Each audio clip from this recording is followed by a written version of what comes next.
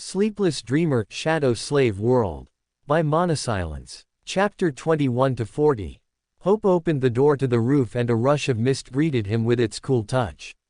His hair flowed gently as he looked up and viewed the silvery dawn with last night's fog lifting up to the peaks of distant high-rise buildings. The long night had passed, and it was time to journey again. He had more of a direction and description this time to find Sector 2. But the only variable that needed awakening was the boy. Hope recalled that in the middle of the night, the boy had woken up. The boy at first twitched himself awake, eyes blinking to see through the darkness of the staircase they were in. A mix of fear, confusion, and worry formed on his face as he tried to recall what happened that night. If he could recall anything at all. But the boy started breathing heavily as if he had run a mile or so, looking around in a hurried manner in search for something. After groping around in the darkness, he accidentally had grabbed onto Hope's boot. His eyes finally made out the silhouette of Hope's form. Hope remained silent to observe what kind of reaction the boy would have when he woke up, his own eyes already long adjusting to the darkness. But that silence only added to the boy's confusion and fear when he realized that he was not alone. And perhaps, held as a prisoner. As they locked on each other's gazes, the boy let out a scream. A shrill cry pierced Hope's ears as the noise bounced off the tight corridor they were in and rattled his hearing. He instantly covered the boy's mouth and forced sleep upon him, watching the process of the boy freezing 1 second and then collapsing the next. Sigh. Hope let out a sigh as he stood out on the roof. He had to find some way to approach the boy when he wakes up. Or maybe he could keep him asleep till they reach the next settlement. That was an option as well. Hope scanned the area of the roof and noticed a tall crane built in the far right corner. He walked towards it and started to climb up its skeletal structure, feeling the damp cold metal under his palms. The fog may not have completely disappeared, but it was high enough for Hope to be able to see most of his surroundings. As Hope paused at a certain point, he looked back and took in the view of the cityscape. There were many small concrete buildings in Sector 1's territory, probably because it was the outermost part of the city. But further in the distance down south, there was a gradual height in the buildings as they stretched further deeper into the city. Lesser was the buildings made of concrete but, instead, shelled glass panels which gave off a silvery light from the washed rising sun. Some collapsed onto or through each other and acted like forced bridges. Metal splintered out of their torn side, and their shattered walls numbered like empty eye-like windows. But scattered around the wreckage, like found polished bullets amongst dirty ones, were high-rise glistening buildings that contradicted the natural laws of man. The main reason for this place's given name, Mirror City. How the hell did they pull that off? Hope tightened his grip as a cold wind started to blow past him. Before him passed down the cluttered streets of broken concrete and cracked asphalt, and over the short huddled roofs and chipped ledges, a mold of twisting glass towers stood in sheer contrast against all the other inflexible glass structures. Their bodies seemed as if an outer being with a molten hand had grabbed their peaks and pulled them towards the sky. Others were folded into a glass dome or had tighter twisting torsos that one could see its webbed infrastructure. Smooth surfaces decorated some, or a net-type like glass layer wrapped others. But one of the most improbable appearances was the city's center tower itself. Far in the distance, was a behemoth structure in which a quarter of itself disappeared into the high fog. Hope wasn't sure how to describe it, but he had heard others compare it to its appearance like 3 tight crystals grown out of the earth. Of course, who knew what the hell crystals were? But Hope supposed he could take their word for it. But its great size reflected all the greenery, ruins, thin vapors on its surface. The biggest mirror in the city. And of course, there was the vehement nature growth that blossomed at the heart of it all. It made the outskirts of the city appear as a mockery of its true power. Buildings and greenery intertwined with trees and plants growing through, over and around structures. Plants that Hope knew no name of feathered and busheled out the cracks and windows. But putting aside all of that scenery, Hope caught sight of the closest glass dome building. At first it looked like a shell with curved flicked edges, almost like a hat from where it sat upon. The building beneath was of stone with small 4 columns flanking presumably the entrance. Its bottom half though couldn't be seen, but no doubt that was the location the man named Marcus had mentioned. Ah, Hope turned his head, looking down at the roof's entrance, and noticed the small movement of the boy's head bobbing. Ah, was he waking up? Hope climbed down the crane, but as his foot touched the floor, he noticed the boy crawling out the door with a dazed look.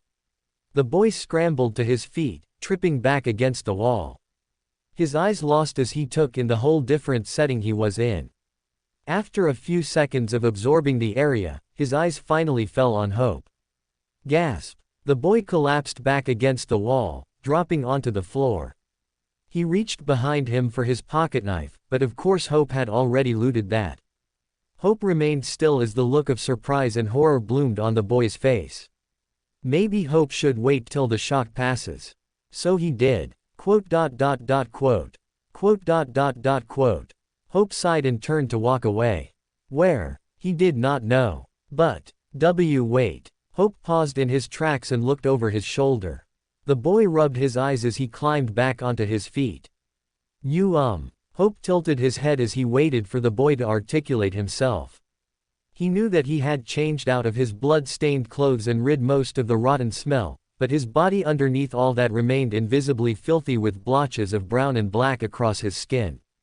The purple bruises were faded, although he couldn't imagine how it was a few days prior. But despite the hidden mess and the new change of clothes, his face and hair expressed enough of his uncleanness. Name, kid. It seemed the boy needed some direction. The boy perked up. Adam. Do you remember what happened last night, Adam? The boy, Adam, looked down and his eyes trembled as he tried to recall the memories of that dark cold night. But it seemed he failed to do so. Because for each passing second, his face was becoming more distraught and confused as if he were looking through a haze film. Perhaps hope should spark something. Your father. Do you know what happened to him? Quote. Adam's eyes snapped back to his. My dad. His face started to crumple. My dad, he died. Yes. Hope turned to completely face the boy with his hands in his pockets to show no harm. Denial expressed in Adam's eyes as Hope confirmed the truth. Probably didn't have a mother as well. Many kids lost their parents throughout the years. Parents had lost their children as well. Whether it was from the spell, from survival, or the dwindled number of supplies, or the fierce competitive nature for superiority, the result was all the same. The curse of death never left anyone's door no matter what walls they trapped themselves in or what promises were made to ease their nightmares. Quote. Which seemed to be the norm now, so nothing out of the ordinary. Hope shrugged. I found you. You got knocked out after being chased by some men, I think, from your settlement. His mouth gaped open. Why, yes, that happened. Hope sighed and walked towards the boy. The poor boy tensed up, but to his surprise Hope passed him. Look, kid, I'm heading to Sector 2. So, if things are bad just as you remembered they are in Sector 1, you can stick by me. Hope bent down and slung the backpack over his shoulder along with his new rifle. It was good to have a weapon again. Although, maybe having a firearm would draw too much attention. At that moment, both Hope and Adam's heads perked up at the sound of popping gunfire in the distance. Hope narrowed his eyes as he stared off into the distance. It was hard to pinpoint exactly where the noise came from, but he knew at least it didn't occur around this territory. But how much area did the monsters cover in this whole city? Hope looked back at the boy who was fidgeting with his fingers. He mumbled. I guess I can come. Hope blinked. It's like that saying, finding a lost puppy. Of course, he'd never exactly seen one. But big sad eyes, young face, tousled brown hair would have to fit that description. All right, but Hope paused. One request from you. Okay, kid. The boy straightened himself up a bit more. Hope pointed at him. You. Stay close. He then pointed at himself. And don't take your focus completely off me. Hope didn't know what would happen if this boy, or Adam he called himself, looked away for too long. Or if he got too distracted. This boy seemed to struggle enough with holding eye contact for too long. Did Hope have to engage in conversation to keep the memory of himself alive? When did his flaw take into effect? Was it gradual? Was it instant? Hope could assume how it would definitively work, but he had to assume his own limits as well. If this boy stuck to him like glue, then maybe entering through the next settlement wouldn't be too much of a problem. Having a pitiful target by his side was easier to welcome with open arms rather than a random teenage boy from the street with a gun and a face that looked like it went through a bloody battle. You got it. The boy nodded. Hope paused as he looked up and down at the boy. He reached up into his chest rig and took out a pocketknife. Catch. The boy's small thin arms braced themselves up and clumsily caught the metal object between his hands. He looked down at it, recognizing its frame, unfolded the knife and traced along the blade. The knife that he apparently had stolen from one of the men. A capable thief then. You need at least something to protect yourself. Hope paused. You dropped it that night too. When the boy looked up, he saw Hope walking away down the steps. Seconds later, Hope could hear his steps shuffling after him. After they walked down several stories, Hope slung the rifle off his shoulder and carefully peered out the door's exit. His eyes scanned the ruins and the rustic cars for any movement. Then he counted the seconds. But silence followed. Well, minus the whispering voices. Sir. Hope frowned as he led them both out onto the street. Yeah, you didn't tell me, who you are. Hope thought for a moment how he should answer. Just a simple soldier. A soldier. Hope heard the boy's step shift awkwardly behind him. You scared of them or something?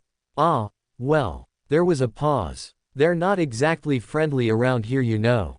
No. Hope didn't know. But not that Hope was going to defend himself and say he was any different either. He probably wasn't. Hope then led them left down another street. My dad. The boy began to speak in a weak manner. We planned actually to head to the next settlement. How convenient. Of course, we didn't get that far, but I mean it's quite a distance away and not easily accessible. Hope continued looking straight ahead. He wondered what that guy, Greg, was up to now. How was his reaction about the carnage when he woke up? That would have been quite a sight. Hope would have wanted to see it, but of course he had other priorities.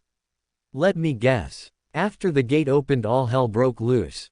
Yes, something like that. Monsters common in this area?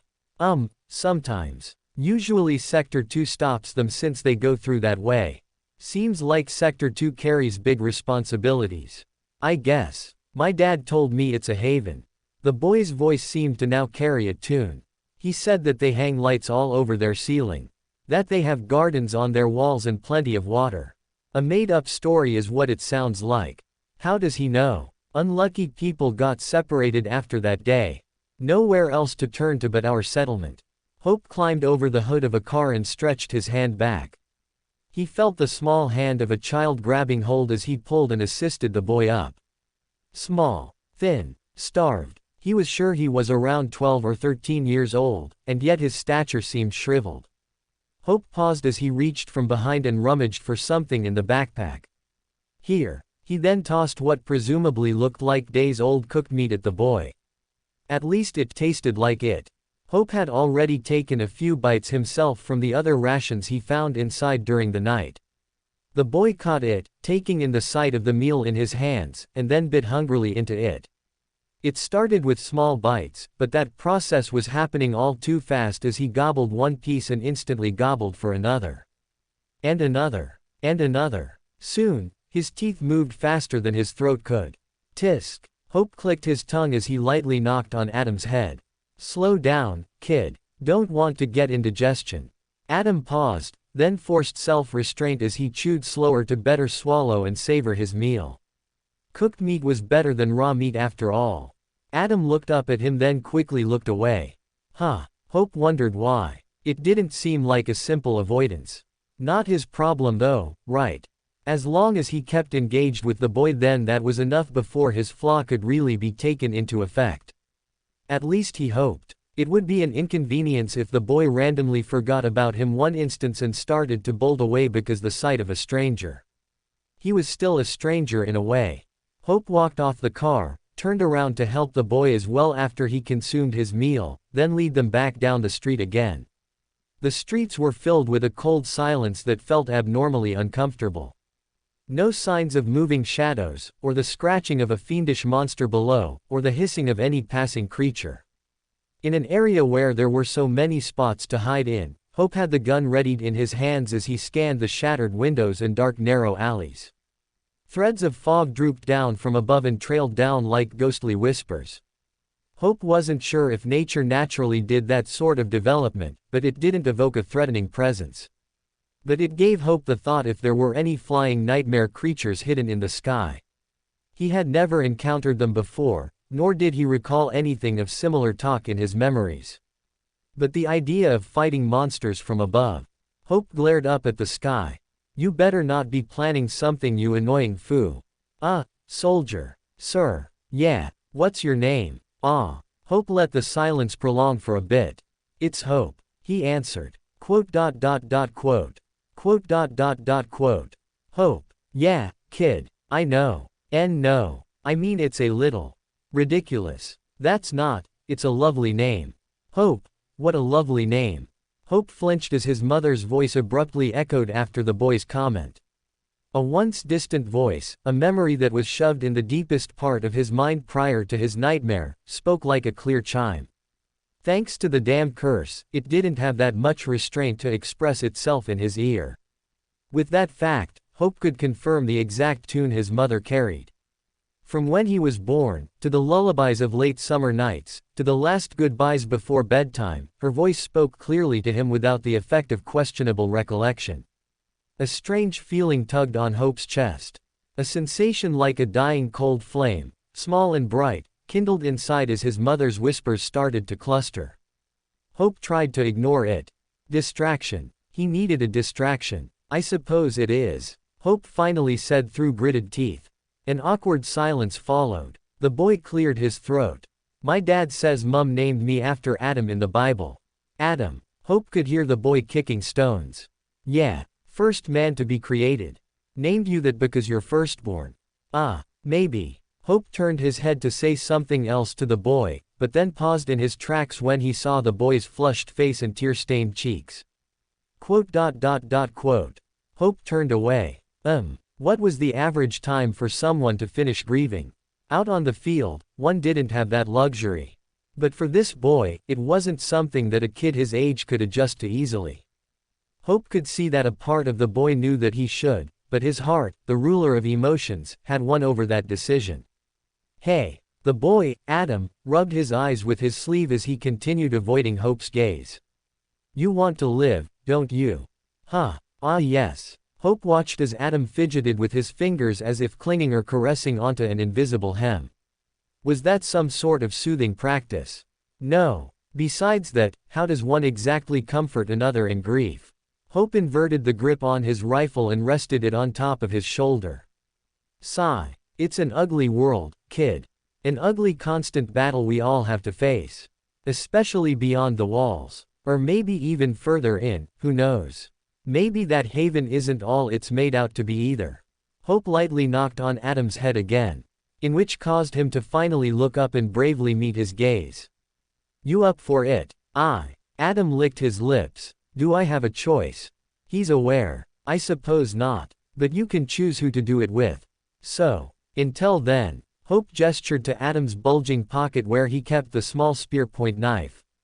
You're a soldier. Soldiers fight for the world and against the world. Your dad told you stories, right? Doesn't seem bad to live out one yourself and tell the tale. Some emotion that seemed to be a reading of understanding past Adam's face. Not that Hope exactly believed the last of his words himself. He already knew that many failed to live out their lives like those fabled awakened, especially that immortal flame guy, but at the cost of their strength, sanity, and life. Those soldiers he would overhear exchanging stories whom all read from overseas or in cities were disillusioned with the possibility of their character evolving into some extraordinary hero. But reality, cold and cruel as it was, did not provide those milestones to everyone. Or maybe it did, and everyone was just a failure. But those lucky few, awakened mostly, and the untold stories lost throughout the quadrants, did live out their heroic tales. Hope supposed that some of them truly didn't plan for that type of fame. Maybe the boy was the same. It was a reach. A big, if, even. But such lies if told enough become truths. As Adam stood dumbfounded, Hope positioned the rifle in his hands again before turning to walk away. After 7 paces, he heard the boy trailing after. Telling one to not look down involuntarily makes one look down. But what else could one say in instruction? Kid, just jump. Why, you sure? Yes. Hope was perched on a fire escape with a hand outstretched towards the young boy. Earlier, they stopped at a collapsed building that blocked the entire street like a stone avalanche. Even the ground had sunken and dropped down hundreds of feet as if to swallow the earth whole. The crater stared eerily back up at them, granting an invitation to its peers. Of course, Hope would rather be above ground than underneath it again. But after conversing with Adam in which direction his settlement was at, they went further west to secure being out of the patrol's reach. Some streets were blockaded with barbed wires, some with more ruins and clustered cars piled with wreckage of forlorn battles, either from the collapse of man or the rise of monsters. Hope couldn't imagine how drowned and condensed the city would be further at its center. After crossing at an abandoned tall truck, Hope climbed on top of it and leapt over to the side of a building's fire escape as he saw a way through a broken window. The distance wasn't much of a leap. But Adam was glued in place as he stared down at the height. Snap. Hey. Hope snapped his fingers. Breathe in. Breathe in. Slowly. Then jump. Adam pressed his lips together. He then squeezed his eyes shut as if to find comfort in the blackness behind his eyelids. Hope noticed the slow rise of his shoulders followed by its descent as a quiet breath passed his lips. Hope counted to 3 and Adam opened his eyes, a noticeable resolve overcoming him, and jumped. As he was in midair, regret and fear filled his eyes once more with the ground gone from his feet. His body flightless as he reached desperately out for Hope. Hope caught him with ease by the arm. Adam gasped as he swung like a hanging rope before being pulled up over the rail. Even after standing back on his own 2 feet again, his knuckles were white as he continued to grip onto the rail for dear life. Not bad, kid. Adam did not look at all relieved from that encouragement. If it was one, he hunched over his knees as he tried to let the nerves pass. Are we really going the right way? Hope blinked. Of course, he knew the way. He remembered the rooftops and the lined buildings that led in the direction of the glass dome. The colors and structures were as he remembered whenever he looked up. Dead ends were inevitably met, such as the crater and the collapsed building, but the burnt memory of which buildings to pass by or through was a mere cold thought away. You can stay put. Your choice. Quote. Hope ignored the timid boy's reaction as he turned away and stepped through the shattered glass window. It seemed that the further they went, the abnormal silence was not so silent anymore. It was as if the city groaned awake from the frigid night. Hope not only trained his eyes to scan the surrounding area for danger, but he also tried to train his mind to describe the area in detail. Well, as best as he could. He wasn't one of those scholars or those pious speakers who caught colorful words in the sky to load a metaphorical picture. He had always found himself limited with words. But the present. He had to focus on the present in any way he could. Pain was a perfect escape, but he couldn't have completely torn hands and a torn tongue by the end of the week. What was the date today? Crunch. Hope's foot crunched on glass as he entered, the shattered fragments breaking underneath his weight like ice as his eyes adjusted to the thick darkness. It was about high noon, but the shrouded sun didn't have enough strength to reach its rays in these enclosed spaces, spare for the windows. But where the sky was a silvery slate, the vessels below were all but haunted and grim. Before him, there were series of empty desks aisled across the room along with dust-covering file cabinets and chairs. Vines that were once green and brown were now transformed into a reddish hue. Even leaves started to grow wildly along its limbs. A sign of them edging deeper into the city. Hope was walking past the desks as he sniffed the air. His finger ready on the trigger as he gazed around at the lurking shadows. Sniff. Sniff. How stuffy. But familiar. With that thought, the smell triggered a nostalgic memory.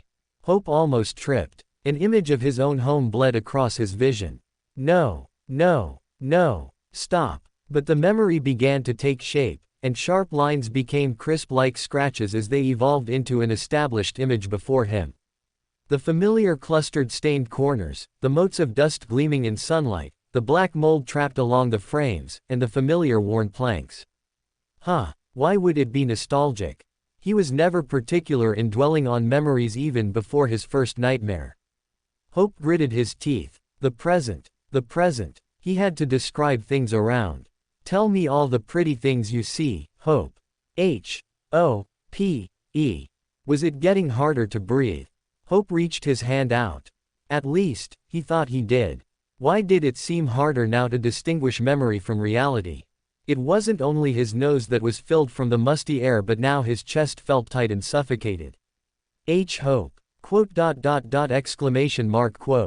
Hope blinked. He found himself back in the dark room. The lone furniture and the abandoned units all the same as moments before. ...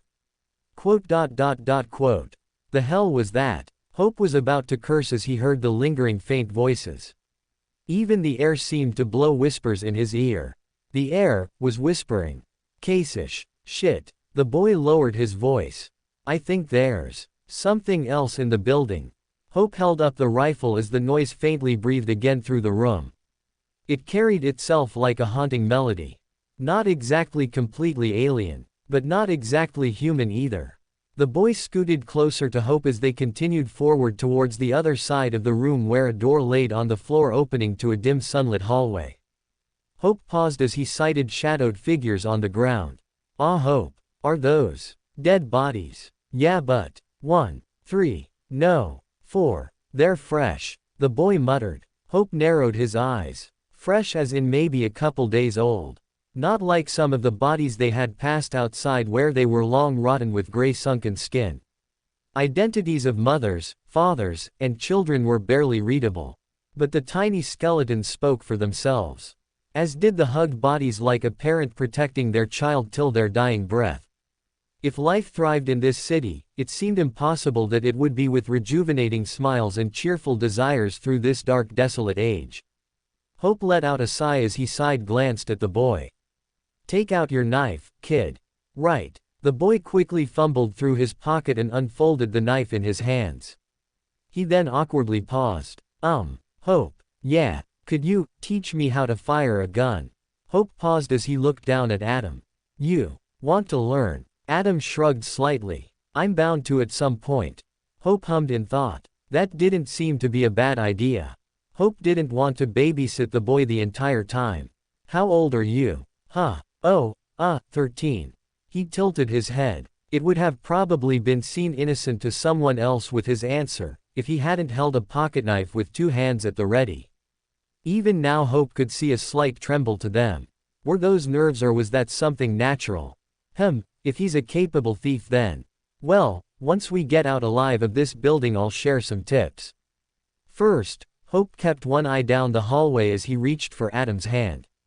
He moved the knife to his dominant right hand he observed earlier and repositioned his grip. You got 2 main motions. Slashing and stabbing. Slashing is the best option when your main objective is to stop the attacker and keep yourself safe. Hope guided his arm horizontally, diagonally, then vertically. Adam's eyes remained attentive to his words and actions. Something about that look expressed desperation for his own growth. Best places are the wrists, above the knee or behind it.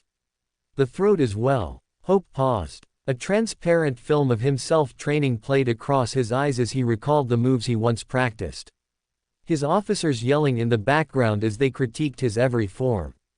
Maybe he can't exactly perform those yet. What about stabbing then? Hope stepped away and gripped his rifle again. You'll know when. Sometimes a feeling is all you need. Hope wasn't entirely sure how the boy would fare, but any effort was better than a passive one. Now, do you recognize them? Hope pointed at the dead bodies. To Hope's surprise, Adam took his time to answer in silent thought.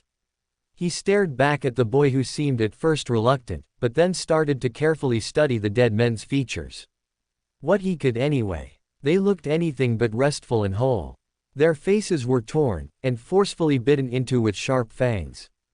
Their clothes stained and ripped with claw marks scratched aggressively across their chest and bellies as if some creature had wildly thrashed at them for the sport of it. There wasn't any semblance of a peaceful sleep but a cruel death. I don't think. Ah, wait, Adam pointed. Him. Adam stopped at a body that curled against the hallway. He was one of the scouts from my settlement. Wandered quite far then. Adam paused. That happens when you've run out of places to scavenge from. The young boy said softly as if recalling memories of his past small adventures. Probably memories with his father. Hope paused as he looked at Adam's eyes. They seemed dry from his tears hours ago. Although there was a hint of pain in them, there was a new gleam of acceptance as well. Outskirt kids were tougher than Hope gave credit for. But once one stops to rest, how then would the boy react? Would he crumble? Hope sighed. That shouldn't be his problem. You're not the only people living in settlements, right? The boy looked up at Hope. Ah, we call them strays. Hope paused. It's like that saying, the pot calling the kettle black. Is that how you use it? Tisk. All right then. Hope's eyes then flitted to the opposite wall where there were scrawled lines. It was a series of them in which every group of 4 was diagonally crossed. Possibly days marked off. His eyes trailed after them down the dim hallway. What was at first drawn in a constant orderly pattern started to become wild and frenzy towards the end. The sight of a doomed man driven to insanity. No person who would have to travel this far from a settlement would have to mark their days for a simple scavenging hunt. Hope paused as he saw at the bottom of the wall a transparent pile of what one would call stimulant packs. Hope frowned. He had heard talks of those items handed around to help keep people awake. But it was also used like some sort of intoxicating drug. But how did that even land in the hands of these people? Hope involuntarily moved close in front of Adam. He heard Adam about to speak, a croak of some kind, but then fell back silent. As they turned at the hallway's end, they were greeted with another hallway with barred windows. Washed silvery light poured through and casted their lengthened shadows against the walls serving as mimicked figures.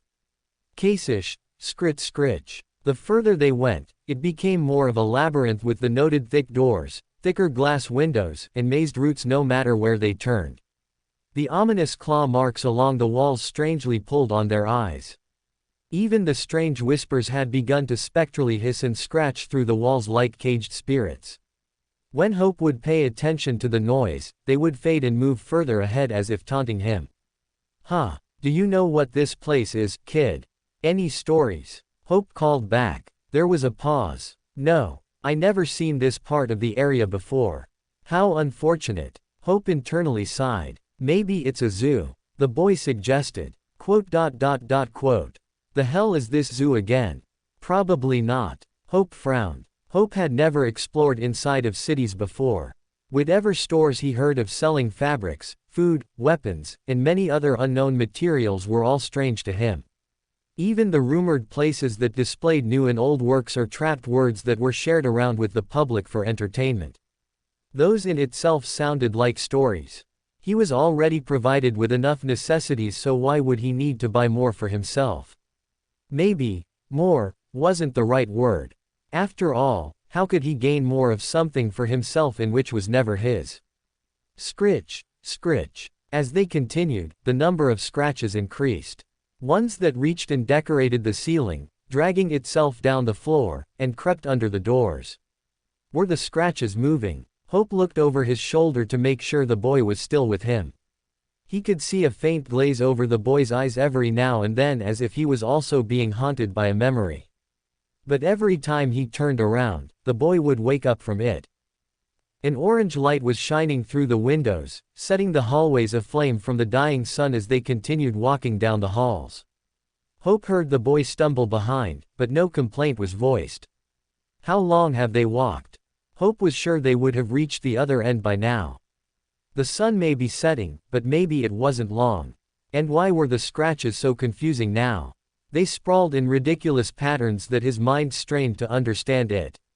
Even the whispers that came through the walls constantly provoked him whenever he tried to listen carefully. almost as if it came inside of the scratches even. Case-ish, scritch, scritch. They called, he was sure. Dark and unkind they were and yet hauntingly familiar. He had to look. Hope turned his head and forced himself to follow the jagged lines and curves for even a few seconds. But then, as if reading his mind, they blow off, they split themselves and pull in outrageous angles, destroying any symmetry or pattern one would want to find. It was deep enough that it could almost be felt. How strange. A familiar gray-blue fog breathed past the windows. Barred as they were, it struck an insufferable feeling in his chest. But Hope felt more lost when he tried to understand it in any way. Hope wanted to frown, but even that felt difficult. These scratches seemed to look at him as if it knew the vicious influence it caused. Whenever he continued down a hallway, he was somehow convinced to turn in another direction after. An indecision of going back and forth seemed to have prolonged for a while since he did not desire to go in the said direction. Of course, he remembered where he should go. He had to reach Sector 2.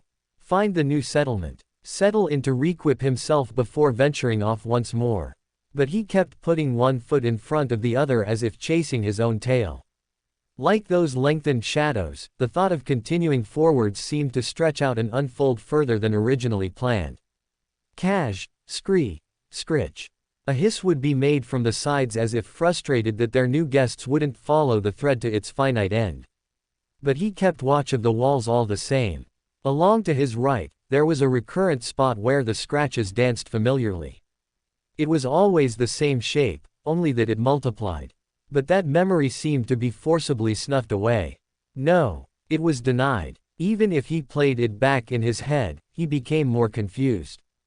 As if logic twisted itself.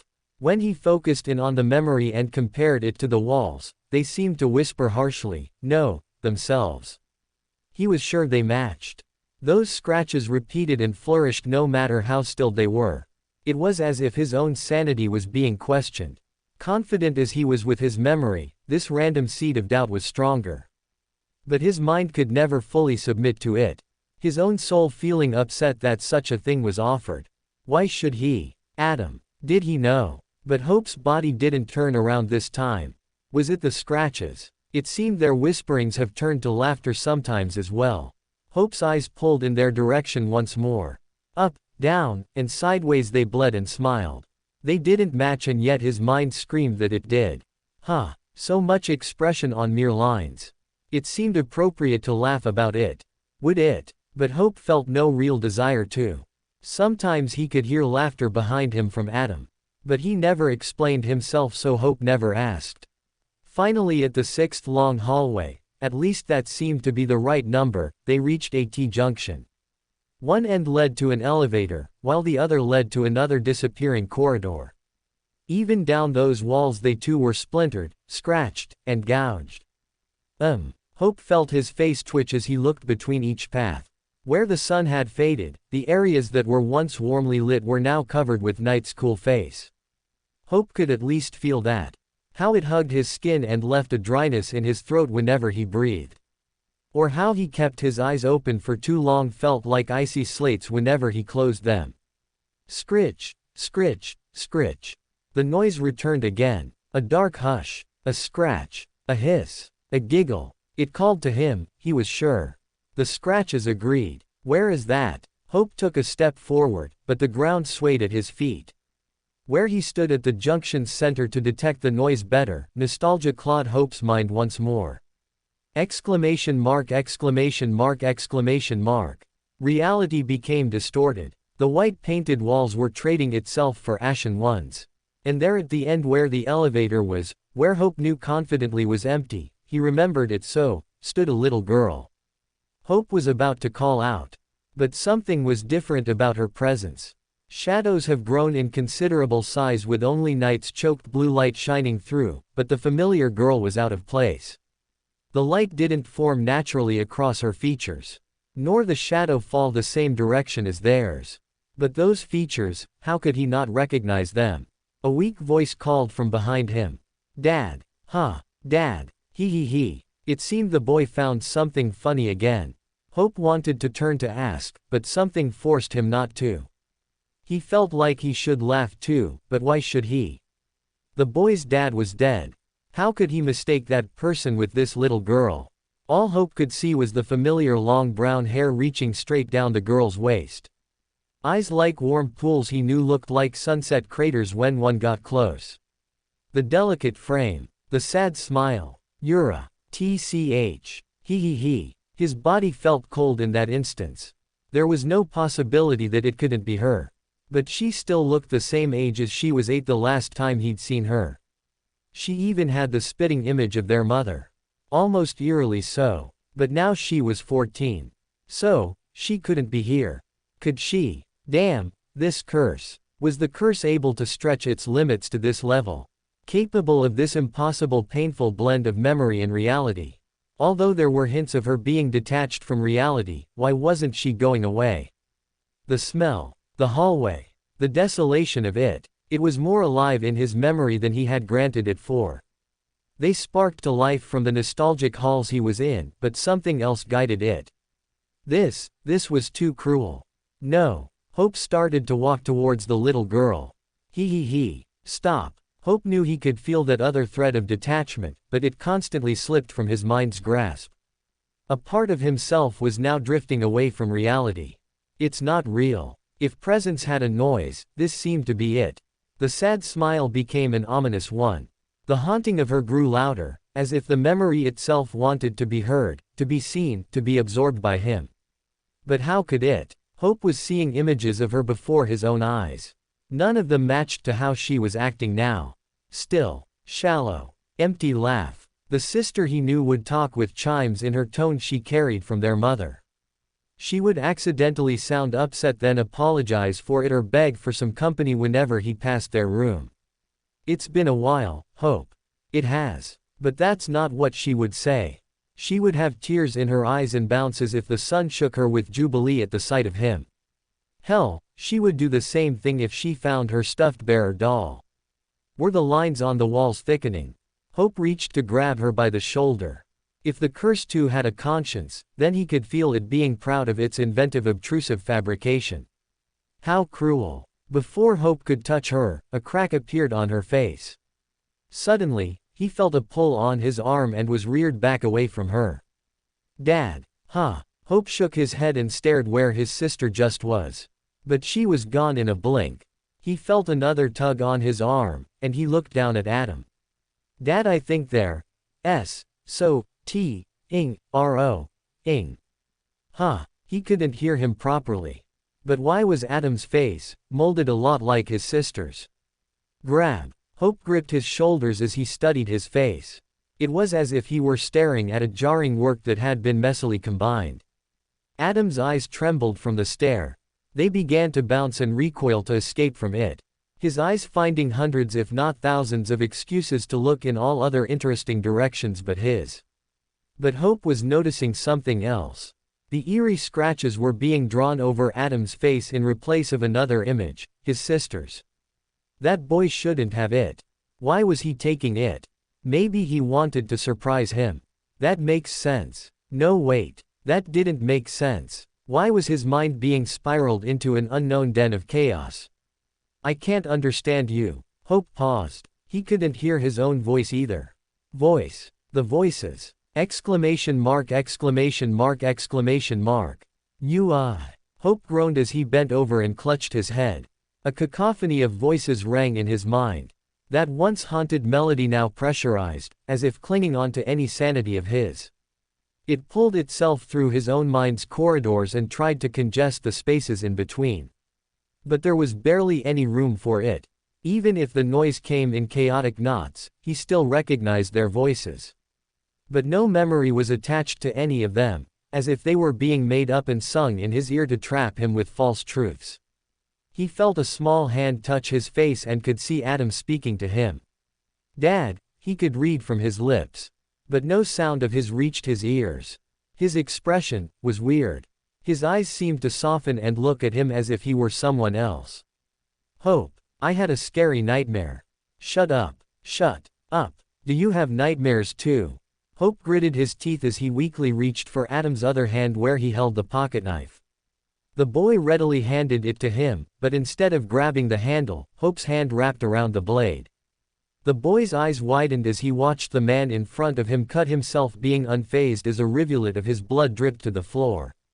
Wait, what are you? Scritch, scritch, scritch. Through the sea of his memories' voices, the ones that he painfully knew so well, there was a singular noise tethered in its midst that sounded out of place. It couldn't be from his memory. He gripped the blade tighter. The blade bit into his palm, sending itself up his arm and shocking his brain with a clarity he felt he lost. Cash, scritch, scritch, scritch. Shut up. He felt the boy flinch. Shut. Wake up. Hope blinked. That instinctive voice returned. It was his. He was sure of it. Scree scree scree scryage. Distant creaking could be heard. Or was it groaning? Like a weight being dragged, it groaned as it grew closer beneath their feet. As though some phantom had begun to impatiently crawl its way towards them. Move. Hope felt something snap inside of him. Immediately he grabbed onto Adam and jumped back as far as he could before. Crash. He hugged the boy in his arms as they rolled on the ground, the world spinning. Scree. Once he pulled himself into a crouch, he saw a black limb break through the floor where they had just stood. Scree. So far it looked human. Its dying screams as if it were being torn also sounded human. The fingers stroked the air before forcing the rest of itself through. The congestion in his mind started to drain as he now embraced a whole new threatening presence in front of him. Something that he knew was separate from conjured past or imagination was physically there. Hope felt a bitter taste fill his mouth. The fuck is that? Creak crash crash. The ground grumbled as it was being torn. The ominous being started to rise stiffly through the gap, its head popping out along with many other heads. More limbs. More faces. Their skin was black like burnt ash, and teeth elongated that seemed to have pierced through their lips. Like a morbid pile of flesh fused together, they forced their behemoth self through the hole, splitting the ground as their hands not only clawed the walls but also extended greedily out to them. Scree shree scray scray scray. Each face smiled like the blade of a knife. A cluster of their teamed laughter resounded a lot like iron nails being scratched on glass. Hope gritted his teeth. For fuck's sake, Adam. The name spoke awkwardly on his tongue. But Adam's eyes were still in a trance. They seemed to be torn between leaving whatever spell drowned his senses, and the horrific reality in front of them. Hope picked him up and dragged him away from the monster. Adam wake. Cree. Crash. Hope had just reached the center of the junction when he turned his head, and a monster broke through one of the locked rooms down the corridor. It resembled a human at first. But just like the behemoth, it was deformed. Profaned. Changed. A film that Hope knew belonged to his danced across his eyes. He knew these sorts of monsters. He knew what sort of damage they caused that not only ruined themselves, but their homes and families. The ones who failed their first nightmare. Who failed the trial and became blasphemed themselves. For foo. Adam, look at me. Hope gripped the boy's face. That seemed to frighten him.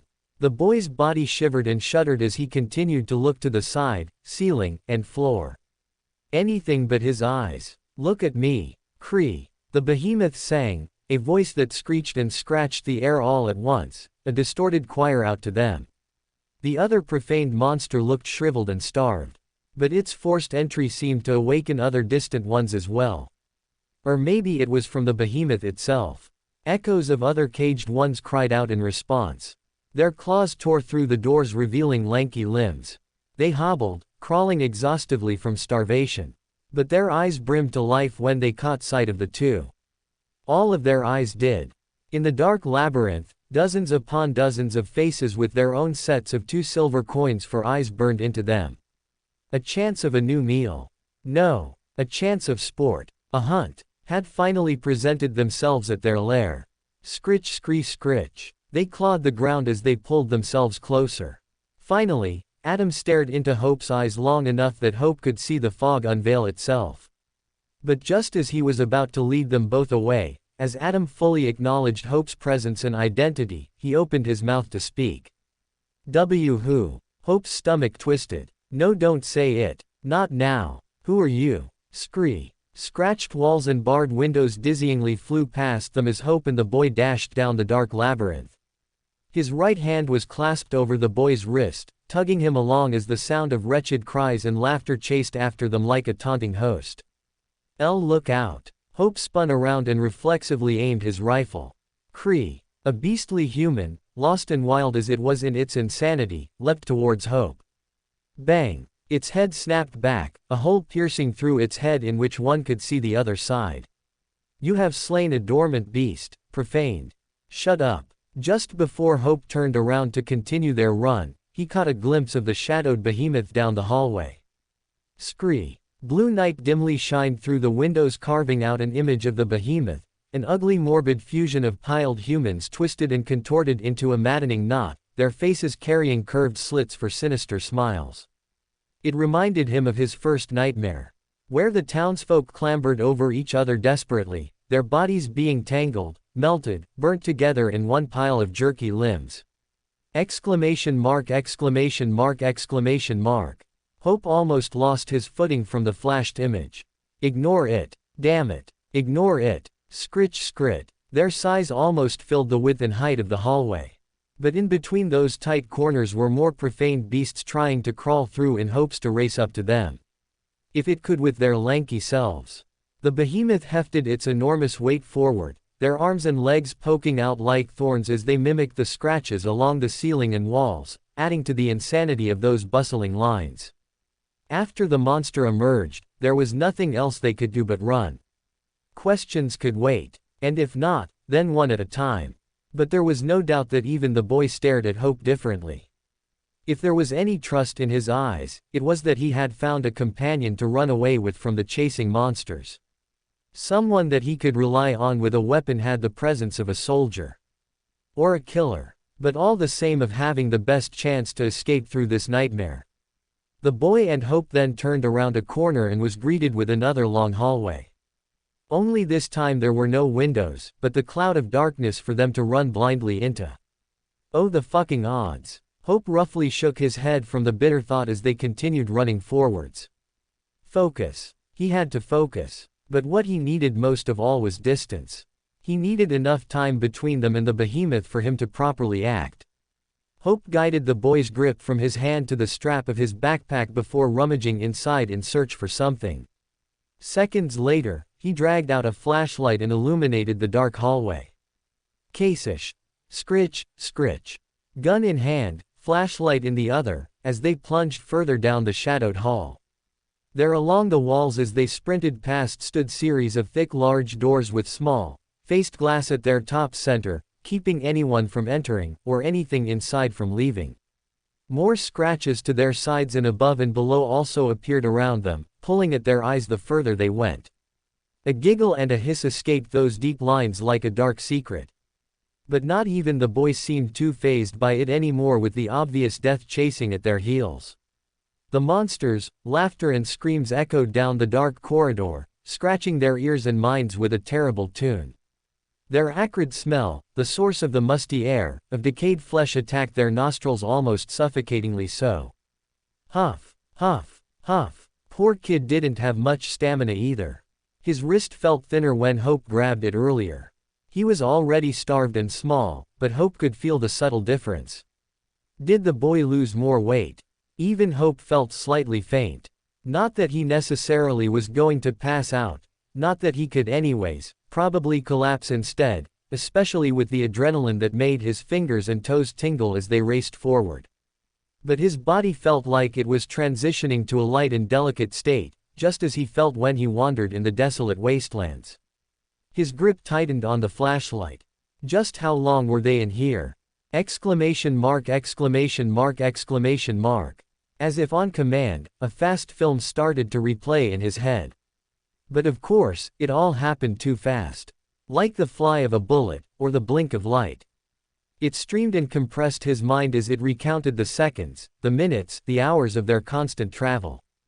All happening in reverse, the gradual fade of foggy night being drowned in light, the dark halls being eaten away as the sun rises, the chilling air slowly being replaced with warmth. And it was night again. Then it was light. Slip. Hope felt the boy stumble. From that he was shaken back into the present. Ominous scratching also resounded around them as if mocking their hurried manner.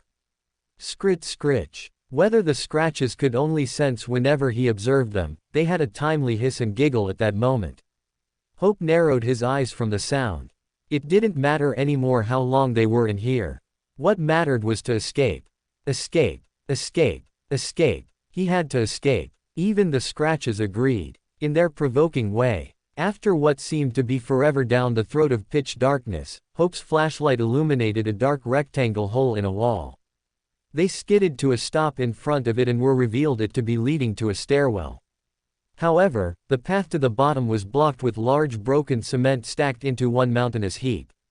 Hope gritted his teeth. How unfortunate. Come on, kid. Wah. The boy yelped from the abrupt pull, still holding onto the strap of the backpack from the complete stranger as they sprinted up the stairs.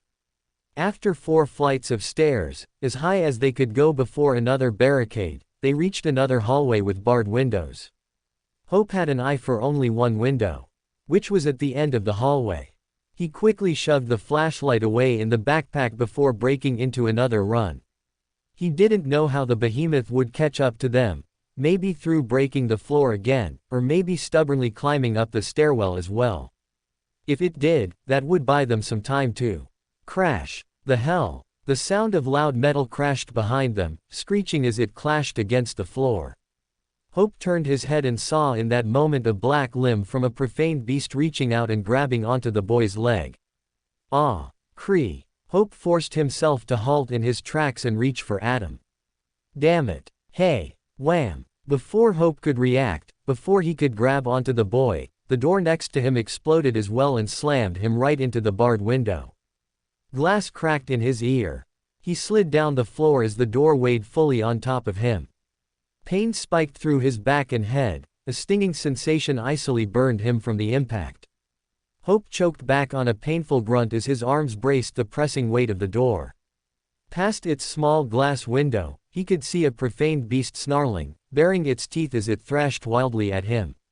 High-pitched torn metal filled his ears, deafening him as the beast continued to mindlessly attack as if the door was a part its prey.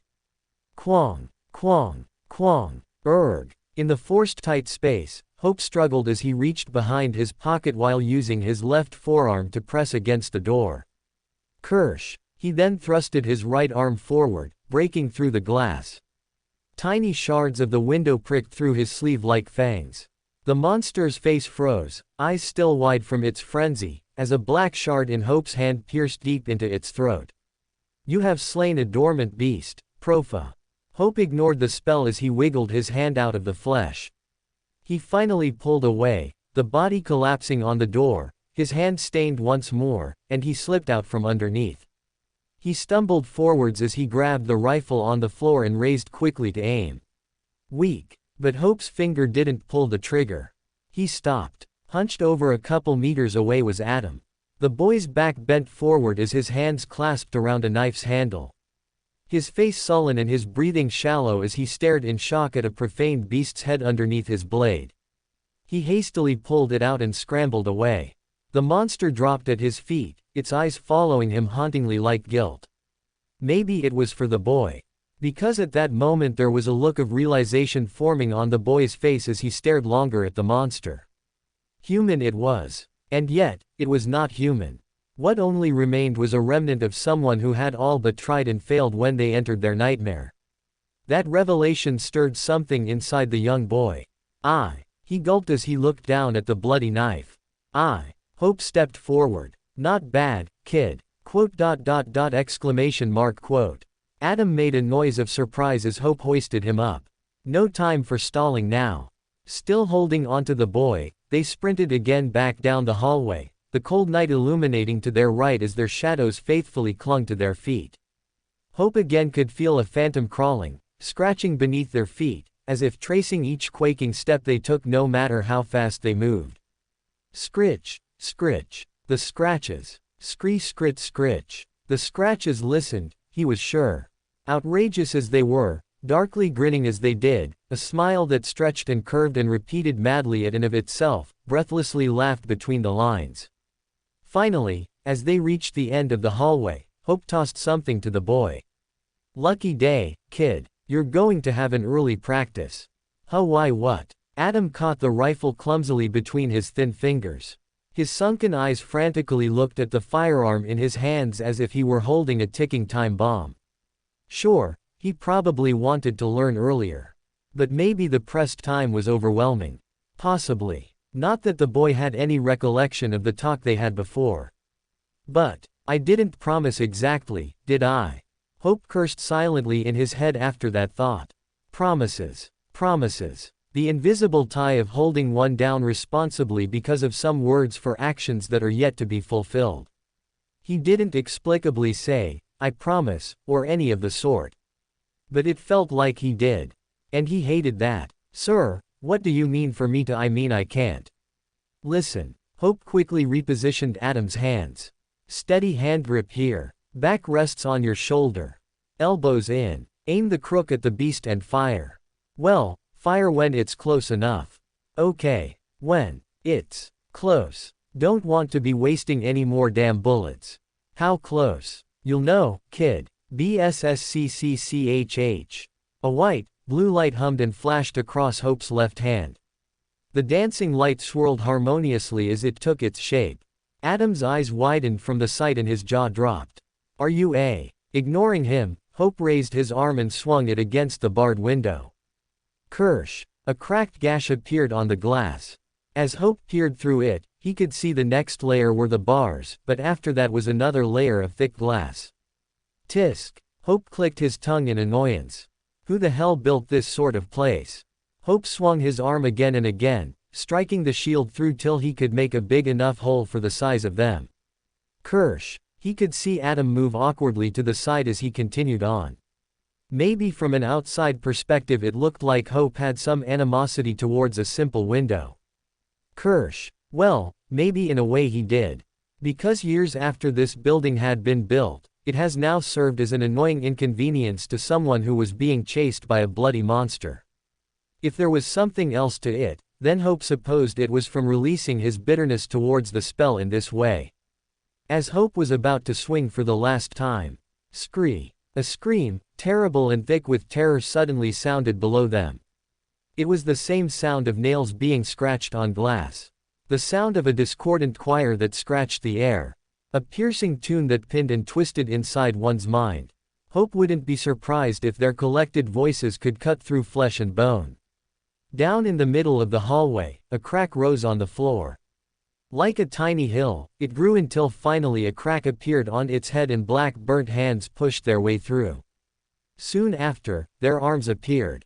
Then their heads. Then their mangled bodies. And multiple sliced grins greeted them again with thin lips drawn back from long savage teeth as they released another deafening scream. And following their teamed laughter, slipping impatiently past them were more profane beasts. Long worn-out gowns hung on their lanky bodies as they crawled and stumbled towards them. One of them moved a lot faster than the others did.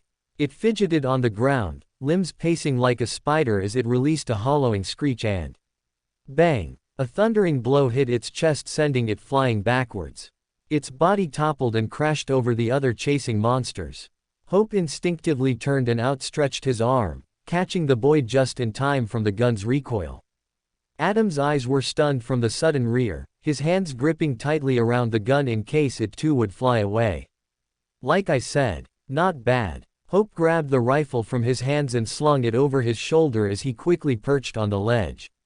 "All right, let's stop!" Exclamation mark, exclamation mark, exclamation mark. A cold draft blew in his face and Hope immediately gripped onto the window's frame as the pieces of glass and metal broke off. The fragments fell, disappearing into the night's fog like a pebble being thrown and lost in a reversed sky. And as well, no sound of impact followed. Even in this stilled night, despite the chasing screeching monsters behind them, Hope couldn't hear a single clinking or shattering sound below. No, maybe he was paranoid. Maybe the monsters' scratchy screams were too loud for him to properly hear. Cree. At that moment, another profane beast caught up to them. He could hear Adam bracing himself with his knife. But before the monster could reach the boy first, Hope's arm flew past Adam's head and struck the monster's shoulder, feeling the bone snap beneath his shield. It screamed, cried, and bellowed, all of the noise it could release to deafen their ears. For once, Hope was slightly thankful for it because of what he was planning to do next. He grabbed its shattered shoulder, pulled it towards him, then threw the monster through the window down to the abysmal fog. And abysmal it was. Its shriek trailed further and further down as if there was a true void in the earth. Not even the damn spell was saying anything. But how was that possible? The world couldn't have collapsed around them. Even now, although barely with the fog heavily thick in the air, he could see the neighboring buildings. Hope gritted his teeth as he looked back and saw the behemoth already 3/4 of the way climbing out of the floor. But the other profaned were also closing in. Grab on, kid. Oh, out there. Hope threw Adam onto his back as he leaned off the ledge. Wait. Hope breathed in. "Yes, sir. Let's hope this dreamer's body doesn't fail me now." As Adam continued to frantically call out to him, as the monster's hands greedily reached out to their guests, as the shadowed behemoth dragged its morbidly twisted self towards them. Hope gripped his shield tighter, leaning lower on his haunches. Then he jumped. Welcome to Fanfic Audiobook, your go-to place for immersive audiobooks. If you enjoy the content, don't forget to like the video and subscribe to our channel for more amazing stories. And please support the author by link in description. Time started to slow as Hope jumped. Scree scritch. At first, he could barely hear it. Scree scritch skr. Silence clamped over his ears. But at its center, the small sound of whispers faintly hissed in the back of his mind. A forced memory pressed upon his vision, layers peeling around him into that forsaken home he left many years ago, as if wanting to spark a somber desire in his chest. It was not by his own curse's accord but of the last desperate pitiful attempt from the shadowed behemoth. Whoosh! Air accompanied his feet as the unwanted nostalgia caressed his mind like a pervasive spirit. Hope began to vaguely feel himself descending, a pull towards the unknown abyss that hid beneath the night's shroud fog. It all happened in a split moment as the barely audible whispers started to break and pile into another horrible cry. It swelled up louder and louder. A sharp yell of discontent and anger and hollow laughter all mingled in one dreadful shriek. It called to him, a tone of warped savagery rising into a forced haunting melody. Even logic began to twist itself for him to abnormally embrace the memory of his home as if reality didn't exist. Although he was in midair, at the tips of death's grasp, a pressurized stirring urged him to reach back. But a different dark hum shook in Hope's chest. Not the hum of a desired longing or of any type of fear that was created by outer means, but his soul felt upset once again that such a false thing was offered to him. That such a stupid lie was even crafted to sway him like one of its mindless beasts. Escape. He had to escape. Hope did not want to be dragged back behind those barred windows and infinite labyrinth. Not again in that consuming darkness till he became all but an empty shell to be played with or ripped apart at the pleasure of their cursed hands. But despite all of that, despite his reluctance, he let his arm reach back. Hope knew he had to. Twisting himself around, a crack appeared across his false memory's visage as he saw the savage number of arms, the number of hands, and the number of fingers reaching out like those images of hellish figures clawing greedily for life. Before Hope was completely out of their reach, their hands snatched his wrist into a vice grip. Exclamation mark. Hope was then pulled back and started falling into a swing toward the building. At the last moment, Hope braced his shield up and shifted his body once more before he slammed into the wall. Wham! Hooick! Adam yelped as he held tighter onto his back from the impact. Ah, sir. Ah! Hope groaned as numbness washed over him. Your arm. It's. Hope started to feel something else trickle down his arm and back like slithering rivulets. He looked up, seeing a pile of compressed bodies in the window. A few of the several profaned beasts had impaled torsos from the broken barred window as they bent over clinging onto him. Eyes glazed in frenzy. Blasphemed faces. Their black fiendish claws dug into his wrist and forearm, sharply sinking beneath his skin. The longer Hope looked at their grip, his mind gradually started to register the delayed pain. It was like fiery waves at first. Waves of intense pain that throbbed and rippled down his arm into a seething flame. Croquet. Hope thrust his shield into the building's crevice. Pain, pain, his body kept saying. Too painful. Shut up. But Hope dismissed those thoughts. There was no time to be absorbed in suffering. Instead, Hope started to count the seconds. 1. He could release his aspect power, but that was not what he needed to do to wrench free. There was still something else that needed to happen. 2. Hope gritted his teeth as he felt his energy waning, his body still begging for him to stop and rest. But why the hell should he? He had a damn plan. And he was going to see it through. 3. Damn it. Hope was about to wrench his arm free.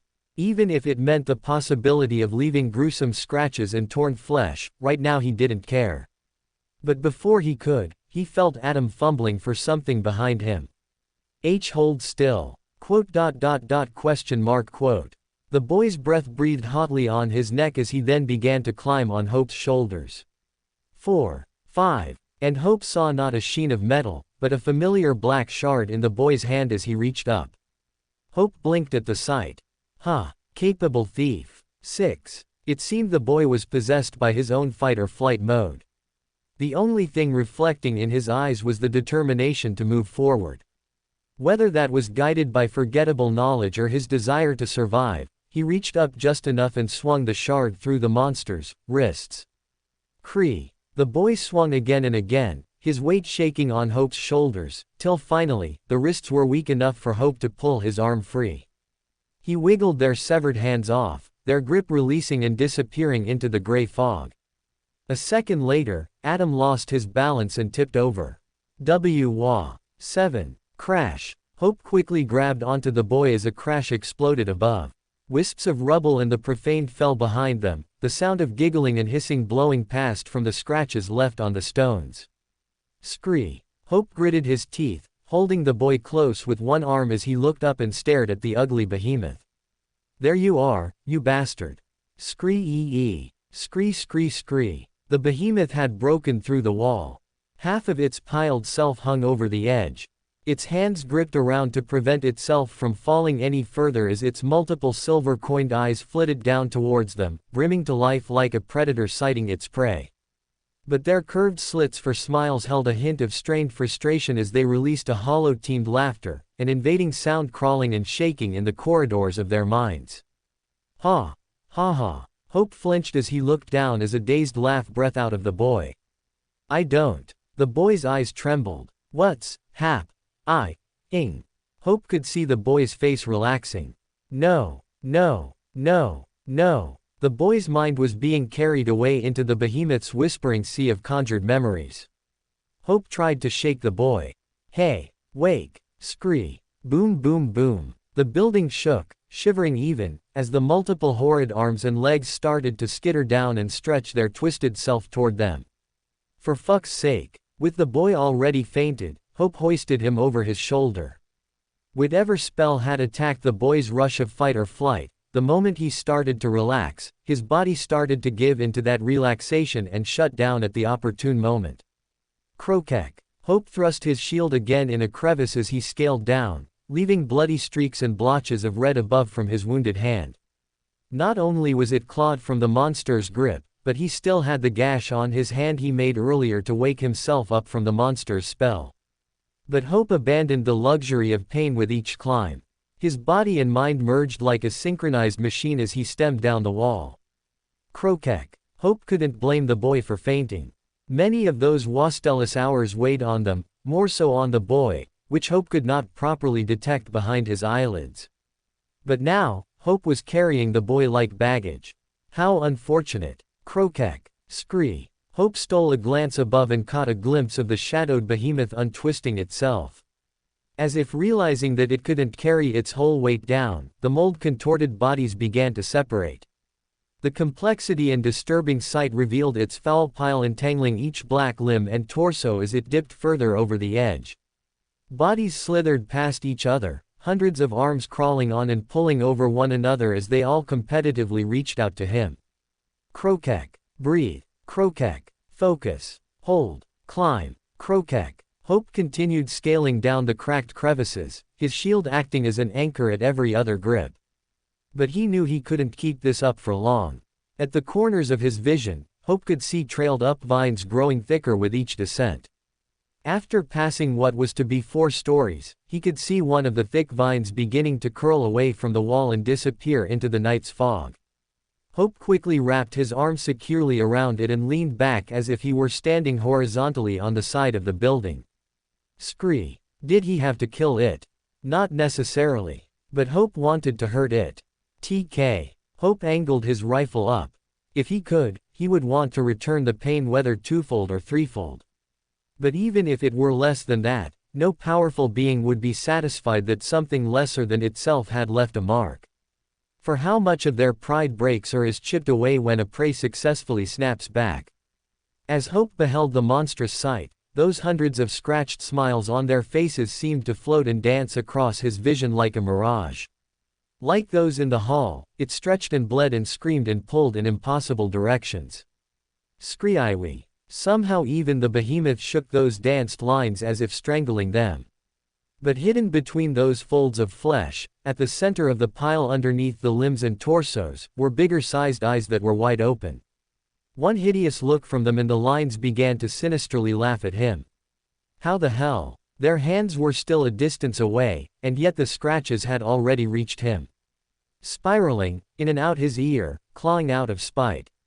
Round and round and round those lines went. Strangled lines and bulbous eyes impossibly shrieking. Bang! A thunderous sound clapped the air. Bang! Then another. Bang! And another. Scree you! The behemoth let out a blood-curdling scream. It stopped crawling down and started to shrink away. 3 of those white eyes at the center of its pile bled a string of thick blood like tar. Scree! The behemoth reeled back, its multiple hands instinctively flying back to cradle the gaped wounds. However, as if the searing pain lanced through its brain or its hidden raw spot beneath its flesh, the behemoth's hands began to claw at the many faces it carried in a crazed frenzy. Fingers dug into its black burnt skin, leaving deep gouges and smears of blood as if trying to ease the agony exploding within itself. The rest of its arms reached around helplessly as it reared further back into the building, the limbs helplessly groping around, clawing the air and the wall. The wall. Shit. Hope gripped tighter onto the vine as he saw the behemoth drag and tear against the stone and ascending vines when finally. Snap! The vine Hope held onto was severed. At least, from the wall it did. But on the other side. At that moment, his weight pulled down. Hope's stomach dropped into an unsettling fluttering feeling as the fall pulled him in its embrace. The draft of cold wind and fog hugged around him as he saw the last glimpse of the monster pull away and disappear into its labyrinth den. Even after it was gone, the afterimages of its bright silver eyes clung in the air. Tug. As the vine was still wrapped around his arm, he felt it tug and pull on his shoulder to the other side of the fog. Hope's body started to swing deeper into the unknown.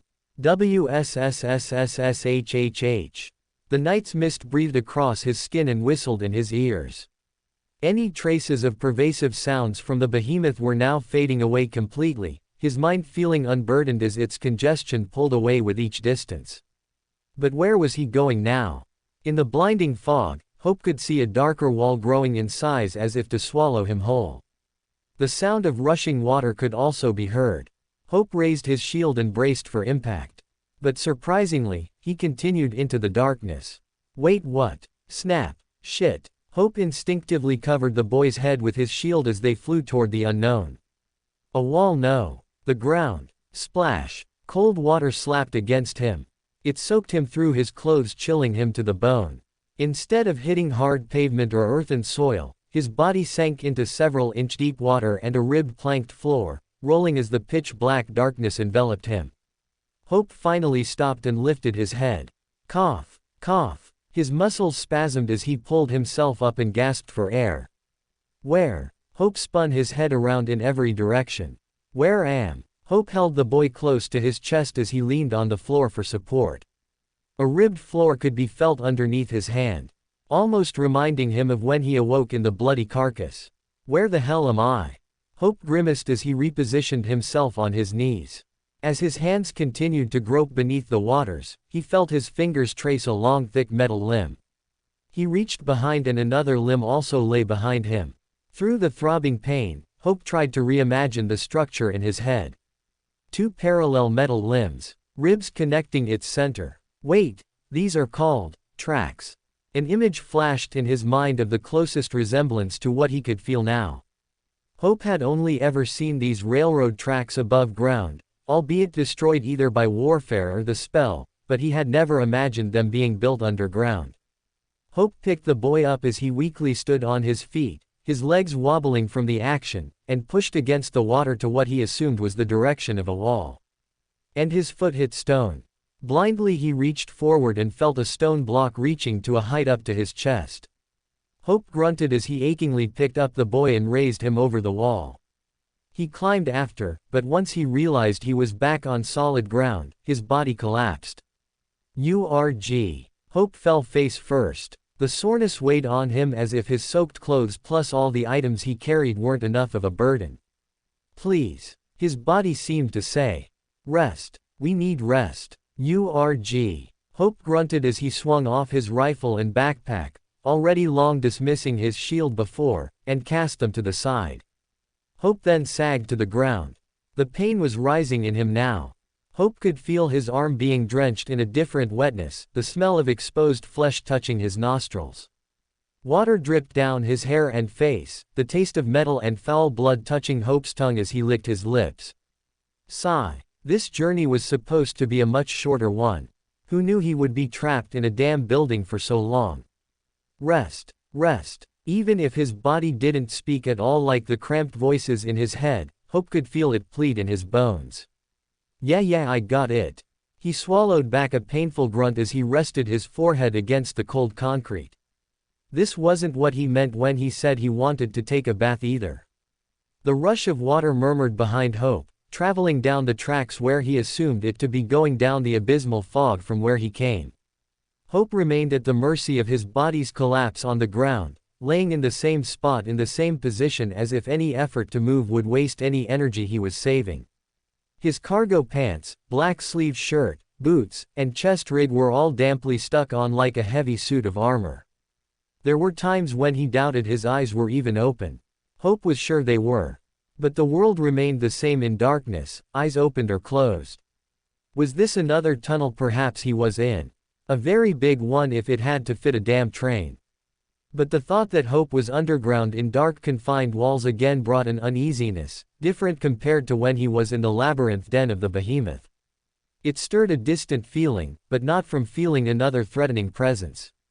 Strange. Even his heart was throbbing in his ears like an alert drum.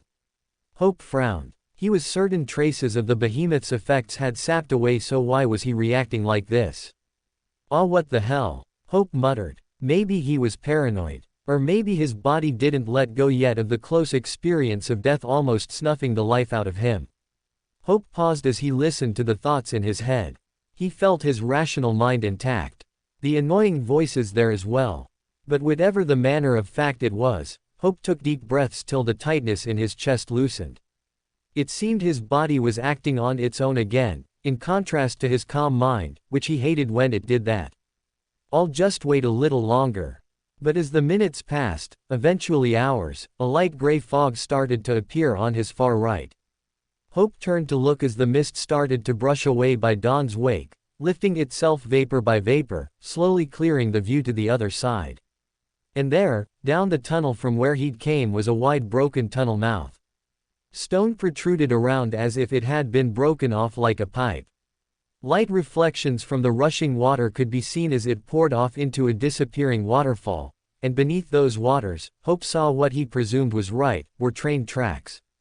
As more time crawled on by, as more of the fog cleared and the distant sun lit up the gray sky, Hope could see a huge dirt wall on the other side as well as another broken tunnel mouth, though dry and barren from water in contrast to his side, with torn train tracks leading to a sudden descent. He squinted his eyes and saw small pipes sticking out like jutted bones and ledges of the wall broken off as if hinting it once had a whole self. The only thing that seemed to connect between his side and the other were the thick webbed vines, though green and darkish blue were they. Hope grimaced as he forced himself to stand. His muscles spasmed again and the wounds on his hand and wrist stung from the movement, reminding him of the terrible night with the damn behemoth and profaned. Hope leaned against the wall for support as he started to walk towards the silver light, passing by the boy who lay nearby with a faint but noticeable rise and fall on his chest. The boy was still alive. Although his body had seen better days, the boy's skin looked deathly pale and his wet brown hair stuck over his eyelids. Thin scratches clawed his neck and ear but nothing too deep. Hope reached the edge of the broken tunnel and looked up, seeing the familiar cursed labyrinth den of a building perched on top of the surface. The tall, stacked lengthened stories did not appear as threatening as when he explored inside of it. But the broken wall where the behemoth broke through, the aggressive scratch marks decorating up the stones were all there. Hope looked away and his eyes scanned all the other neighboring buildings perched on top of the wall as well. They stood a lot taller. Well, of course they did. That was because he was on a different level. A lot lower level. What Hope was staring at now was a gaping chasm. One of the many rumored chasms around Quadrant I. The gap between him and the other side was vast. When he looked to the sides, the chasm only stretched a little more than half a block. Although a threateningly deep scratch that gouged into the earth, it was a distance away from the main road in which Hope would have never known or come across it himself. And I thought I might have been closer. Just how many hidden sights would Hope have to discover? The strange sight of buildings, streets, and cars suspended high above like a floating city almost made him dizzy, as if he had stepped into a different part of the world that was inconceivable for this reality. Hope had heard even worse chasms up north where a whole city was uprooted and dipped into a crevice while its other end tipped to the sky. And others stretched for miles on end as far as the eye could see. Hope could hear his memory voices begin to intertwine with those thoughts, his commanding officer's voice explaining part of regions they should avoid, or the clustered talk of soldiers explaining their travel past those dangerous parts. Much of those stories they told said it all began from a distant time before Hope was even born. Although, maybe not so distant to those who survived from that age. The dark times. A darker age even before the nightmare spell when humanity had been consumed in endless series of devastating wars. Cataclysmic natural disasters overturned cities and mountains, swallowed valleys, and stormed lands as if the world were nothing more than a playground for toys to be wrecked and played with such sinister glee.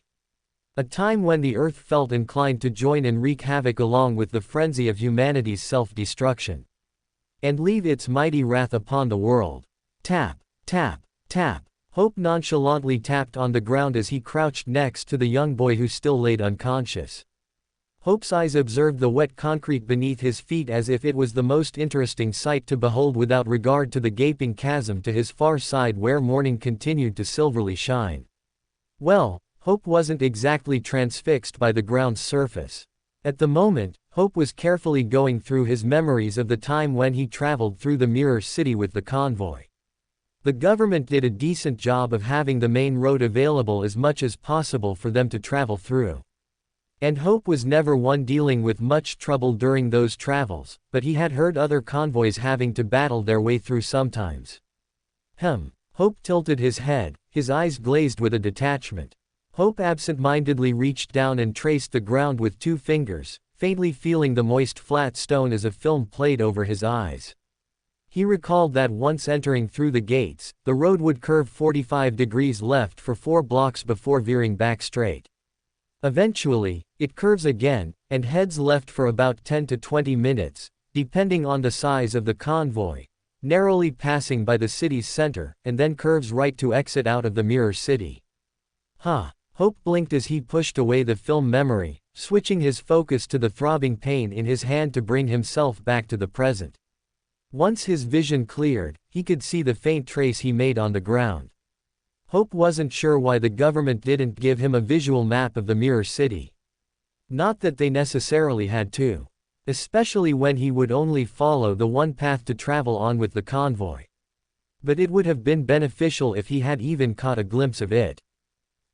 Either way, because of that he didn't know exactly where he was. But for a general idea, Hope was somewhere in the far right part of the city. He knew at least the entrance was near the bottom right corner before it veered left. And, before entering through the tunnels, he had traveled 10 minutes from the gate heading further right. 10 minutes didn't sound long. Hope wasn't entirely sure if he considered himself a fast walker. Why would that even cross his mind? But 10 minutes walking down the wall without any rubble or blockades to avoid or the need to have any caution of approaching monsters covered a great distance for him, he thought.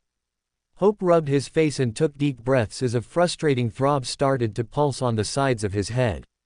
Sigh. And there was also the question if he even got far enough in the tunnels or just unknowingly traveled in circles instead. Questions. Questions. Too many questions. Quote. Hope paused. There was one other question that needed answering, although he was reluctant to do so. If he could anyway. Tink. The rifle clicked as Hope reached to his side and grabbed its heavy metal frame. He sat down and laid the rifle on his lap, inspecting its features. Another quick film replayed itself when he shot the behemoth, how the bullets pierced 3 of its eyes hidden between the molds of flesh, how the behemoth reacted wildly from the searing pain. Hope didn't know what rank it was or if it was possible to grow itself in class with the fusion of so many dormant beasts. But for the rifle to cause an amount of damage to it said a couple of things. 1. It may have likely been an awakened creature and not a fallen one. Hope had heard fallen creatures could more or less shrug off devastating bombardments, so that couldn't have applied to the behemoth. So, if not a fallen, then likely an awakened high in class. But it still would have been a problem for the bullets to hurt the monster gravely enough for it to react the way it did. So, the second thing would be that. Hope narrowed his eyes as he turned the rifle over and stared upon a scraped small, printed symbol. He hadn't noticed it before when it was scratched, more so when it was smudged with grime from probably being handled or traded around. But, this is no ordinary rifle. Next to the safety level above the trigger, was a faded gray emblem of a shield with wings on its sides and a star at its center. Hope wasn't sure if the government provided outer slum settlements with firearms of their own to defend themselves. But what he did know was that there were selective types of guns the army carried with specialized bullets to attack high-ranked awakened creatures and others to attack fallen creatures. They tried to multiply replicas of it so more of the army could use them. But of course, that didn't come cheap. Hope frowned as he looked at the emblem. It was none other than the emblem from Quadrant I's military, the Brave Arm. One of the first militia organizations created after the Nightmare spell. Other organizations formed in Quadrant I, but it was the Brave Arm that outlasted and stood as the most effective organization to survive and fend off the Nightmare creatures. He was told that in its history it imposed martial law in the first decade of the Nightmare spell. They even went as far as to take extreme measures for the sake of the settlement's safety, sacrificing more than they would have liked. Although, that part wasn't properly explained to Hope of what they exactly sacrificed, but the overall summary was that many lives, nobly, died for the cause. But the Brave Arm eventually developed into a military operation as a part of Quadrant I's North America Quadrants Command (NAQC). And Hope was a part of one of their military divisions along with many other awakened and normal humans alike. "Ah, damn it, this is too much." Hope internally sighed as he closed his eyes and pinched the bridge of his nose as more memories streamed into his mind like loose computer files popping out till they filled the screen with an improbable amount of information. The army was divided into 3 main categories: regular force, reserve force, and special force. Regulars were full-time volunteered soldiers which comprised most of the army. Reservists were part-time soldiers, trained and equipped just the same with assigned hours to be completed before they returned to civilian life. Although few cities were said to be returning to normal, and said to be more lenient compared to a decade ago when laws were stricter, people were still highly encouraged by the government to take on duties to earn a sufficient number of credits. Of course, the lower class would take the worst of the litter-type jobs. But most would join the Army Reserve to afford to feed their families or themselves. So, in the government's great plan, everyone contributed in some way to the community. And Hope was a part of that lower-class category, hence the reason for taking the side job of escorting the convoy. Although he didn't have a family to go to anymore, he just lived and served more on side jobs for the government, mundane tasks that didn't require him to be active on the grounds but to spend hours away on guard duty till the next day came for him to start all over again. Which was fine, Hope thought. But recalling back on it, some memories were completely black from that time. Probably when he slept on some of the jobs. Well, I never got caught, so no harm there. Hope nonchalantly thought. But then there were the special forces. No surprise that it was made up of awakened and masters. But there were mundane humans also a part of it, affiliated with mechanized infantry. They wore fearsome exoskeleton armor suits that appeared to be like giant cyclops 6 to 10 meters high, one of the said, newest, models developed. Although, could definitely be upgraded. Work in progress, he supposed. There were other humans too that weren't exactly on the front lines, but part of the special force doing other operations unbeknownst to the public eye. But it was mainly this force that would get most of their hands on the special bullets to deal with high-ranked awakened creatures and fallen creatures. Guns were easier to provide than bows and arrows, and if the army was going to put faith in any potential soldier, then it would be the awakened. So, how could it measly fall into the hands of some slum settlement? Sure, there were guards here, but no one of special force. Or maybe, tisk, how the hell should I know? Hope paused as he opened his eyes. Was he getting too curious? I shouldn't do that. Being too curious led to more questions, which would make him involved in more things than he would have asked for. This was above his pay grade. Which, well, he wasn't going to be paid anymore due to his flaw, but still. But the brave arm. Apparently, their name was taken from some old national anthem about, home of the brave. A lyric that embodied the old identity of Quadrant I's values. How odd. There wasn't any anthem Quadrant I sang of the sort. The only thing that they would say in unison was, "For the glory of humanity." Hope muttered, "For the glory of humanity. For the glory of humanity. For the glory of." At that moment, his mind started to grab each voice from his memories chanting those words, from when he was just a babe, to when he was a child and those words carried through the walls, to when he was in the army and had to chant those words himself in front of his officers. Hope looked over at the broken tunnel's entrance where the silvery morning shined upon. It was way past dawn hour, and Hope's stomach began to cramp in hunger. He had to move on and find Sector 2's settlement by today. Hope's fingers twitched on the rifle. He probably could conjure some answers now. But that wasn't his problem, or at least at the moment. He was a simple soldier after all. Not some detective or special force. Why was the government taking so long to take care of this issue? Not his problem. Let the elites take care of it. Hope frowned. But if it involves my teammates, maybe. Just maybe. Either way, he didn't want to involve himself in something that didn't necessarily single him out on. NNG. The boy groaned in his sleep, his eyebrows scrunched together, and the corner of his lips twitched. Hope sighed as he looked over at the boy. He reached over and lightly knocked on the boy's head. Still out cold. The boy's sunken eyes had a deeper shade of gray, and his lips seemed dry and chafed. Hope would have offered the meat he ate earlier that was left in the backpack. But it was spoiled meat. For Hope with the damn cursed attribute, he was fine to eat it. But for the boy, it would have pushed him closer to death's door.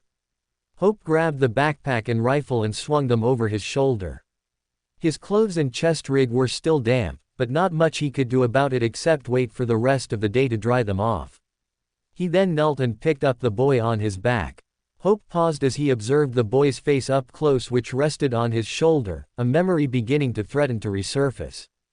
But he quickly looked away as he walked down the wide pitch-black tunnel, cloaked in the darkness once more. Flashlight. Dead. Black shard. Dropped. Because of the boy and his brave act. Although maybe the boy spared the gruesome pain Hope was about to commit to wrench free from the profane's grasp. At least the boy still had his pocketknife, so that was something. Step. Step. Step. Hope walked slowly as he kept his injured hand out and traced it along the tunnel's wall for support but also to find an exit of some kind. During the night and through the dawn, Hope's hand had somewhat healed. Not exponentially, by all means the wound still looked fresh and sharply stung with each contact, but it healed faster than when he got injured as a mundane human.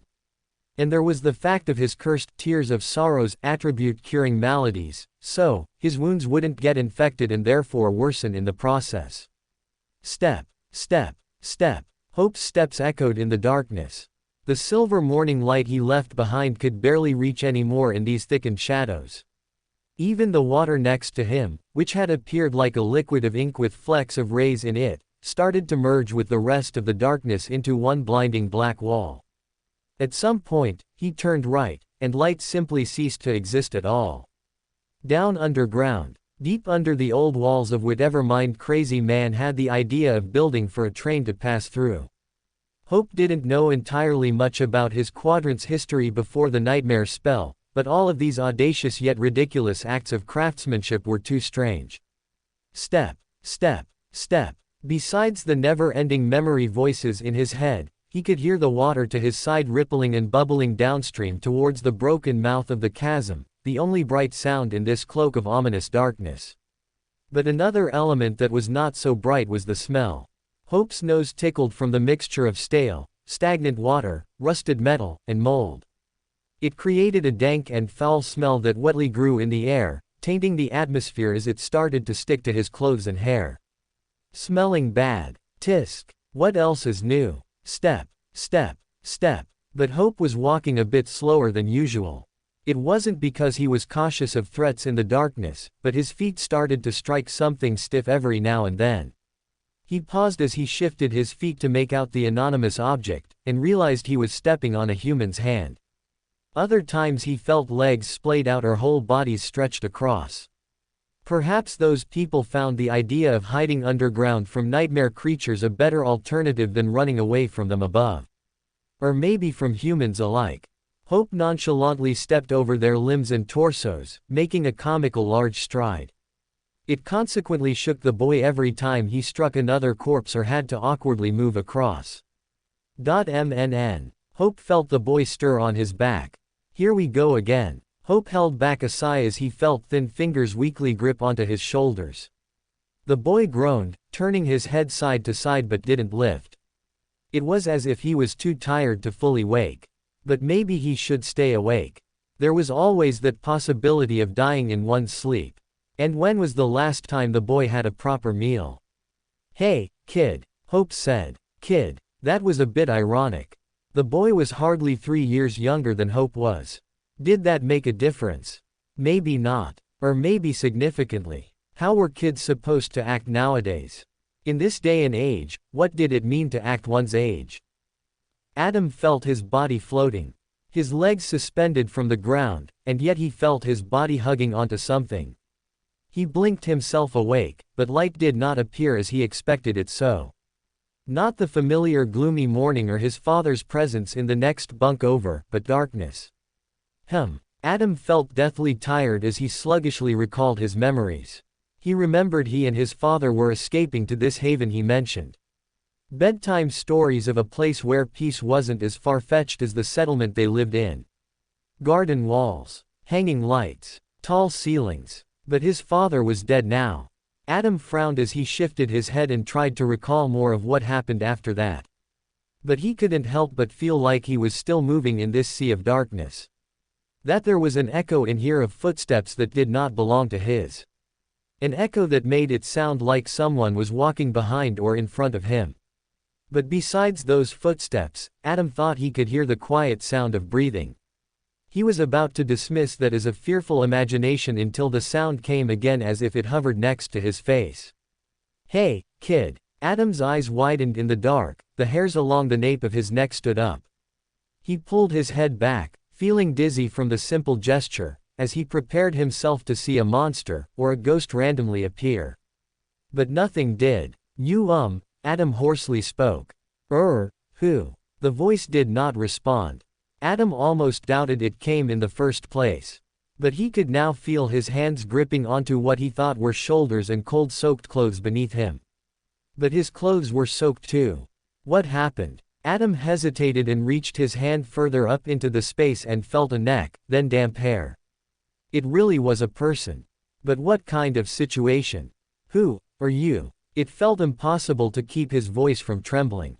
Where am I? Remember what happened last night? Adam blinked in the darkness at the returned interposing question. He tried to recall back. But it came in flashes. Almost as if they came from a nightmare rather than reality. Faces. Terrible faces chasing him down an infinite corridor with taunting screams and laughter as if there was no escape. No, that couldn't be real. Could it? Adam gulped before he spoke. Was it a dream? Probably better that way. Adam tilted his head in confusion. So was it not? He tried to replay the memories again, and although frightening to recall back, he felt like was missing something. But he couldn't quite figure out what it was. Adam felt the person trip. He hugged tightly onto the person to brace against a fall, but the person kept on walking as if it were a simple mistake. Nothing of a dangerous notice. The person even shifted Adam into a more comfortable position to not slip so easily off. This person seemed to be all right in moral standards if he could carry Adam's weak self. Was there a possibility of being kidnapped? Maybe so. Although, the person's voice didn't exactly belong to a grown man. Not exactly young, but not exactly old either. Or maybe it was the way he spoke that carried a mature tone to it. So, who are you? There was a pause. Just a simple soldier. Oh. Adam twitched. A soldier. You afraid of soldiers or something? Well, I never imagined one helping me out. I'm just doing myself a favor. By carrying me. Sure. Adam frowned. Seemed to be a man of short words too. For some reason, he felt a sense of déjà vu coming before he asked another question. How old are you? He felt the person shift awkwardly in his step. 16. Oh. We're not that far apart then. Silence followed, but then to his surprise the person spoke again. I suppose we're not. Adam's eyes blinked heavily from the response as he battled against a yawn. His nerves calmed slightly at the confirmation, and the darkness did not seem so threatening anymore as they continued further into the unknown. Not long after, he felt the person teeter to the side and the soft tap of metal echoed. Hold on tighter, kid. The voice from the void spoke. We're about to climb. After feeling the boy's arms wrap around his neck, Hope grabbed onto the metal rungs he happened to come across in the dark. He turned and started to climb up the ladder. The rungs coldly met his hands and scratched his palms with rust. With each ascend, it crumbled beneath his fingers as fragments trickled down below as they climbed in the confined darkness. So, where are we going now, sir? Sector 2. Hope slightly paused. The echoes didn't carry as they used to. He hesitantly reached to the sides and behind and felt that the darkness had shrunk. Tight spaces. That thought strangely made his heart throb heavily in his ears like a loud drum. Hope shook his head from the feeling and moved his sweaty palm up 10 inches till he found the next rung. He moved his left leg as well and repeated the same process for the other side. Oh, the boy replied with a groggy voice. My dad and I were going there too. Hope blinked at the tone of his voice. The boy was being carried away again by sleep, and not by Hope's help this time. What's your name, kid? The boy twitched back awake from his question. Adam. Like that in the Bible. That's true. The boy said, yawning. Adam, Mum called me Adam. Hope stopped as he finally touched the ceiling. A quick spark of flurry lights appeared then vanished as Hope summoned his shield and pressed it against the lid overhead. Quote. A noise of surprise escaped the boy's lips. Are you an awakened? Yup, sure. Let's just say I am. Quote. What? Hope took a deep breath and pushed up against the heavy lid with all his strength. His muscles strained and his bones ached from the hefty weight. Maybe at full strength with enough nutrition and hydration, it wouldn't be a problem as a dreamer. But it most certainly was with the many damn odds he'd experienced recently. Oh, shut up. Hope grunted at the thought. Krrrr. Finally, a silver crack appeared. The sight immediately resurfaced a tangent thought of those wicked smiles from the behemoth, dozens dancing faintly across his vision. But Hope quickly shook his head from the memory as he huffed and began sliding the lid off to the side. Krrrrrrrr. Before he created enough gap to pass through, he saw the boy's thin fingers reach over him and try to push the lid as well. Not that there was any supportive strength behind it. But Hope didn't comment on the gesture from the boy. They climbed out, leaving behind the dark tunnel and its foul belly as they were greeted with the smell of fresh nature. A dampened breeze pressed against them as their bodies poked out and crawled onto a random street.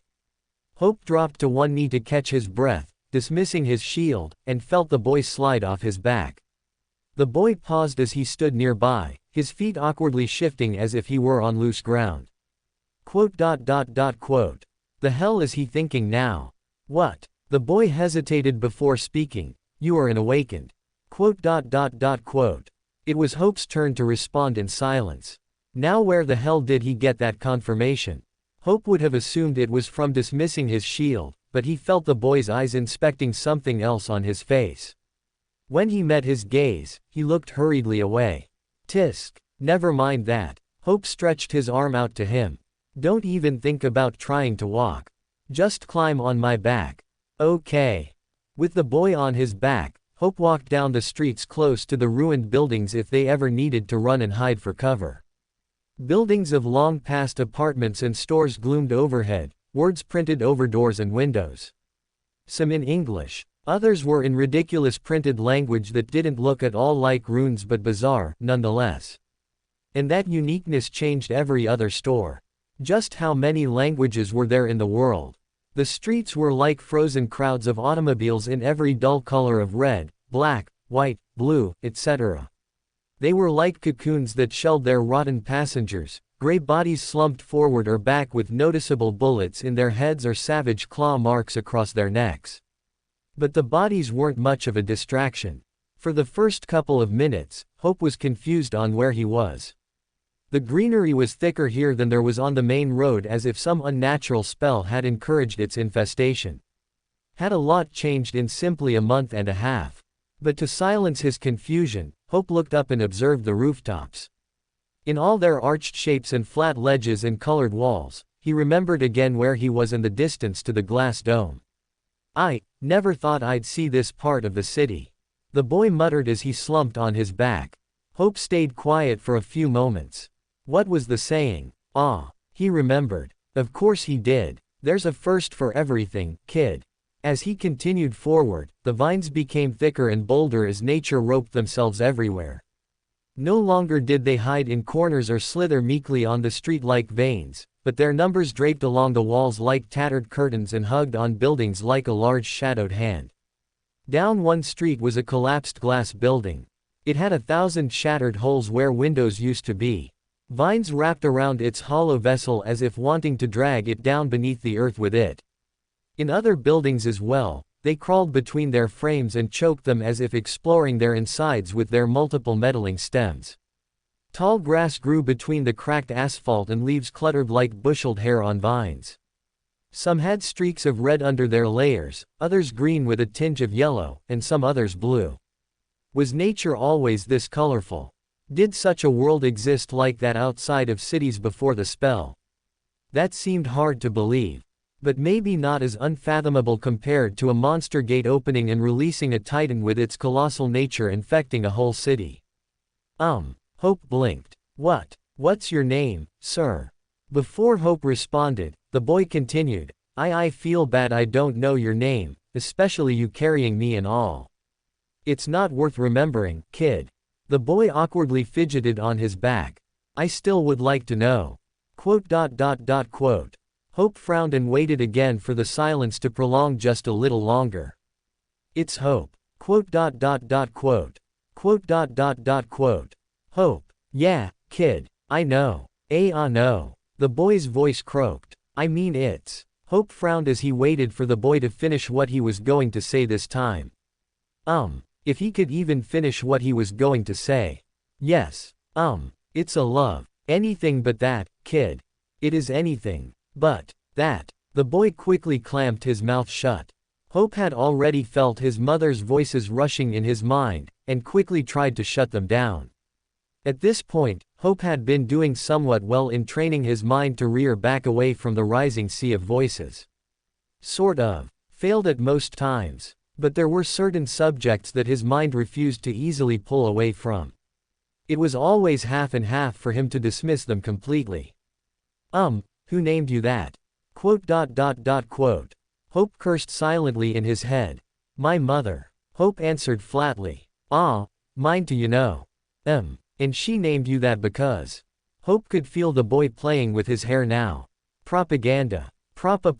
What? Hope internally sighed as his mother's sea voice rose again, and he did little this time to fight back.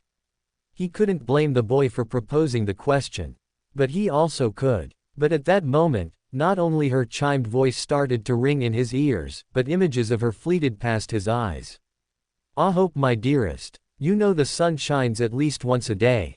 I'm sure of it. What would you wish for, darling? Images of her lips pulled into a smile as she called out to him, one of those kinds of smiles as if she had a secret surprise to share. There was a memory of when she stood in the kitchen on a late afternoon while her delicate long fingers carefully repaired a broken cup he had dropped once before, or the times when she would sit on his bed and hum a tantalizing lullaby about streams and stars, or the times when she would give a cold embrace in the night as thunders resounded in their walls. What is she like? The boy asked softly, his voice carrying a sleepy tune to it. Strange. It felt forever since someone had last asked him that. Because it didn't matter anymore. Just as it didn't matter if he asked the boy in return when neither of their parents were worth mentioning or benefited on their lone journey. But he supposed if he could summarize, his mother had a knack for connecting things as if each gesture and event were caused by the universe. She wasn't necessarily religious, none he could recall such a pious thing from her. But she always tried to find the silver lining, as people would say. During the time of Immortal Flame's ascension, when Quadrant I at that time were suffering innumerable damages within and outside of settlements, Hope's mother grasped onto that warrior's story and held it close to her heart like a soothing spell. That hero, the supposed symbol of humanity. And people placed their faith in a renowned warrior who wasn't even in their quadrant. Why would people torture and gamble their hopes on someone who they would never meet? And that was not considering Awakened. Hope shook the thoughts away as he repositioned the boy on his back, the contact on his injured hand stinging as fabric brushed against it brought him back to the present. She was the kind of person who hoped too much. Hope said as a matter of factly. The boy remained silent, and Hope didn't care why as they reached the end of a street. As Hope turned the street corner, they were greeted again with another long street of crowds of abandoned cars flanked with ruined buildings in nature's embrace of vines and leaves stalking up and down the walls. But further down at least 2 blocks, a light gleamed like the face of the washed silvery sun, stinging his eyes from its reflection. But Hope didn't care about that. His whole body felt itched to run towards it even. Hope. Is that? Yeah, kid. Hope blinked. It is. Hope felt his leg take one quick step forward. Step. Then another. Step. And another. And he continued that stride towards the glass dome knowing that the boy felt hopeful again that all the stories his father had told him were finally within reach. A gust of cold wind blew through the streets, carrying a scent of sweet pollen and floral fragrance that teased in the air. It was a weird sensation that tickled Hope's nose and tongue when one downed on too much sugar, almost like a dreamlike wintry taste. Dreamlike. Hope blinked at that thought. How odd. Those words rolled strangely in Hope's mind, almost as if the infected air guided him with those ludicrous thoughts. And yet, that guidance was pushed out of his mind like an intruder. How strange. Hope frowned. What's next? The smells of starlight. As the normal noon-gray sky lit above, Hope began walking instead in the middle of the street, passing through the broken shelled motors, stepping over cracked asphalt and tailed tall grass, and reaching down the first block towards the glass dome. The building was bigger than when he had first looked at it. No more was it a distant structure, but a looming sleeping giant. Back on the roof, where he climbed the tall crane to view the cityscape, Hope thought it was a simple tall stone building with a luxurious glass dome on top, plus the 4 columns. But because of the way it faced him then, he didn't see the rest of itself pulled from behind. From where he was now, Hope saw a stone made out of white bricks stacked into a stretched looming wall of about 90 meters in height, its length almost double that, circular windows like black eyes crossed along its top layer, arched windows in the next. But from the base to the glass dome, it soared higher for another 10 meters or so, pillars evenly spaced like bones aligned in an orderly fashion that hugged all around its body. Intricate patterns and designs carved into the exterior of the rooftops, creating a dizzying spectacle of light and shadow. But the mystic glass dome was the most dramatic piece, with its humped shell and flicked edges that seemed as if some artisan had made it into a hat and perched it on top of a whole other imposing structure. Very luxurious. And at the bottom of the building, a structure that was not so luxurious, that seemed to be built with less crafted hands, were barricades of several high-foot metal-plated gates with barbed wire curled over. How could he have missed this sight when traveling through the city? Well, it wasn't like he would sit in the passenger's seat or on top of the carriers to gaze at the scenery. Glimpses of it maybe, but the towering plain buildings already covered much of its grand treasures from where they drove on low ground. Even if he was one of the convoy's escorts, the government had their own strict regulations for his team. It was one of the strangest side jobs Hope had ever been assigned to every once in a while. But Hope shrugged the idea out of his mind as it no longer concerned him now. It was not in his position to ask questions. And he wasn't willing to be imposed with more unnecessary mysteries than necessary. MN. Hope turned and saw the boy's head bob against his shoulder, his eyes flickering open and closed like blinking shutters. "We almost there," the boy managed to mutter. "Close." As Hope started to approach the second block to the glass dome, the cluster of cars decreased. About a quarter down the block, a strange wave of red swept across the street. Sweet heady fragrance started to stir in the air as the distance closed between them. Hope blinked as the outline of the red started to become clearer up close. Flowers. Red flowers. Rippling across from the chilling wind, they swayed in unison as tiny yellow particles winked as they hovered between petal to petal. Right. It was just as the guy, Marcus, said about red flowers bordering Sector 2's settlement. But he had also mentioned of rumors stating people collapsing, either in death or in sleep, as they neared this cherry-worked created by an awakened. Hope doubted it was death, especially with all the pollen loosely floating in the air. But an awakened did this. Hope frowned. He knew that awakened were gifted and strong with their powers, but to have accomplished this sort of feat before him created doubts in his mind. So, if not an awakened, then a master. The bank of flowers was about 200 meters thick that cut through the street like a river running red past small mass of black and brown stone and broken motors casted to the side.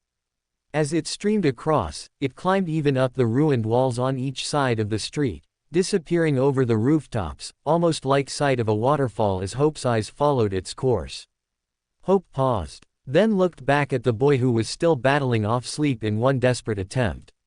His head bobbed as he tried to remain focused on the mystical sight. It wasn't like anything either of them had ever seen before, especially with such a vehement color that flourished on a ruined land. The boy's eyes trembled with shifts of wonder and fear, probably recalling all the stories his father had told him about this presumed haven. One way to find out if that's true, Hope thought. He would have encouraged the boy to stay awake due to his starvation, but there wasn't anything he could do for him at the mercy of another awakened's power. Hope's own aspect was tailored for one purpose. Not the tangent power of preventing sleep by any means. As Hope neared closer to the bank of flowers, he felt the weird sensation return and tingle inside his mind. As if wet words slurred a lazy spell for him to follow in pursuit with the boy's slumber. A strange action, but it felt weak. What would happen if a person with an aspect's power, a shred of a god's, came across God's wrathful curse? Hope hummed in thought. About to find out then. Go to sleep, kid. Hope said as he picked up the pace and started to stride through the river of red and blinking pollen. Being finally fully intoxicated by the smell, the boy's head lost strength and fell limply on Hope's shoulder. His breathing softened, his grip loosened, submitted yet again to another aspect's power. Light. The boy was too light. As much as Hope still felt itched to run, there could be anyone watching them right now from a distance. But exactly where? Psh. The flowers hushed as Hope brushed past them. Their petals, a bright fiery of red and orange, appeared in contrast to its ruffled and airy texture, thin layers of wrinkled paper attached to its stem. But within each flower, black eyes with crowned pupils sat in its center as they seemed to turn and follow his movements, their heads mysteriously bowing at the presence of a possible predator in its midst. It was like a whole crowd of eyes gazing, observing them as Hope broke in its formation. Let's say that's normal. PSSH. But Hope felt something else wrong. Maybe it was from the Awaken's power. But it came not from the red crowds at his feet, but another element more ominous. Hope looked at the shadowed pile of black and brown stone nearby in the thicket of flowers. At least, that was what he had mistaken them for at first sight. But now up close, he stopped to observe its organic form. His eyes trailed over the dimpled layers and rumpled folds as a grotesque smell started to mix in the air with the sweet fragrance. The crumbled mass releasing a smell of a long-dead corpse. Wait. Hope frowned and tilted his head. It wasn't stone that his eyes observed, but a nightmare creature. Hope's instinct hummed at the realization, and he began to quickly look around and gaze at the other mass of stone. More laid figures, more dead monsters buried within the flowers. Bodies of nightmare creatures sporadically spread around like casted rocks in a river of red. Well, doesn't seem like a bad idea on the Awaken's part. Hope thought. It wasn't just a battle with humans after all, but a battle with invading monsters. But the further Hope went on, some nightmare creatures were also reaching towards the edge of the bank. Hope stared at their heads and noticed pinks of flesh cratered around small sunken holes, their faces splattered with brains, blood, and skull fragments like those from impacted bullets. Sheeing. Hope froze. His mind went hot and cold at that moment. A light gleamed from one of the glass dome's rooftops like a star. It probably would have seemed harmless to anyone else. But Hope's eyes immediately flitted to that direction, catching a strange movement that alerted his body to act. Open. He was out in the open. And right now, he didn't seem like any other ordinary human being standing in failed enchanting spell. Sheeing. The light seemed to have trembled. Face. An instinctive voice whispered. But even before its warning, Hope had already started summoning his shield. The familiar sparks illuminated their starry lights as they danced in a circle, melting into its physical form. And Hope swung his arm up, blocking his view just in time before. Bang! Irk! Hope grunted as he was lurched back. The sound of small thunder and the clash of metal deafened his ears for a second. The piercing weight shook from his hand throughout his body like cold shivers. Hope stumbled as he regained his footing and tightened his other grip on the boy who almost slipped off. Sheeing. Shit again. Hope raised his shield again, waiting for the exploding weight and the sound of thunder to occur. But the light disappeared in a blink. Hope paused as he counted the seconds. After the 10th second, down at the end of the block, two figures slipped past the metal gate and started to walk towards Hope. Tisk. More people. Hope frowned and shook his head. Obviously, there would be people. But it was the type of people he may have to come across. Never mind that. All I have to do is requip, have a ration of some food and weapons, rest a bit, and I'll be on my damn way. Right. It wasn't that hard. The opportunity for shelter was within reach. Although, Hope couldn't shake off the feeling that it was going to be anything but easy. So far, since the beginning of his first nightmare, all the people Hope had come across were nothing more than mindless people greedy for power. From the annoying cult that he led through the catacombs, to Sector 1's group that chased away two of its own people. It was a given that any decent human being would be rare to come by these days. Well, I suppose -2. Hope thought. The boy was decent enough. A scared little thing. Not the kind of boy that was hardened by the world but one that learned to fear the world. And there was also that one night from his first nightmare. Exclamation mark, exclamation mark, exclamation mark. Hope quickly shook his head as the tangent thought sprung images of the night. That was for some reason more sensitive than he thought.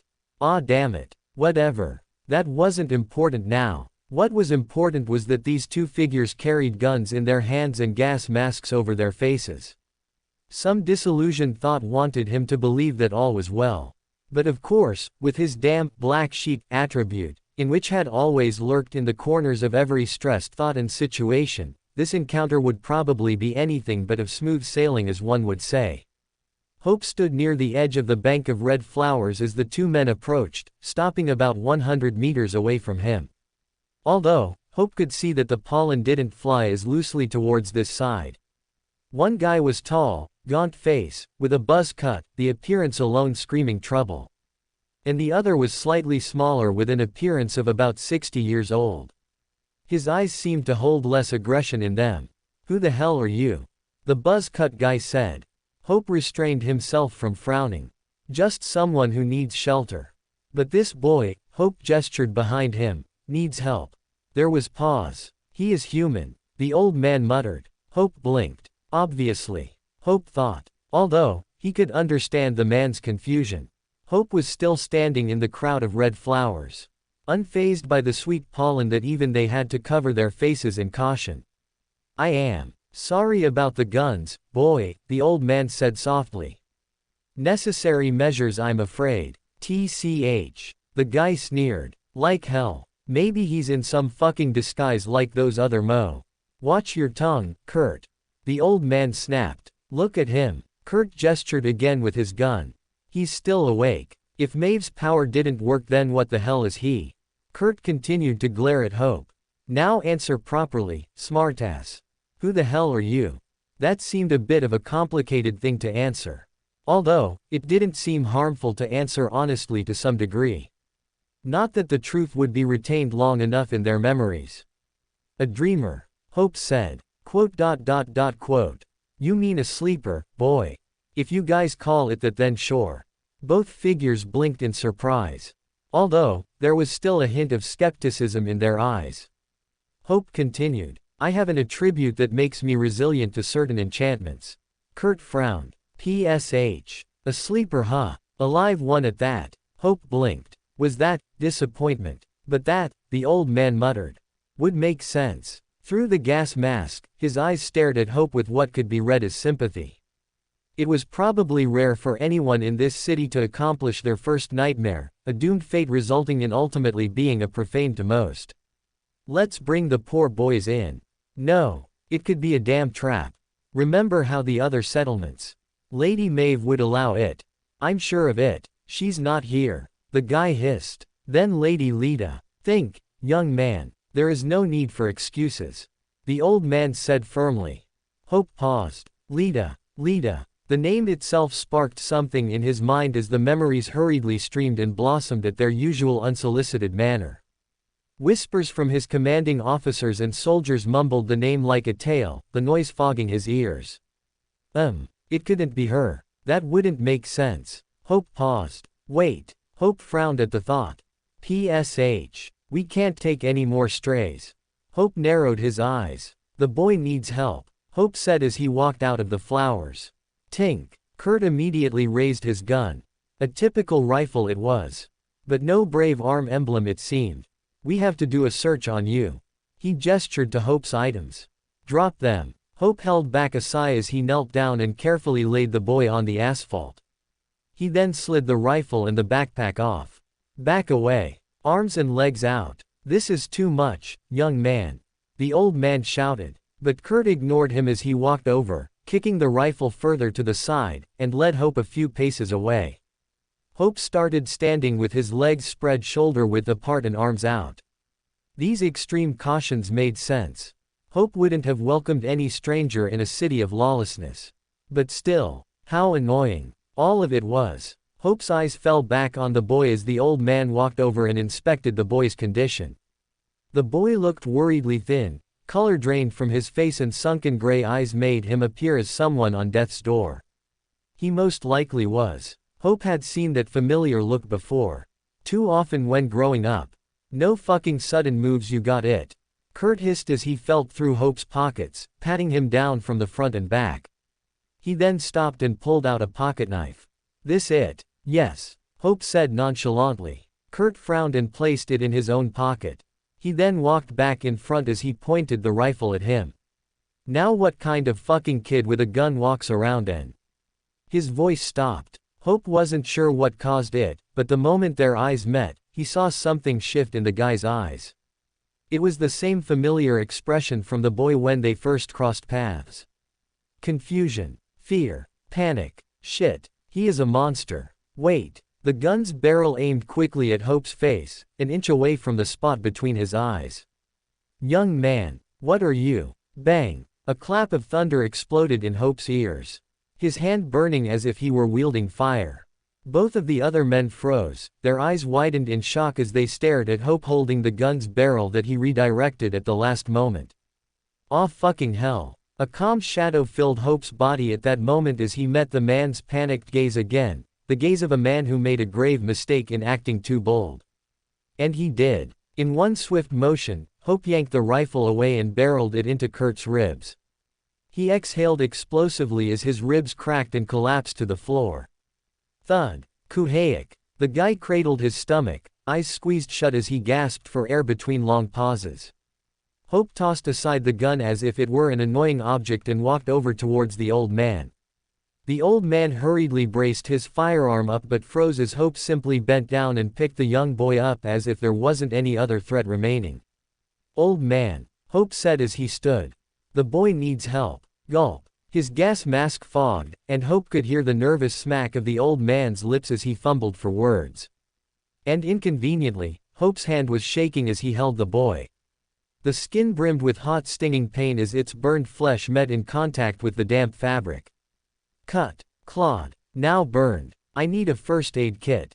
Hope thought nonchalantly. Erk. A voice groaned behind. You. Bastard. Shut up. The old man stepped back helpless, like a lost kid not knowing what to do as a problem laid itself out. His eyes darted to the ground then back at Hope, trying to process the situation of his collapsed comrade and the two strangers. His voice cracked. He swallowed again, moistening his dry throat. I don't know if we... It seemed the old man needed some direction. Hope stepped forward and opened his mouth to speak. But at the same moment, something flew past him.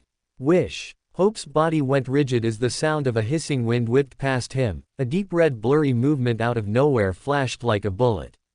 The old man's eyes widened with a new face of shock as he looked behind Hope, his gun no longer raised in alarm of any threat. But an aura pulsed in the air. Vibrations of it touched the back of Hope's head, down his neck in an intimidating crawl, a heavy presence that could not be missed. Could not be questioned, could not be misunderstood for anything else. But a master. Click, click, click. Heels clicked against asphalt as they approached at a leisure pace, the only sound now echoing in the gray street off of the flanked ruined buildings and abandoned cars and monster corpses towards Hope. Tell me, boy. A woman's voice, refined and polished, spoke. Should I mistake you for a threat for what you caused here? Hope paused as he listened to her words. But instead of giving a proper answer, Hope simply turned around and stared with a blank expression at the imposing woman. She could not be misunderstood for anyone else either. Master Lita, Hope said. The woman arched an eyebrow as she held her sword up. Hope looked at the glistening blade that aimed at his neck. Then looked back at her. How surprising to see you here. Should I know you? The woman asked. No. You spying on us? I wasn't spying. Her eyes scanned him up and down. You hurt one of our men. She said, although with little concern. Self-defense. So, you say. Her head tilted to the side, staring into Hope's eyes as if to grasp some secret from them. There was a pause before she spoke again. You have the eyes of someone who knows me almost familiarly. Not quite common in this city. Quick and sharp. But Hope restrained himself from letting out an annoyed sigh in front of the master. You mean not common in the slum of the slums? Didn't think a cohort was invited this week either. Hope shrugged. Guess we're both in for surprises. Oh, surprise me. She played a smile. I'm just a simple nobody is all."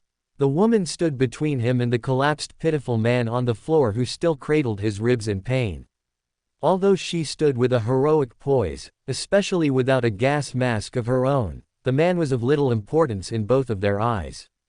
Her brandished blade was a slender straight sword, patterned with long fire-forged bronze feathers wrapped around its handle and swimming long bird necks down the blade's middle. Lita. Master Lita. Age 27. Also known as the Red Queen, with how she dominates her battlefields with her aspect of speed. A well-known special force master in the army. Even if Hope didn't bother knowing most of the awakened in that division, there were some he inevitably had to overhear about from their overwhelming prowess. But her hair was a startling red that fell beneath her shoulders. Not the color red from the river of flowers that banked behind, but the color of burnt rust. Even the cloak she was clad with was near of the same color, only desaturated as if age had worn out its spirit. Hope slightly narrowed his eyes as another thought crossed his mind. He had casually slipped in the mentioning of a cohort. That somewhat confirmed his suspicions that back in the wasteland, after he fought that ridiculous grieve crawler, the cohort carrier that drove on by while he was down the cliff belonged to her cohort. At least, it seemed highly likely it was hers. Most likely the same cohort vehicle that stood also outside the city's gate at this moment. Hope felt a question tease in his mind. A few more started to line up and perch on his tongue to ask. But right now, he was hungry. Questions could wait. Just need a roof and some food really. Hope said. His hands began feeling more conscious of the light bones and weak body he carried before speaking his next words. And sometime now would be nice.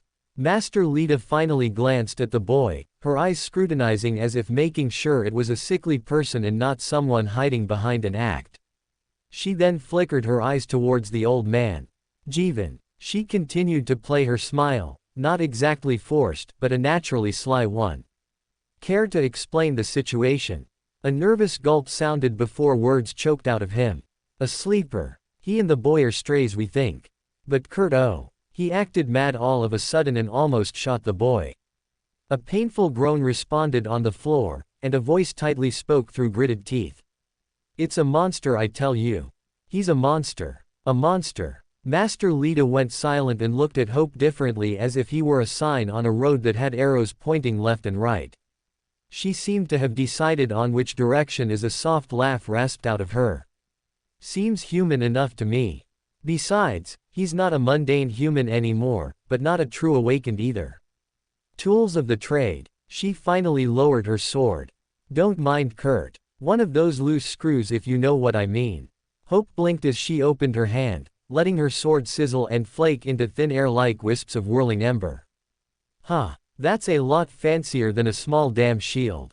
Jeevan, she called. Why yes, milady. Quote. Hope almost frowned at the address from the old man. You and Kurt done your duty. I shall do mine and say I admit these two strays. Seems like you and the boy had seen better days. You're practically famished. She opened her arms, mimicking a welcome embrace as if the ruined world didn't exist around them or how the pathetic man still curled on the floor. Welcome to Sector 2. After slipping past the metal gates, after the guy called Kurt recovered from the blow to his ribs, after climbing up the marble steps towards the tall arched doors into the mouth of the loomed stone building, Hope heard the great hall before he even saw it. A myriad of voices that were muted from the outside now ricocheted into one loud buzzing noise. As Hope walked in, with the boy still resting in his arms, the first thing he noticed were the lights. A tangle of electrical wires with small glass orbs webbed several feet above like ropes of black vines crossing the whole space, knotting around several immense pillars that pared down the great hall. The ceiling stretched high up and arched like a skeletal vault above their heads. Beneath their feet was a pavement of dusted black and white marble laid in alternate blocks. But cluttered throughout the great hall were rows and rows of tents. Tents of varying sizes with tarps as frames sheltered crowds of people with little campfires of their own, all ages from 20 to 60 it seemed, with a few young faces poked here and there.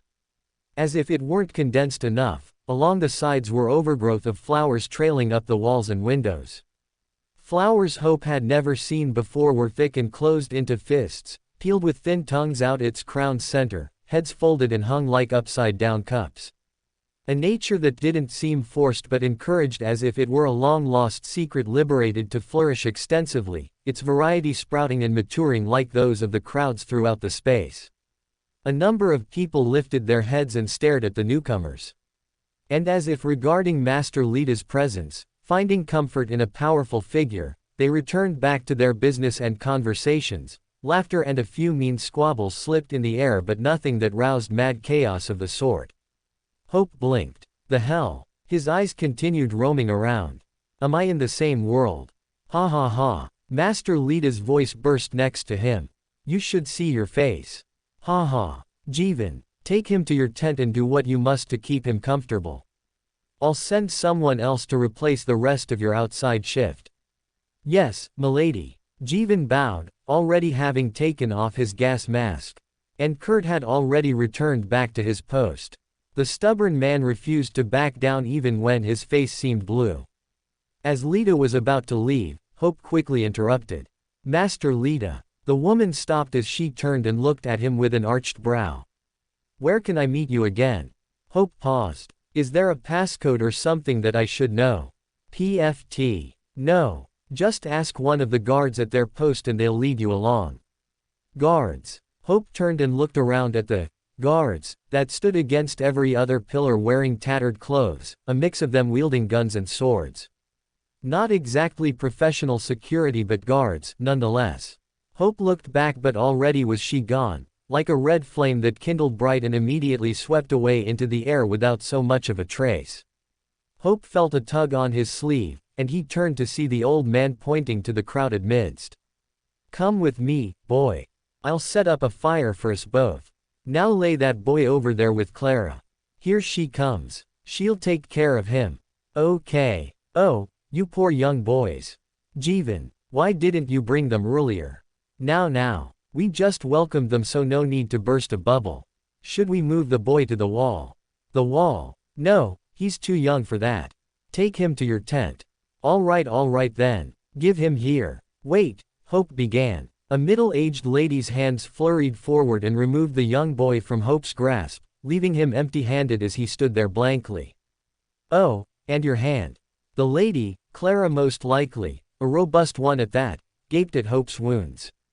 I'm fine. Here, take some bandages. And this as well. Do you need a needle? No, this is fine. We don't want that infected now, do we? There's no. I have just the thing.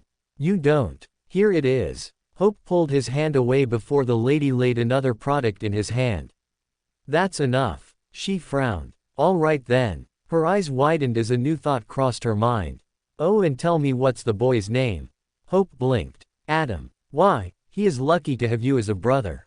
Both of you are. Hope's eyebrow twitched. No, we're not related. I'll tell him about you when he wakes. Jeevan, feed this boy too. Hope's arm was rattled by the lady's firm hand as she called out to the old man, even though he stood only a couple paces away. Do you enjoy watching the young break? Hope frowned at the touch. Yes, I know. Come on, boy. My tent is just next over. Jeevan gently guided Hope away by the shoulder. Hope eyed at the wrinkly fingers. Now sit here. Good. And all. Let me just find the matches. Ah, here it is. Quote. Too noisy. Everything bustled and rustled with such unfamiliar energy that Hope felt out of place. The moment Hope stepped into the crowd, the moment Master Lita left him in the care of the old man's hands, every noise and interaction overwhelmed him like a swarming wave.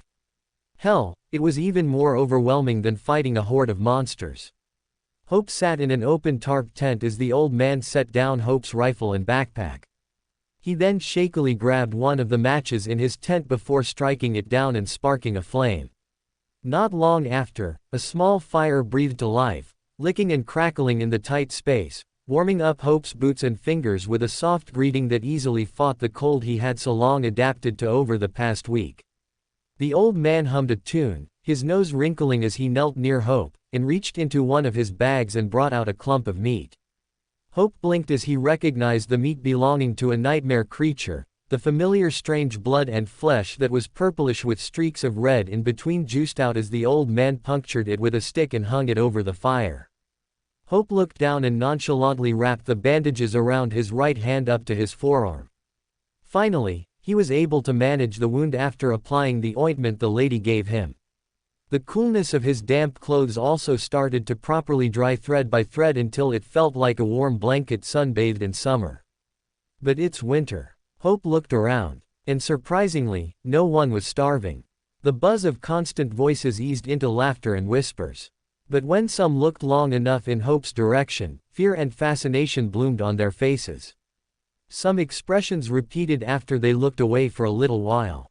As their eyes fell on him again, it was as if they saw him for the first time. "You a fighter, boy?"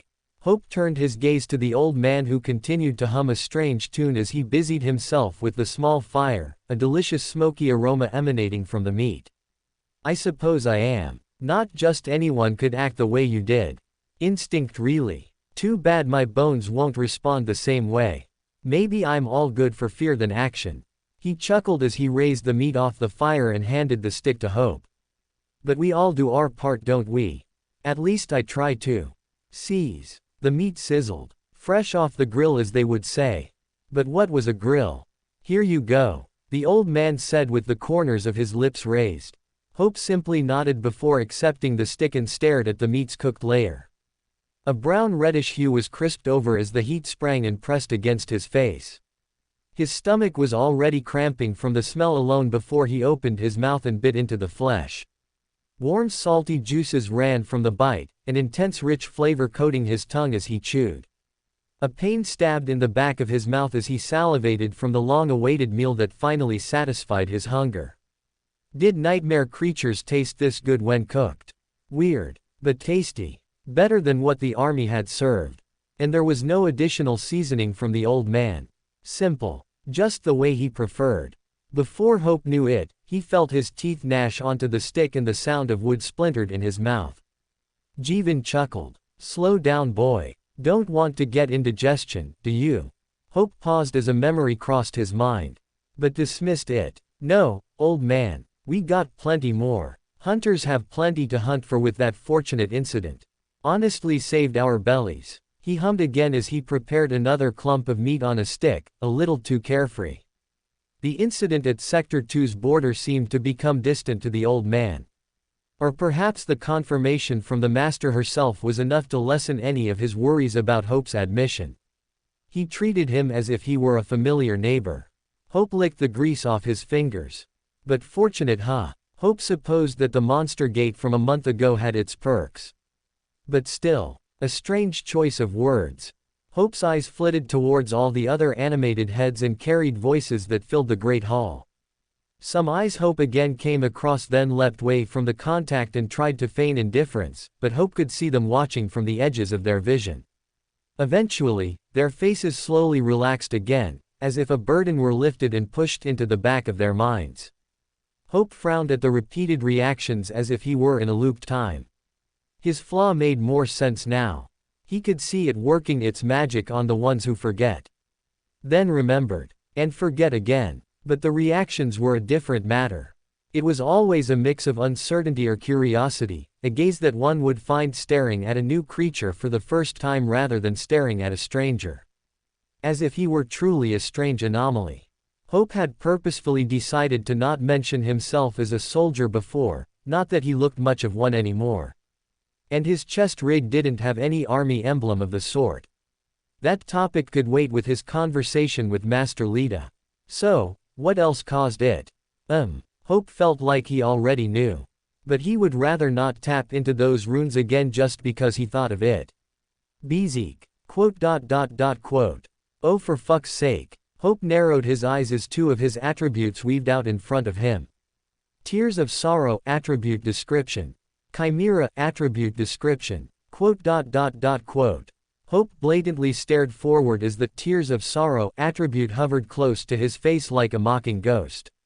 Opening square bracket. No rest, no respite, no escape from the relentless march of time and thought. Something wrong, boy. Hope was pinching the bridge of his nose and taking deep breaths when the old man asked. An annoying migraine is all. Oh. Hope peered between his fingers, staring at the other damn attribute that was also his problem. Well, all of them were anyway. Chimera attribute description. Chimeras carry a complex nature about themselves. An illusory possession of both beauty and deformity, of promise and peril. A duality that stands in stark contrast within. Quote. The fuck am I supposed to do with that? Chimeras. Tisk. What did that word even mean? Hope hadn't even heard such a strange word used in his department or from any stories from fellow soldiers. Hope frowned as he stared at the scornful runes. He then looked up at the ceiling. Not exactly admiring the architecture but imagining the spell's damned self either floating in the air or hiding cruelly behind the sky's constellations at his misfortunes. Real or not, machine or entity, Hope's desire still stands. If he could, he would knock down its domain and demand bloody answers from it.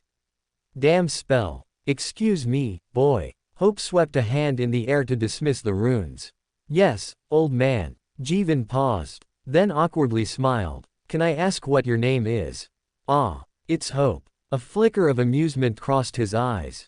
I see. His smile widened. I haven't properly introduced myself. I'm Jeevan, he said as he handed another stick of meat. Hope nonchalantly grabbed the stick and nodded in acknowledgement before eating into the juicy flesh. This time, he did so more slowly enough to appreciate the flavors and texture. He may be able to relive it in his memories, but that wasn't going to fill his belly. But some weird softness passed in the old man's eyes as he watched Hope indulge in his meal. Hope swallowed before speaking. Something you want to ask me? Well, Jeevan tilted his head. Forgive me. But you have unusual eyes. Mind you, that may be another reason why people are gawking at you, laughed the old man. Hope paused between bites. He hadn't seen his appearance in a while. Of course, he had the idea of stains here and there. His hair was much more back to its original color without the grime and blood. But his eyes. Hope hummed in thought. There was only one instance he could recall back to of the last time he saw his eyes. But as he recalled back, before he could even regret it in time, a dark memory shadowed over his mind. It was the time when he was in his soul's sea, the time when the wretched spell spoke. Water has memory, the time when he remembered everything all at once that tore his mind and body, when he fell to the floor and saw his eyes in his rippling reflection. Yes, it was that time! Exclamation mark, exclamation mark, exclamation mark. The old man reared back. Hope, are you all right? Hope was clutching his face, feeling his tongue sting from his bite. I'm fine. You're bleeding. Ah, tissue. Tissue, no, a cloth. Here, wipe your mouth. Hope grabbed the cloth the old man handed and wiped the blood leaking from his mouth. Bad idea. Fucking bad idea. Sigh. Hope didn't have to look back up to see more heads turn and watch the commotion. I know you're starving, but you must eat slowly. Hope hid his frown as he placed the cloth over his lips, ignoring the people's darting eyes in his direction as the taste of blood and metal replaced the flavored meal in his mouth. Suppose I need something to cover my eyes as well. What was that? The old man asked. But Hope didn't respond. In fact, Hope didn't pay much attention to the old man anymore as he was recollecting his thoughts. Maybe it wasn't just Hope's eyes that caused it. But his whole presence played a part as well. Or to a lesser degree. Wasn't there also a saying of, eyes are the windows to the soul? Tisk. That'll be one hell of an aspect if someone had a power like that. What a strange newcomer that one is. Who is he? Can't be from Sector 1, do you think? Do you think the government will intervene again? So far we have been doing fine just by ourselves. Why do we need their help now? Not that it ever worked before. Hush. Hope listened to the people's conversations that buzzed in and out of his ear, talks of nonsense of either his arrival or their situations occurring in the city, talks that would pique a person's curiosity of adventure or the itching chance of gossip. Their voices closely replicating the teasing whispers clustered in his own mind. And there really seemed to be no escape. The noise hugged in every corner of thought and reality.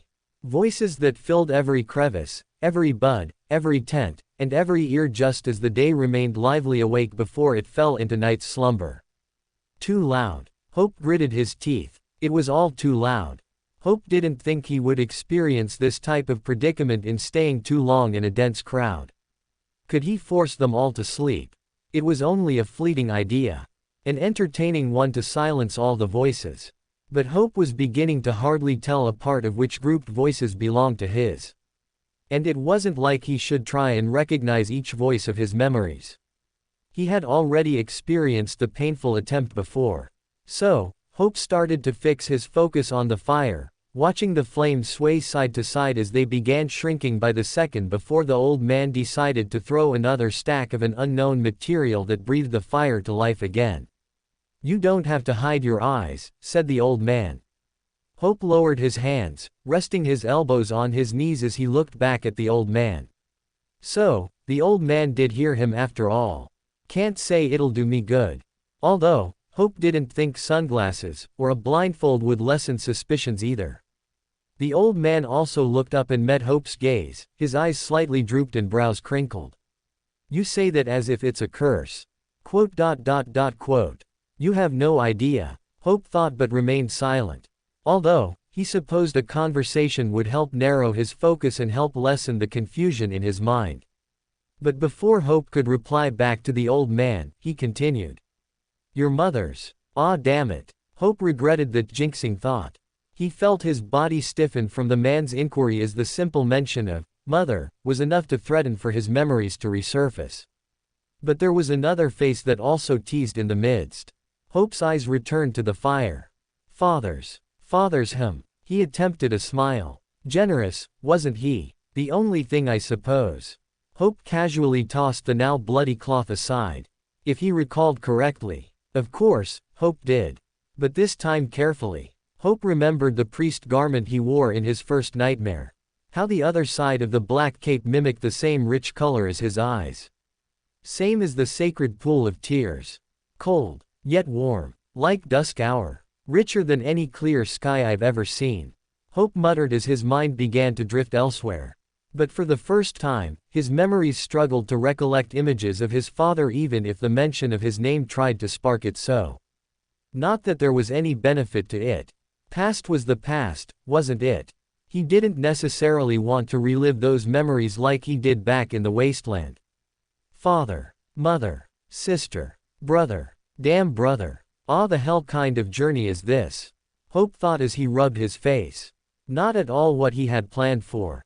Not at all what he had signed up for. It was supposed to be a simple shipment to Acheron then back. Just a shipment. Jeevan went silent for a long moment. He seemed genuinely shocked by Hope's words. The sky. Jeevan repeated under his breath. Then, surprisingly, he let out a chuckle as if Hope had made some sort of joke. I never would have thought of such comparison. Quote. Huh. Hope blinked at the old man's response. What would you compare it to then? Hope paused. I haven't seen what I looked like in a long while. He shrugged. The old man raised his eyebrows and pondered his words for a few moments before responding in a light-hearted tone. Well then I suggest you find a mirror and have a look at your own eyes. They're exactly the same as my wife's earrings when we wedded. He said with a chuckle. To hide his frown, Hope ripped another piece of meat from the stick and swallowed, the bad combination of his blood and the savory meat mixed together. Let's see. Jeevan poked at the fire. You could have said the ocean. The sea. Perhaps even a jewel. Sapphire or lapis lazuli or tanzanite would fit quite perfectly. He said in a light-hearted tone, clearly amused by Hope's lack of imagination. What? Hope knew the water's part. But what were the others? The hell is? Quote. A lapis. A sapphire. Jeevan went silent again, as if debating Hope was speaking in truth or not. But then a mix of understanding crossed his eyes as the wrinkles on his face pulled back into a smile. Another chuckle escaped from him as he gazed, almost nostalgically, at the fire, its flames shaping into heated dancing waves. They are precious minerals, often used in making jewelry and many other adornments. My wife, a while back had her own set of earrings of that kind. I bought them. What was it? Tiffany's. Jared's. Ah, it was a long time ago, but I bought them for our anniversary. Sapphires though, not diamonds. My wife would have thanked me if I did. My wallet would have not, haha. But, the old man emphasized as he held 3 fingers up. Lapis lazuli is prized for its deep, purplish blue color. Sometimes even cobalt color. Tanzanite is much similar as well. While sapphire has a darker blue tone. Oh, his expression seemed to have melted, a submission to an old comforting memory as he spoke with a longing in his voice. Those stones may have gleamed like starlight in the right setting under the sun or moon. But none compared to hers. Hope blinked at his words. There were a few words that Hope didn't understand, but his mind wrapped around an idea of their definition that matched the context. Interesting. Hope nonchalantly turned away and wiped off traces of grease from his lips. Must not be important because I don't see them sold anywhere. Now it was Jeevan's turn to blink in surprise. Then thrilled laughter beat out of him. Ha ha. Not exactly. Ha. You probably don't see them anywhere because they are incredibly rare and valuable. Not that either of us could afford them anyway. But maybe not worth fighting for nowadays. Value is different for everyone. And the most luxurious thing around here is security. The old man laughed a bit more before his joy started to seep away with the longing returning back to his eyes. His face began to sag, and his eyes clouded over as if remembering another long-distant past. Well, he probably had seen more than Hope did. And maybe he hadn't mentioned his wife's name in a while. He was of old age, an age that lived long enough before the nightmare spell to even reach further into the dark times. You seem to have a talent in telling stories. Hope commented as he laid back on a plastic blanket that wrinkled and hissed with each movement. His muscles relaxed as he stretched out. He may not be able to sleep, but relaxing was the best thing. Jeevan's mind seemed to be brought back to reality as he stared at Hope's calm manner. Oh, just an old folk trait, I'm afraid.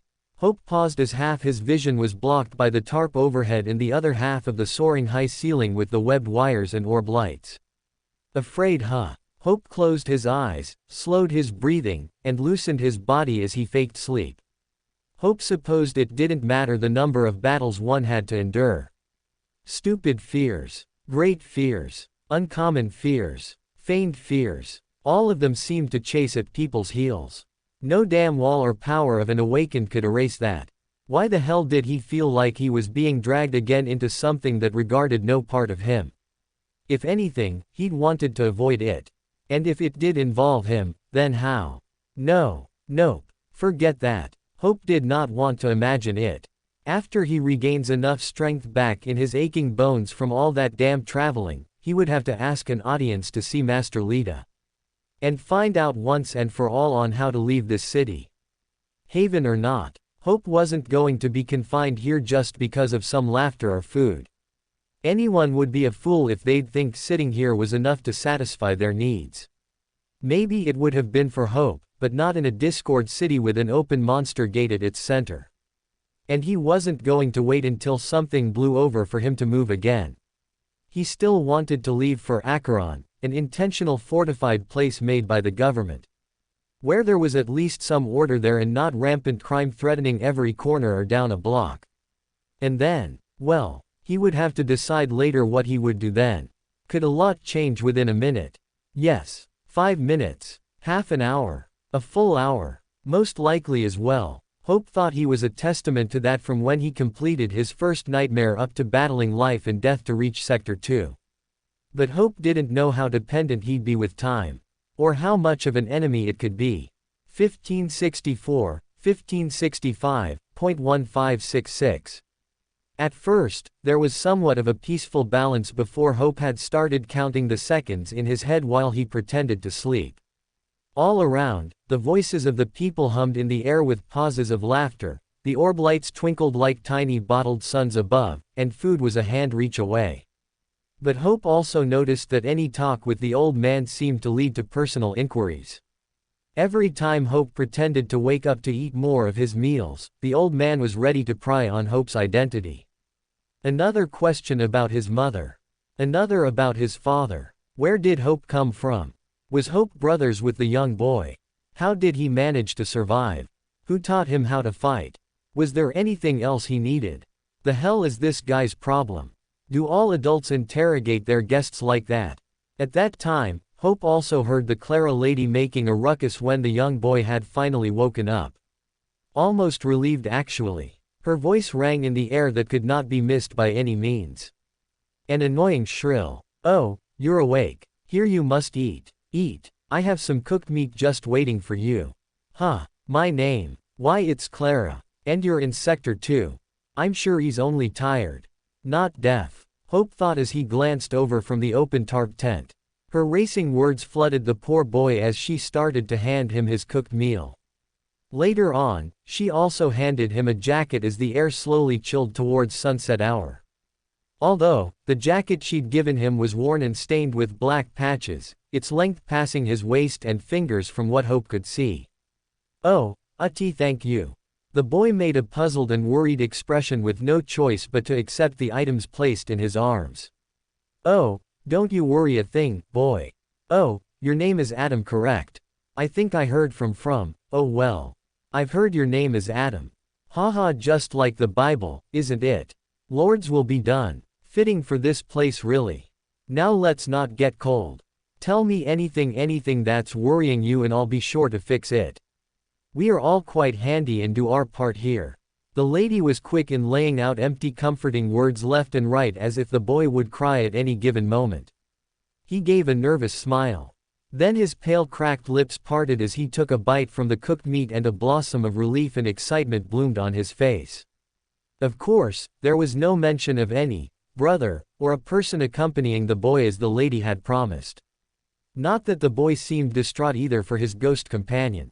But all in all, he's fine, Hope had thought. So, Hope had laid back again and pretended to sleep, prioritizing doing nothing but relaxing, feeling new strength breathe into his sore muscles as time passed. His hand stung less and less, and his stomach and thirst were finally satisfied. But then came the problem with his cursed attribute. Throughout the whole week's journey from the wastelands, Hope had been training his mind a decent amount to not be so sensitive to his thoughts and to all the sights he'd come across. Even as Hope relaxed, his body and senses being the most acute, Hope was able to keep the voices at bay. Instead of a rush of voices, the voice sea would have whispered like a hushing mist as if tamed. Sometimes it blew too harshly in the corridors of his mind but always returned to its natural volume. But Hope was a fool to even consider he tamed such a thing. If there was such a possibility, he didn't have it yet. As Hope continued to ignore interacting with the old man, as Hope relaxed and became more and more isolated with his thoughts, the number of waking voices that pressed around him started to slowly trigger more of his past. Like pulling a harmless thread, it unraveled but began letting loose thoughts fray out of his control. 1588, 1589. Images flitted behind Hope's eyelids like a glitched film. Glimpses here and there from tangent conversations, but it was the selective voices that whispered hotly in his ear. "Have you heard the hunting party had to avoid the southeast tunnel because of some monsters? I can't for the life of me go back out there myself." "Neither can I. Sigh, we must avoid the outside. Make sure to lock the doors and answer to no one, Hope. Didn't you smile when that little girl gave you that flower? I swear that children are so innocent with their ways. Here, Hope, I made this for you. Oh, I'm so grateful for the Awaken's help. We haven't had this much food in so long, you know. Let the Awakened finish the job, soldier. They always do." 1596, 1597. Pain was a perfect escape. Descriptions of his surroundings worked as well. But if he should retire any of those choices, since he was trying to recover from his soreness and trying to fake sleep, then counting was the last option to train his focus. "Yes, we've been taking in more newcomers as of late. Oh, not that many. But I pity them. Haven't you heard what happened to them? We must not talk of it. It won't do us any good, you know. Hope, why are you so quiet? Exclamation mark, exclamation mark, exclamation mark. Not again." But there his sister was again, his sister's smile fleshing out in the blackness like a ghost revealing itself. Even as he continued to count and forcefully imagine some random clock with hands ticking across dented lines, each failing second that passed her presence livened. Soon, his body was beginning to be pulled into the memory as well. The curse. The damn curse. The spell. That heart god. Hope, you can tell me anything you know da. No. Nope. Shut up. Hope gritted his teeth as he quickly sat himself up. Someone else began speaking. Haven't you also heard the awakened? Clamp. But Hope covered his ears. He pressed so hard that he heard ringing in his head. Oh, the curse was even more cruel with other people present. Well, it was always cruel. Hope has just not tested all of its limits yet. At that moment, the old man's arms reared back at Hope's sudden awakening from his pretend sleep. His face strangely flushed as he buried his hands behind his back. The old man still sat next to Hope to keep a close watch on him as the master had instructed. But it was starting to feel like a person on a post rather than a caretaking eye. Are you all right? Not really. I'm fine, Hope said as he rubbed his temples. You look awfully pale. Wait just a moment. I know someone who might have some medicine. Don't worry. Hope blinked. Wait. No. Really. I'm fine. Stop. Hope reached out to gesture for the man to stop. But in the man's rushed persistence, he got up and shuffled away, disappearing into the maze of crowded tents. Quote. Hope sighed and rubbed his face. Were people usually this stubborn when they catch the slightest wrong? Hope blinked. Wait. Hope frowned at that thought. He shook his head and took deep breaths. In and out. Now that Hope's eyes were finally open, this time without hindrance from any distractions, he locked his gaze on the small fire as it popped and cackled in his ears, him watching as the flames rolled and danced, the focus slowly decimating the intrusive voices. 1, 2, 3, 4, 5, 6, 7. The old man had left. How fortunate and unfortunate. Hope would have to leave soon because of it. 48, 49. How long did it take for Hope's flaw to be in effect? From what he observed from the sneaky eyes earlier, it averaged about a minute or so before they gave up the effort, feigning indifference, then repeated their newfound curiosity about him a moment later. Time to move then. Hope let out an annoyed sigh. He then reluctantly grabbed his rifle and backpack before walking out of the tarp tent, passing the Clara lady and the Atom boy, passing the gossiping groups, passing sleeping figures, and finally reaching one of the great hall's side walls. A few heads turned and trailed after him, skeptical even, but he paid them no heed. But the area against the wall had fewer people. Instead, the wall was clustered with flowers of several unique types Hope of course had never seen before. Some began drooping lower as if they sensed the coming night, others raising their heads of a false morning. Hope paused, then turned around and caught sight of the old man talking to someone before collecting an item from them. When he rushed back, his steps began to slow, and a puzzled expression grew on his face till he turned a corner and reached his tent. Quote. Hope watched in silence as a fog of confusion filled the old man as he stood at his tent alone, staring between the product in his hand and the spot where Hope sat. It wasn't a matter of reaction where his guest may have disappeared to. His head stilled, and eyes became fixated on the item he held as if to receive some revelation from it. He did not panic at all as if he hadn't lost a whole person, but was simply puzzled by his actions.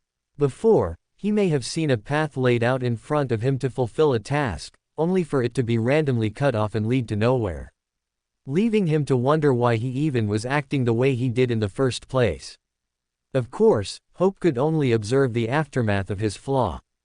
Although he was curious to explore the activity in their minds when he disappears or when he remains as they forget, dealing with an unnecessary problem of convincing and explaining would have been more trouble than it was worth. How unfortunate, Hope thought. At least Hope didn't have to deal with that old man anymore. The resting place was nice while it lasted. A free bed was a free bed. But maybe he should have taken the old man's blanket. Or food. He could always find another spare. Right. Tisk. Hope clicked his tongue in annoyance as he sat down near a small family group that also kept to themselves between the space of the pillars and the flowered wall. A child playing on one of their laps. The clustered flowers brushed slightly on Hope's neck and shoulders as he leaned back to watch the great hall's scene. They hugged from behind and hung above like hanging eyes as they too faced the crowd and observed in silence. Laughter, smiles, gossip, shushed tones. That all seemed innocent enough as he watched the nodding heads and stretched curved lips. Pluck. Hope tore off one of the hanging flower heads that tapped his shoulder. White 5 thin petals like bone, 4 long slim tongues at its center eyed back at him. It fits in the palm of his hand like a fragile ornament. The rest of its kind appeared like dotted stars in the mix of the other unique flowers, as if their youthful size didn't age like the natural laws of nature. It was touched by an awakened's power after all. An awakened magic. Sniff sniff. Hope paused as he carefully smelled the flower's fragrance. The scent of a powder, and a delicate sweet smell touched his senses. He pulled away and rolled the petals between his fingers. Normal. It was sweet. But not that sweet. No tingling sensation teased his nose or tongue. No slippery words sneaked into his mind. No ridiculous thoughts colluded. Magic in growth. But not magic in enslaving minds it seemed. At least, the ones in here that were. Flick. Hope flicked the flower's head away as if it were a crumb. So, no possibility of being forced to smile against their will. Hope blankly stared forward at the rooted sounds of gleeful tones. Was this place truly a haven?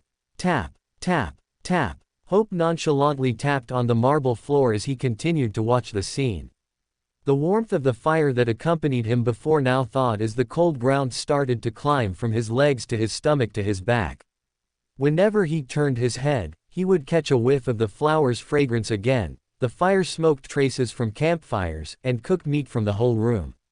Never mind worrying about the old man or Hope struggling to channel his focus. He was alone again, and he didn't have to entertain anyone. Hope's eyes began to bounce across the colored tarps, webbed lights, loomed walls, arched ceiling, and lively faces, the voices in his head reeling back to their original volume as he gazed around his surroundings, subject to subject, soaking in more of the area as he now was an observer. The tall arched windows blackened as night slowly grew, but the space inside filled an even warmer glow from the hanging lights like a warm dawn. The guards at every other pillar carried guns or hand-crafted swords, seemingly from nightmare creature material. Their grip fidgeted over their weapons as they overwatched the great hall with noticeable heads from the dense crowds starting to drop into slumber. And everywhere else was laughter, smiles, tap, tap, tap. Hope's frown deepened. A few conclusions started to form in his mind. But some questions still remained. Maybe he was paranoid, or just felt off from experiencing another annoying cursed memory episode. That was getting repetitive. But then again, it was stuck with him for life. Hell, he couldn't imagine the other ways it could torment him with. And hopefully not anytime soon. Tap, tap. If such happiness thrived here, Hope wondered what would happen if such adversity was thrown in their midst. How would they act? Would they act like those priests in those catacombs? Like scurrying rats when a predator shows themselves? Maybe. Hope nonchalantly thought. That memory faintly played across his eyes as he rested his chin on his hand watching apologies and concerns exchanged followed by more smiles. Smiles. Smile. Smile. Smile. Laughter here. And there. Apologies too. Tap, tap. At that moment, Hope felt a tap on his shoulder. Not from one of the hanging flowers. But still a light delicate touch. Hope's side glanced and saw a little girl. A flash of his sister swept across his eyes and instantly he bit down on his tongue again to dissolve the memory. Hello, she muttered, barely a whisper. Hope blinked as a girl about 6 years old stared at him with a flower in her hands. The same type of flower he flicked away. The blue dress she wore was stained and slightly ripped. No surprise. But the material seemed new. At least, newer than everyone else's. The girl shivered as his eyes directly met hers again as if she heard a dark secret. But some determination flickered across her face as she stretched her arm out. Here, she handed Hope the flower. Quote. He stared at the flower that she placed in his palm. The same flower that he'd just tossed. The same ones just behind him. I'm sitting right next to a whole flower wall, so why? Oh, I am sorry, is she bothering you? Lila, come here. Another old lady, one from the small family Hope sat nearby, waved for the little girl to come back. The girl didn't flinch from the tone as if she had expected it. She stared at Hope a little longer before she quickly turned and ran back. She likes to do that. I apologize. The old lady weakly smiled at Hope, as if expecting a reply or a reaction from him. But Hope simply shrugged. I'm not going to question it. He looked away, debating to flick the flower off to the side as well. But to Hope's disappointment, the old lady addressed him again. You're new here, aren't you? Yes. Ah, so is she. And her mother. A tired one really. She refused to go to sleep for how many nights was it, my dear? From where the old woman sat, a sleeping woman rested on her shoulder and another old man sat on the other side. His arms were crossed, a hinted bothered look in his poise. But once the little girl returned to them, she had climbed onto the sleeping woman's lap, successfully not waking her up. The presumable husband shrugged. Came before that boy. Oh, it was something she saw that first night. She'd been saying she was separated from her sister and newborn niece. The old lady shook her head. Poor girl. All the more reason to look after her. But how about you, dear? She addressed back to Hope. How's your stay so far? Did you arrive today? Was everything all right? Hope stared at her for a few long moments. Watching the muscles around her eyes and her limbs twitched nervously before he looked away. Everything's fine. Her head perked up. Really? Are you tired? She turned her head as she tried to follow Hope's gaze in the great hall. The lights are pretty to watch too. O Lord be willing. We are the light of the world, he says. She then strangely did a cross movement with her hand from shoulder to shoulder then face.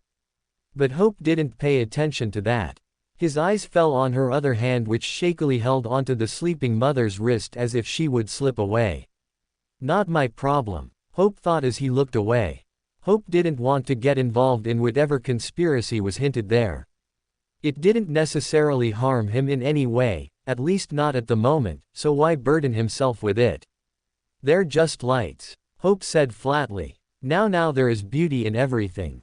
This is getting dragged out. Hope fought back an annoyed sigh as he kept silent. The husband gruffed. Humph. The boy is right. Nothing fancy 'bout them but to scare the devil away. Is that, figure of speech? Oh, do be happier, my dear. You have to set an example. Now, why don't you check on the other couple? And leave you alone. I don't think. Go, she said firmly. The husband sighed, mumbling fine, before he got up and walked down the flowered wall to another couple. There, another woman was in deep sleep in her lover's arms. The lover too held her wrist in a shaky grasp, as if afraid she would slip away. While that happened, the little girl picked another white flower from the wall and adorned it in her mother's hair, brushing aside the strands from her face revealing more of her features. The pale petals were stark against her mother's bagged eyes which looked like gray bruises against her complexion. Still she remained asleep in her deep slumber, her shoulders rising and falling gently as if the world around her didn't exist but her and her dreams alone.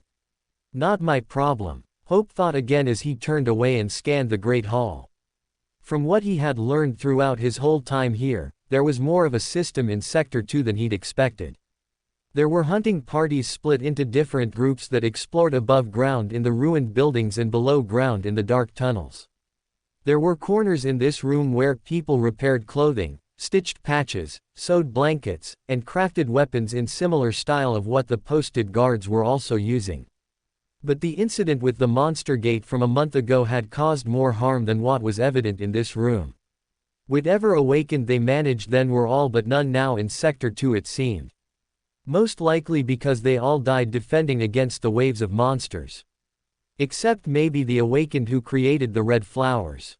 Tisk. As if being an awakened equates to victory. From what Hope observed, the several guards that were posted inside the building only held guns and handcrafted weapons. Nothing that expressed a memory of sorts. Hope supposed it was unfortunate for an awakened from the slums to fight without proper training in their life. No one to guide them in and out of the dream realm to hold a proper sword or bow as they face monsters. Being an awakened in this abandoned city must have kindled their pride. It would happen to anyone really. But an awakened from the slums. To be a symbol to their own people. To hold that kind of power. That would drive them to make rash decisions in battle. Did it make a difference if they were properly trained? Quite so. Hope had seen awakened die simply from Category 2 gates. Raw strength could only take one so far. Especially with facing monsters on their own, it was blind faith and courage that would have preserved them for that long. But without the proper mindset, clarity, or strategy, to be able to calculate their battlefield, they set up their own failure in the future. However, who knew how many awakened they had originally in Sector 2? Maybe 2, 5, 10, 1. It wasn't like many of these people passed their first nightmares to see the light of day anyways. That sort of survival had to be innate for them. Hope blinked. Wait. He paused at that thought. He then looked around at the expressive faces in the crowd. Laughter. Smiles. Smile, smile, smile. Apologies here and there. But anxieties too in hidden forms. At that moment, Hope couldn't stop his mind from racing to answers and possibilities. Well, he'd already assumed a bit before, but he'd been trying to suppress them. Ah, damn it. Because of that, all the sounds that buzzed in the air were losing their gleeful tune. Like the coming of the night, it unveiled itself. Smiles here and there in the crowds twitched and stretched as if forgetting their shape for a moment. Lips curved to tell an empty joke or gaped to let out hollow laughter. Their voices rang in the air yet sounded dragged like an echo in a dark cave. At certain points the emotions seemed genuine enough, but an unknown tension flickered across their faces. Magic was one thing, poison was another, but it seemed neither of those were in effect. Hope didn't feel particularly influenced himself. But Hope remembered thinking that if life thrived in this city, he doubted it would be with rejuvenating smiles and cheerful desires. At first glance, that didn't seem to be the case here. One would think everyone was happy and undisturbed by the chaos in this city. Unless there was a hidden motivation behind it. Behind those smiles and laughter, no matter how genuine they may be, there were invisible strings that pulled on their faces. Right. The spell. There was more than one way the spell could scare people without the use of gates or lurking monsters, without tooth or claw to wring and intimidation. No. It was a darkness that lurked in the corners of their thoughts no matter how they tried to forget. A darkness that didn't need to bend shadow to place fear or to pierce light to smother hopes. Maybe it wasn't poison that soured their bodies or foamed their mouths, that either paralyzed their limbs or ran their blood cold. But it was still something they could be possessed and succumb to whenever they are touched by it. So, what was another infection people feared the most nowadays? Hill Glory Bower, Lila. The lady gave a wrinkly smile at the little girl while pointing her finger at the flower she'd put in her mother's hair. And those other ones are peonies. That ones. Hope gazed down at the flower the little girl had given him earlier, the star-white petal resting on his hand. It's lightweight like that of air. Glory Bower, huh? For the glory of humanity, his memory voices whispered from the tangent thought. Then suddenly, as if telling a secret, the old lady bent and whispered to the little girl. Why don't you give it to that lonely man over there? I'm sure he'll be happy since you both came together. The little girl's eyes followed to where her finger pointed. But what if Mama? I'll always be here. And take your time. Climbing off of her sleeping mother's lap, she then shuffled her way past the pillars and into the lively stuffed crowd towards a man who looked grim with distant eyes that were detached from reality. But he had company. There was someone else beside him who had a very animated expression, almost forced even. But it was as if despair had ensnared the grim man, its grasp threateningly around his throat as he kept solemnly quiet to himself. She always keeps coming back, the old lady whispered again as her eyes followed the girl's movements. Perhaps if Hope wasn't in his dreamer's body, he wouldn't have heard her mumbling. But he did. Almost unfortunately so, because he didn't want to hear her monologues. Children bring such life into the world, yes. The old lady said aloud now to Hope. Hope internally sighed as he didn't respond. Not my problem. I do pray that the rest of her friends are all right. All in the Lord's plan. Blessed be his name. Not my problem. You should pray too, dear. She smiled. At the corner of Hope's eye, he could see her gaze flit to his face, then hands. almost as if disappointed with his reaction to the little girl's gift. It would be very helpful. Your faith is enough compared to mine, Hope said flatly. The old lady chuckled. Oh, it only takes a little, you know. A little goes a long way. All right, rest time is over, Hope thought as he stood up. Oh, where are you going? To grab something really quick. Before she could say anything else, he walked away and stopped near one of the pillars to hide in her blind spot, counting the seconds until she forgot him. Hope's body felt better, hunger satisfied, and arm and back weren't so sore anymore from the fight with the damn behemoth. It seemed an appropriate time to call for an audience with Master Lita then. At that moment, the old lady breathed out a weary sigh, and she began muttering to herself as if reciting a prayer. Hope didn't know why, but he lingered a bit before he left his spot. Lord be willing, she said softly, speaking to herself again. Those people who crossed the road escaped the devil, but I'm glad. I must be glad, Lady Lita was right in saving those people. Everyone deserves a second chance. Her tone seemed to betray her own words. As if she didn't believe in her prayer. As if she were bottling her true feelings of the matter. Not my problem. Hope paused. Huh, what road? Hope found himself saying as he walked out behind the pillar. The old lady's eyes widened, then quickly shook her head, her face wincing as if regretting her loss of composure. Oh, don't worry about that. Did you just arrive today? Do you need anything from us? Anything that could make you more comfortable? Is it the main road? The old lady waved her hand in the air in dismissal. We shouldn't speak of it, you know. Bad omen. There should be no talk of it here. Only of miracles and… The old lady froze as Hope gazed at her. Maybe it was a bit of curiosity. Maybe it was the word, road, that triggered it. The mention of Lady Lita saving people didn't sound out of the blue. But no one in their right mind would cross the main road besides the convoys. Attacks happened before on the main road, but Hope heard it was from settlements near the city's center unless they were mad enough to attack even closer. Hell, who knew how the settlements acted now after the monster gate appeared? It was a city of lawlessness. But at that moment, selective voices in his head from earlier whispered clearly in his ear like messengers of the wind.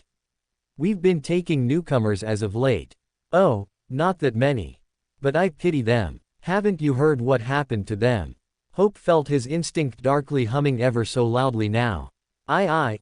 The old lady mumbled as she shakily held her gaze with Hope. We must not talk of it. It won't do us any good, you know. The hunting party had to avoid the southeast tunnel because of some monsters. The light in the great hall seemed to have lost its warmth as the old lady saw something pass in Hope's eyes. He could hear her gulping to moisten the dryness in her throat as if she were in the attention of a predator's sight. Hope quickly turned to scan the great hall scene. Besides the activity that thrived in the night, he realized that the slumbering people all had a companion of their own. Hope didn't think much of it before, but the companions too touched their wrists as if pressing a delicate button. Didn't the old man Jeevan try to do something similar? Hope kept waking up from his pretend slumber to eat, but that one moment when he saw the old man's hands rear back, face flushed in embarrassment, was he too trying to do the same? Maybe it wasn't Hope that was paranoid. But the people were. Right, there was a presumed reason on how the spell chooses its victims, from a level of despair that infested people's hearts that would overflow and ensnare their bodies. I have some questions for you, Hope said nonchalantly as he continued to scan the crowd. And it would be sufficient for you to answer them. The old lady licked her lips nervously. I don't understand. Hope walked towards her, his steps slow as he watched how she held the sleeping mother's wrist. How that lover further down also held the woman's wrist. Hope crouched in front of the old lady. How long has she been asleep for? The old lady avoided his gaze. I misspoke, she's just tired, we don't want to startle anyone. Should we move the boy to the wall? His memory whispered. How long? Maybe she'd thought he was a fool. Someone who would sympathize with someone else. Someone who would be swayed by charitable actions. But her observation was flawed. He didn't feel sympathy for any of them. Her old hand fidgeted on the mother's wrist. We don't speak of it, we can't, it'll scare their smiles away. Hope blinked. No wonder this side of the great hall between the flowers and pillars was less condensed. Hope nonchalantly tilted his head. Her avoidance was enough of an answer. A day or two then. He paused. You seem bold to take up this task yourself. Of course I can, she rasped under her breath, narrowing her eyes. I may be old, but we all have to do our part, don't we? Do your part, huh? These people. Hope gestured to the sleeping mother. Did they perhaps mention seeing a convoy? The old lady blinked. A convoy? What did they see out there? We can't speak of. Answer my question. Her lips pressed down tightly. We only heard a little. You mean you couldn't break enough questions out of her? Just how the old man tried to get him to talk. Hope looked down at the sleeping mother's wrist. Hope remembered that when one experiences their first nightmare, their pulse changes slightly. It was the beat of a heart dying, they would say. Slow and soft, as if on the verge of collapse. It would beat that way till it was completely off of the line between life and death, until they returned to the waking world. Of course, there would be a long flat pause in between if, and before, they mutated into something more blasphemous. Hope frowned. What if what they saw or experienced was what my teammates also had to deal with? Hope paused. What if I have to deal with it myself? All I know is that a new wave of monsters came earlier this week. Maybe something else happened, I'm not sure. They just said they separated from each other. It was fortunate for Lady Lita to be there to save them. You don't seem convinced. Her brows furrowed together. Whether it was because of his attribute, the lady seeing him as an obstacle gave him a glimpse into her true colors. We've done our best to preserve happiness in this settlement. Not a show of brute strength. But our compassion is what saved us. And it took a long time to achieve that. To seal that. But these people, she glanced at the sleeping mother. They don't follow the light path. They bring too much despair of their own. Awe and inconvenience for them. Hope hummed in thought. That husband of hers seemed like it was too much of an obligation to check on the other couple as well. Maybe that Marcus guy was right. They probably reached a point where they accepted too many people and had to result in different methods. And one of their methods was to conjure a fantasy. No wonder they seemed too charitable. Or how even the old lady was likely using the little girl to hit a soft spot in people with her ridiculous flower giveaway.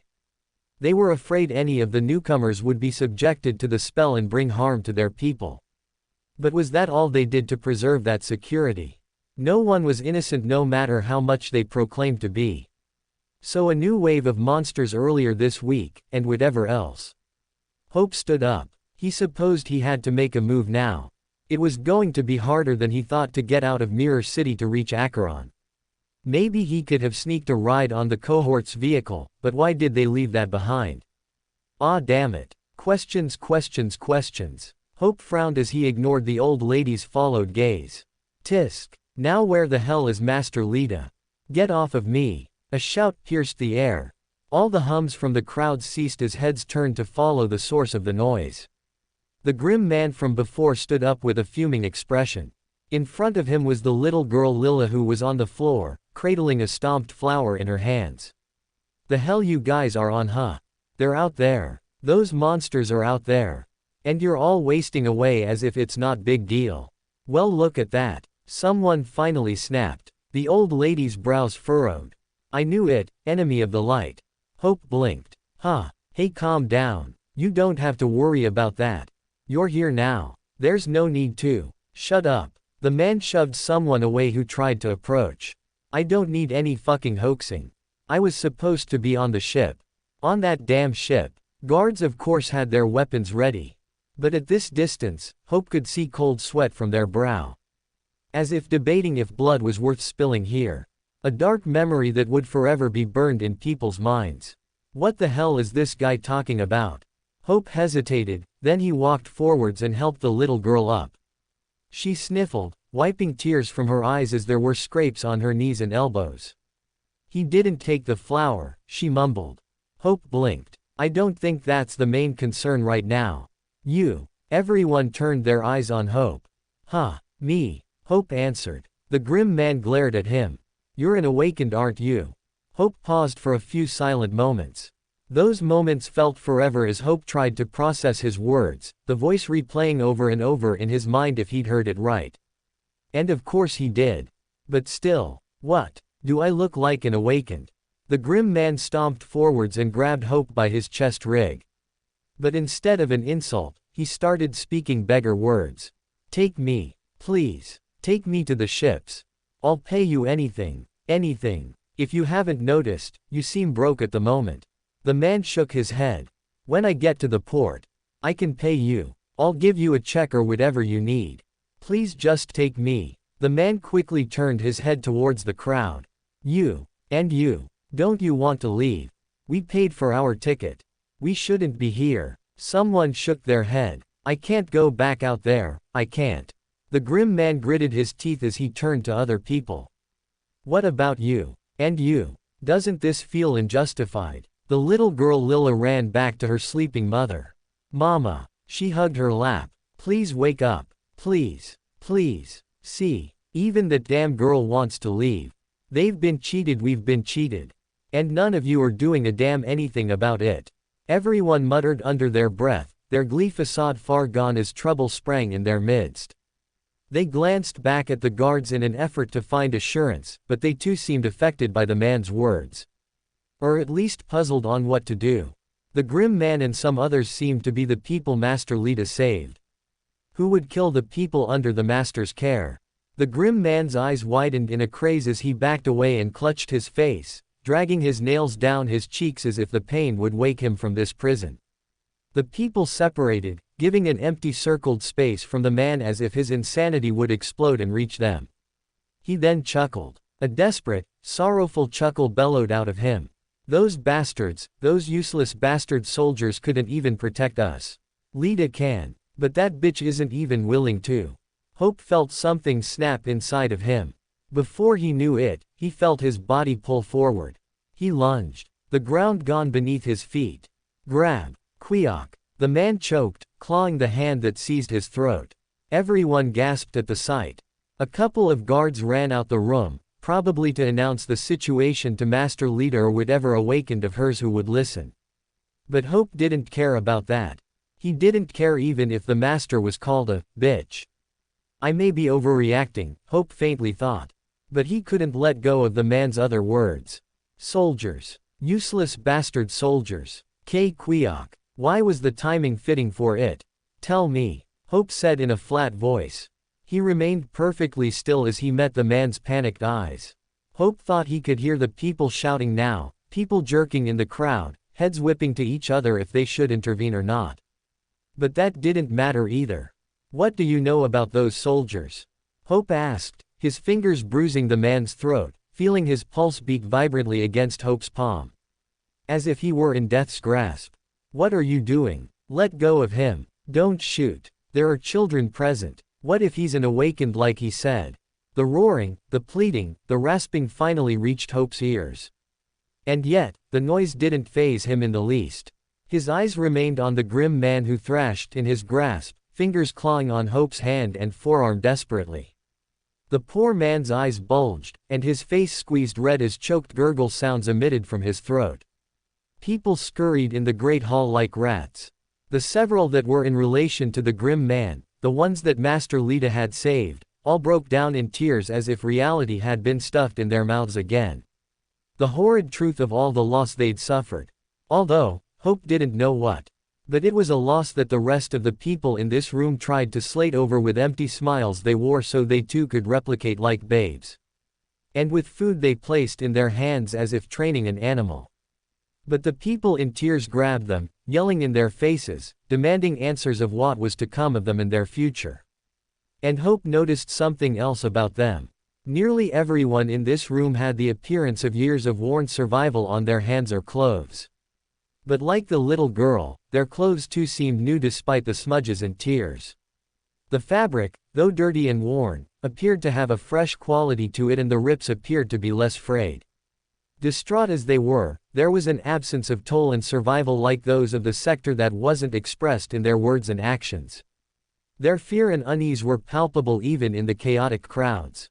Wherever they came from, however they even appeared in this city, Hope did not know either. Hope blinked as he noticed a familiar face in the background. A young boy face with panicked eyes watched the scene in confusion as he hugged himself through the shoved limbs.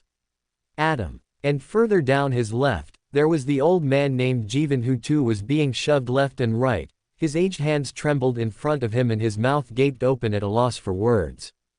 Gee gook. Kk. Hope let out an inaudible sigh as he gazed back at the man still struggling in his grasp. Obviously, this sort of act wasn't exactly going to benefit Hope. He acted too rashly without having proper evidence if what the man said even referred to his own teammates. And yet, something inside of him said it did. Not that the man could testify of it in his position. But Hope thought this sort of predicament had an upside to it. He needed answers. And that person was going to give it to him just about now. Enough. At that moment, another voice rang in the air, followed by an aura that crawled on people's skin. It was distant from where Hope stood, and yet a demanding presence that sent new shivers across the room. Everyone's eyes went to the south entrance of the great hall as a door opened into the night. There in its black mouth, Hope could see a startling red of hair through the sea of people. Murmurs immediately spread, but the hall was hushed, nonetheless.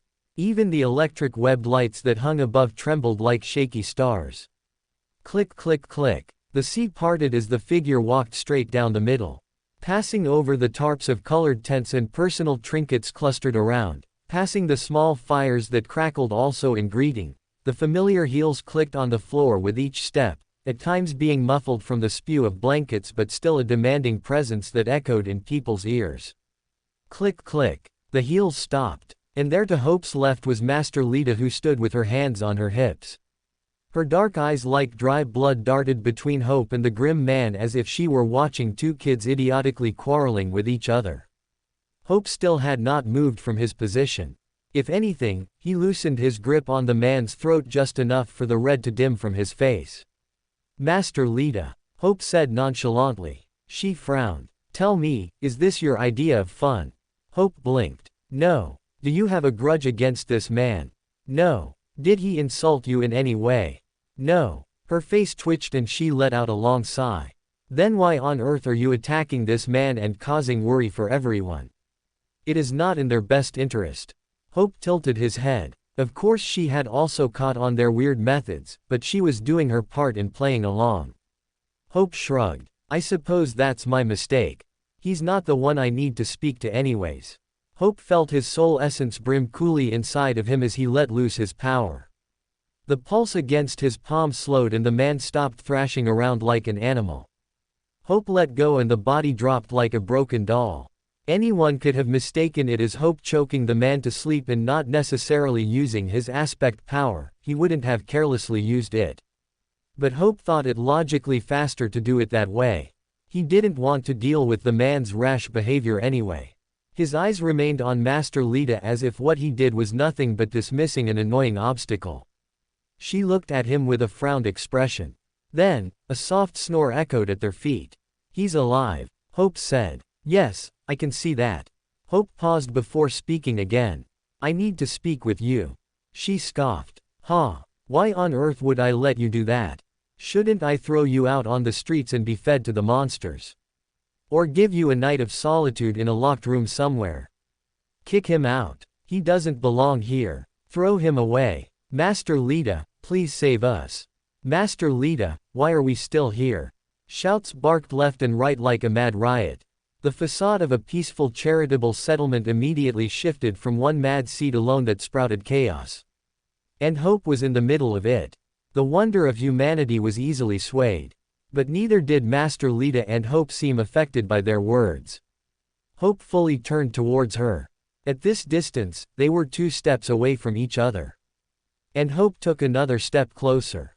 I need answers. She arched a brow. Ordering a master around. Very bold of you. But I think you're dreaming too much of whatever role you're playing. Operation 114, Hope said. Quote. At that moment, Master Lita's eyes slightly trembled. A crack almost appeared in her calm poise, but she successfully brushed it aside as if it never happened. However, her gaze sharpened, realizing now that who she was dealing with wasn't any ordinary settler. Huh. So, she does know about it. The side job Hope and his teammates had taken on was called Operation 114 to assist in escorting the convoy to Acheron. Of course, that name was only shared with them, the recipient, and a few higher officials. Master Lita may not have been on the list to be informed, but Hope's teammates would have likely explained the situation to her.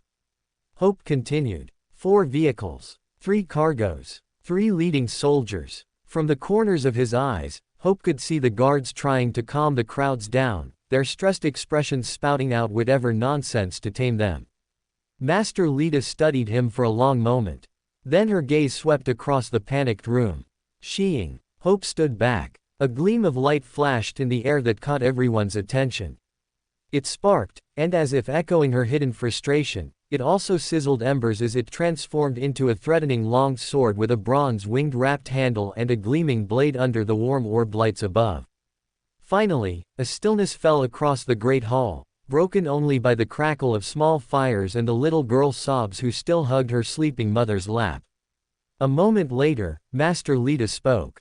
I will talk to Lady Maeve about the matter I know has loomed you all for so long. And I shall deal with this boy personally. But please, wait patiently. She narrowed her eyes. We must not lose our composure, especially with nightmare creatures rampant out in the city. Continue to do your disciplined duties and do not forget the light that you have prayed in your hearts. She turned to one of the guards. Hunting parties 1 and 2 are about to arrive. Make sure to tell my cohort to meet me at the glass dome. Yes, milady. And someone set this man straight. She gestured to the grim man who still laid on the floor snoring away. Walk with me, she said to Hope. Without wasting another second, Master Lita brushed past Hope and walked further down the hall, the people parting once more to make way for her path. Hope paused before following after. Many faces turned and expressed disappointment and fear towards Hope as if he were a traitor. But none dared to voice any insults. Finally, they reached the north entrance of the great hall, stopping at a double wooden ornate door with 2 men wielding guns on each side. Open the door. One of the men blinked in surprise. Lady Lita, are you sure you want him to? Are you questioning my orders? No, milady. Then do as I say. Yes, yes. Hope paused and looked at Master Lita. This is a turn of events. Where are we going? Hope asked as he side glanced at her. She returned the gaze as well.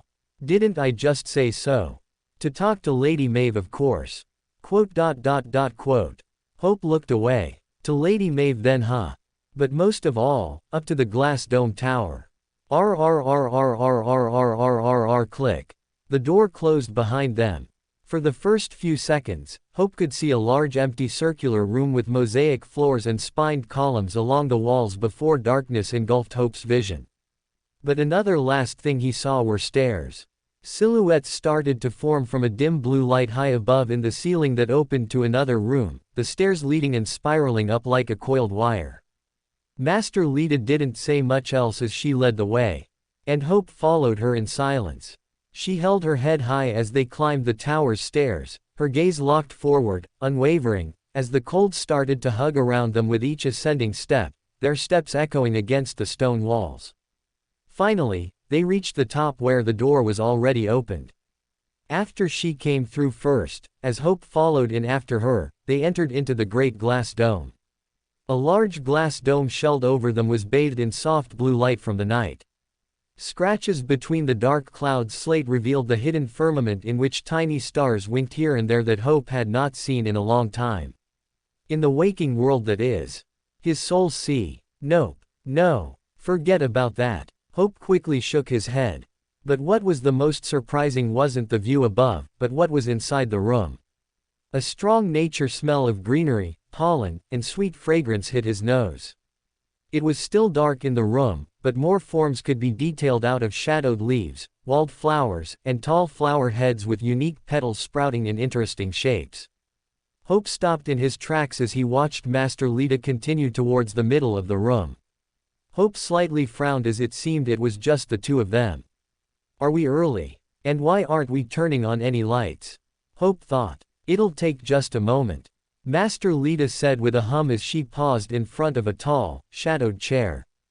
Seconds passed. Then minutes. And before Hope could call out again, motes of light suddenly appeared in front of her. Small at first, then it clustered like a dust cloud. It grew in size till it slowly outlined a figure sitting before them. As the figure was being created, it was as if nature had also awakened in the room. A strange false warm light lit all around them from the flowers as they bloomed and raised their heads as if answering a silent call. The pollen too started to gleam like sun dust and floated like lost particles all around them. With that procession, more of the room unveiled its full candor. A whole garden was made inside the glass dome, revealing tall plants bearing leaves of vibrant green. Flower stalks entwined around thin spires and curled to display buds that flushed an orange glow from its center. It happened all in mere seconds of this strange sight as more of the figure became flesh and grounded into this world, flowers turning to face the person as if they were the sun itself. And there appeared another woman with a luxurious brown tunic dress that lengthened to her feet with a white short cloak hugging her shoulders, her hands gently resting on the wooden armchair. Her brown hair was cut short just above her chin and her bangs stopped just above her eyebrows, her locks framing her deep yellow eyes. Hope paused. This was his first time seeing a master appearing back from the dream realm. He had heard they had to tether to one spot, and usually, it was made either in secret or in their quarters from any lurking danger. In other words, it was a weakness that wasn't easily shared. So that's Lady Maeve. Lady Maeve's, or Master Maeve's, eyes fluttered open before she looked up to meet Lita's expectant gaze. She probably was the same age as Lita, if not maybe a couple of years younger. Maeve smiled as if she were greeting a close friend. Lita, I know I said I'd come back, but I didn't think you'd wait in earnest. She paused before she tilted her head to see another figure standing far behind her. And you brought a guest. I guess it must be serious then. Hope blinked at the interaction but remained silent. Master Lita stepped aside and smirked as she followed her gaze. We have a situation of sorts. Master Lita then paced down till she reached Hope's side and clamped his shoulder. Apparently this boy knows something about Operation 114. But of course, first introductions. Service number. Hope eyed her grip on his shoulder, then back at Maeve, who remained seated, almost as if the slightest movement was of nuisance to her. Hope swallowed back an annoyed sigh, not necessarily thrilled being at the mercy of two masters, before speaking. 41851113H. Usually, service numbers nowadays followed a 7-digit format which was followed by 2 letters of the first and last initials of the person. Of course, the ones who came from the slums did not usually have last names. Last names were seen belonging to the said, true citizens, of the fortified cities, the ones who deserved their place inside those safe walls. I am a soldier of the Army Reserve Force and one of the escorts of the convoy to Acheron. Really now? They didn't mention you of the sorts. I got separated early on along the way. Hope paused as he sensed a slight tension in the air. This is getting strange. Hope couldn't help but feel that something was off, not that they had dramatic expressions, but their silence was loud. It wasn't like Hope's side job was illegal of the sort. But Hope couldn't dismiss their sharp gaze, which looked at him like some lost piece to a puzzle. Hope continued as he eyed Lita this time. I assume that you would know what became of the group. Careful now, soldier. All in due time. You must answer us first. They're my teammates. Their status involves me as much as it involves you, Master. Master Lita frowned. Then she sighed before she walked away. All right then. But what I want to know is why a convoy felt the need to go through Mirror City to transport cargo. She said as she enunciated the last word. Hope blinked. What? Master Lita walked over to a bush, but the instant she reached its edge the leaves immediately receded and revealed a wide wooden table underneath with a rough drawn map on its surface. That power. Hope looked at Maeve, who remained motionless in her chair, the only slightest movement being her eyes and head as she returned Hope's gaze. I'm not going to question it. Well, Lita asked again. Hope frowned. We've been taking that route for the past 8 months. Twice in each month. If you're concerned of a smuggling stimulants or whatever uncertified artillery, I can assure you that we Of course, that's not what you've transported. She tapped on the map. But convoys tend to follow a limited selection of routes. Especially with the heavy loads you so claim to have carried. The hell? Hope narrowed his eyes. You can't accuse me of following orders. No. But I do question your motives. She leaned back and crossed her arms. What do you plan to do once you find the rest of your group? Do you intend to get compensated? To be greatly rewarded? I'm sure your goal to Acheron doesn't stop there. Tisk. What the hell does she think I am? But Hope couldn't think of a way to respond either. His goal was ultimately to get to Acheron, but he didn't have a plan after that. Was it too small of a goal in the grand scheme of things? Hope had been avoiding the problem for some time now, but he should question what the hell he was going to do for the rest of his life. Was he not dreaming big enough, as they would say? Was he even going to survive properly on his own? There were a few fleeting thoughts that crossed his mind concerning his flaw. With the world forgetting him, he could easily partake in assassination, espionage, or theft. But those fields didn't exactly pique anything of interest, and not that he had many either. Hope looked down at the map and could see a rough drawing of the city in the wasteland, squiggly and humped lines representing ridges, and a few circles spreading throughout the region which represented craters. The terrain was rough, but the route Hope had taken was even more unbearable. Hope could see partially why she would question such direction, but it wasn't in his knowledge of why Command did what they did and said what they said. My teammates and I were ordered to report to Command and return to base. Hope said as he met her gaze again. Nothing more. Nothing less. If anything, why is your cohort here in the first place? Master Lita's lips were sealed after that question, and this time avoided his gaze as if she'd been put in a corner. A strange pace of her usual confident self. Was it a big secret then? PFT. A chuckle disturbed the silence. Oh, Red Queen, Maeve said almost tauntingly. Cat got your tongue. It's your responsibility to inform your subjects of the truth. Well, at least some of it anyway. If you change your mind, you can simply swing your sword as you wish. No. Then I shall break the news to him. No, Master Lita sighed. I will. But here Lita paused again. She looked down at the map and a shade of reluctance crossed her face. I can't tell you why we're here, soldier. But, let me ask you one more time. As your teammates have also proclaimed when I've asked them. Are you not involved in any further network of Operation 114? What the fucking hell? Yes, Hope said flatly. It couldn't be that bad, could it? But Hope did remember that night something off had happened. Just before he'd entered his slumber, after he ordered his teammates to check on the cargo, they started shouting something as if in surprise at what they'd found. Hope had only wondered at that time if it was because of the damage the monsters had inflicted. But was it something more insidious? Don't tell me it's some sort of damn nuclear bomb. But what Master Lita would say was beyond what Hope imagined. She straightened herself and stared Hope into his eyes before breaking the truth. Soldier, you've been involved in smuggling civilians from West Base to Acheron, she said.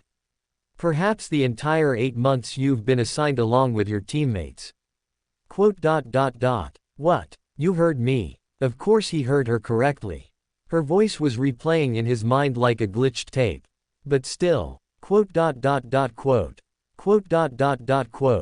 Hold on. Hope's hands twitched as he stared blankly at her. This just got dark. And Hope didn't necessarily mean the room, although the shadows do seem to have grown thicker as the conversation took a different turn. The past 8 months, Hope was a part of, what? Hope blinked before speaking. I can assure you, that my teammates and I have not been involved in some trafficking. Master Lita raised her hand. No, that's not what I meant. Then fucking explain. Hope silently thought. Sigh. When my cohort reached your group, what they found in the cargo were people. People who proclaimed to have VIP tickets to board the arcs in Acheron in which were predestined to sail to Quadrant 3. Quadrant 3. I was supposed to be on the ship. On that damn ship. Take me. Please. Take me to the ships. I'll pay you anything. Anything. When I get to the port. I can pay you. The voices spiraled in his head from the man earlier in the great hall. Even the image sneaked into his mind. Desperate eyes, distraught face.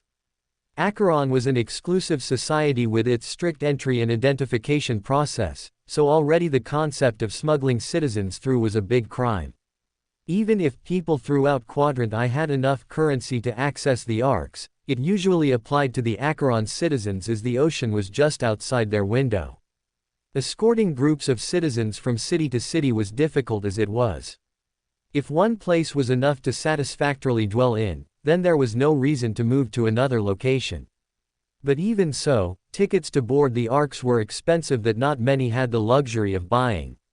That was because shipments were usually exclusive in transporting cargo of ammunition, artillery vehicle operators, armored suits, food supplies, clothes, etc. But to smuggle civilians to another continent? What the hell was the government thinking? Although he said he bought his own ticket, the question is how or why. Was there a hurry to move these people that the government knew but Hope didn't? Or did they simply feel entitled to start fresh somewhere else? No. Hope thought he shouldn't get ahead of himself. Maybe the government just started branching to the rest of the cities for that offer. Hope began to speak again, although cautiously. There's already a public queue for boarding, although small as it is. And yet your convoy took a route through Mirror City that avoided the main checkpoint. Master Lita said as she slid a finger on the map from the city down further south to an open land. Great lengths to take if it was a public queue. Quote. Alright, so I guess I was involved in some black market deal or whatever. Hope blinked as he looked down at the map. That would make sense as to why they crossed the rocky terrain. Although, even so, the convoy still had taken a slightly different route than from what Hope had originally taken on. But that was another question for another day.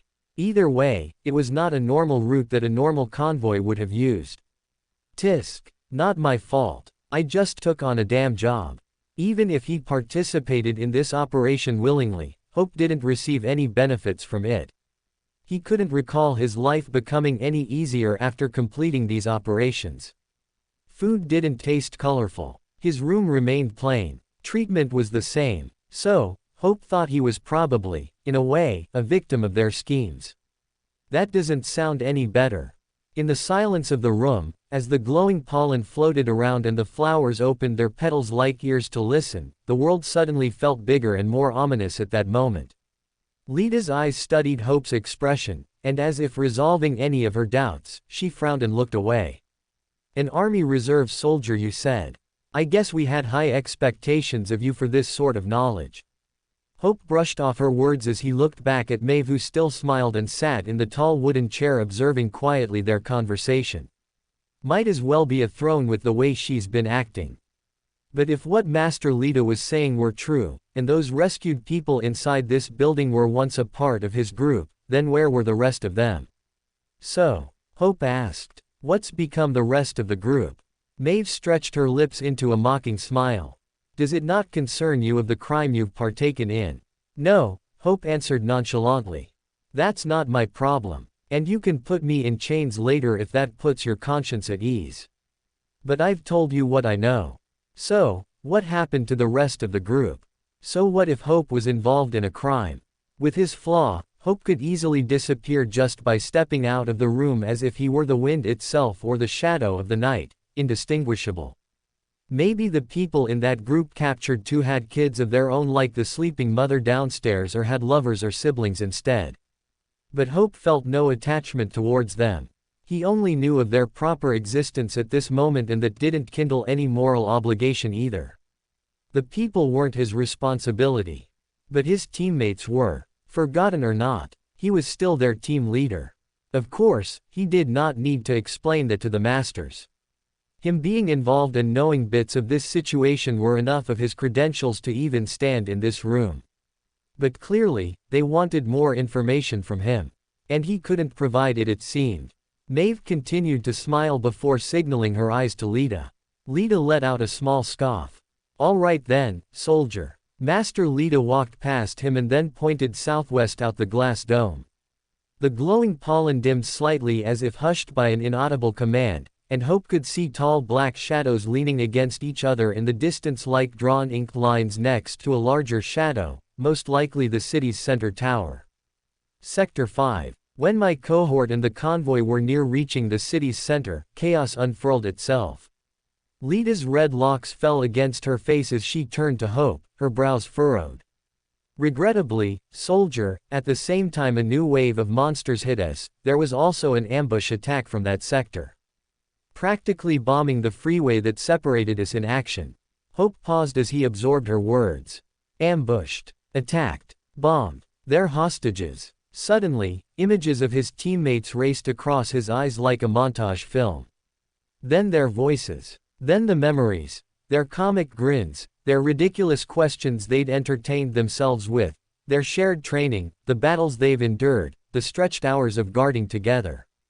He could see their faces almost clearly now. The memory of them might feel real as he recalled and relived it, but their absence could also be felt. Silently, he had high expectations for their safety. Even if it meant for him to be fallen behind, if it were them then there should have been no problem. So, the constant thought of them did not impede his mind as it probably should. Should he have rushed here faster? Hope felt his reality dissolving from his memory's control until he started to feel his hands clenching into tight fists, his nails digging into his palms as he met Lita's gaze. There was a new spike of coldness hitting his core that he didn't know how to describe. Master Lita, Hope said in a flat voice, yet Lita's eyes narrowed as he spoke. Are you saying you've failed to protect the group? A shadow crossed her eyes. Careful, soldier. They're lucky I was even there in the first place. I did not fail my duty.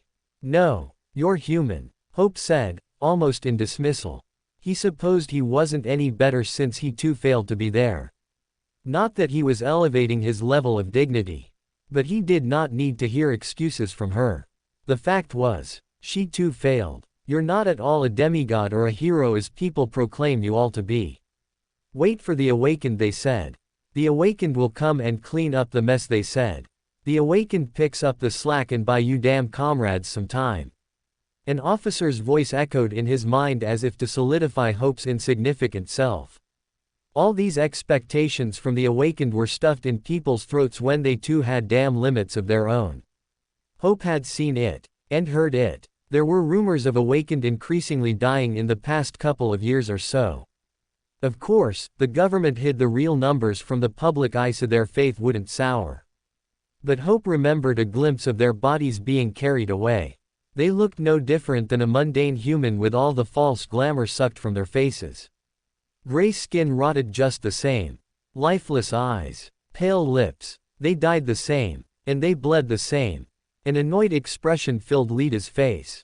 Now how could why? But Hope turned away. If she wasn't going to properly cooperate then maybe Maeve will. Where's the path to reach Sector 5? Whoosh. Hope stopped speaking. Suddenly, Maeve stood threateningly close to him. Maybe standing wasn't the right word. At the moment, she could pass for a puppet with the support she was given. Whether it was the cause of his attribute or not, there she was inches away from his face, eyes staring intently into his own. At the edges of his vision, Hope could see vines had wounded their way around her arms and torso as if to entrap her in their limbs. Vines came from the ground and pushed her up to stand while others came from above and held her in their supporting strings as if there was an invisible puppeteer. But who else could be behind all of these tricks? Obviously, from the flowers at the border to the garmented walls in the Great Hall, to the thriving bloom of nature in the glass dome like some otherworldly garden. It was her. And whatever weakness she had was sealed away with her hubris. Soldier. She spoke with an empty smile, and yet her yellow eyes brimmed with such regard at his. As if he were an item, a prey, a prospect that finally piqued her interest. If what you desire is beyond those walls, to walk through the valley of the shadow of death, breaking tooth and nail for them, then you must answer this question. Hope narrowed his eyes. Are you truly willing to sacrifice yourself for your people? Sacrifice. Hope stared back with an indifferent expression. Although, he had to restrain himself from frowning at her ridiculous question. Sacrifice was a deed of noble soldiers. And Hope didn't think his mentality matched those beliefs and vigor. Sure, he was a soldier himself. But he didn't necessarily do it for the good of humanity. And as for now, he didn't plan on dying either. I'm not sacrificing anything. Out there is no ceremonial ground, as you must know. She continued, ignoring his words. Ha ha. Even if I can save your people, involving a large group to venture into the unknown risks my numbers. Such a shame too, when we've already sacrificed and fed so much. If she hadn't ominously grinned as she did, Hope would have thought she was distraught from those lost numbers. Or maybe that was what she really saw them as.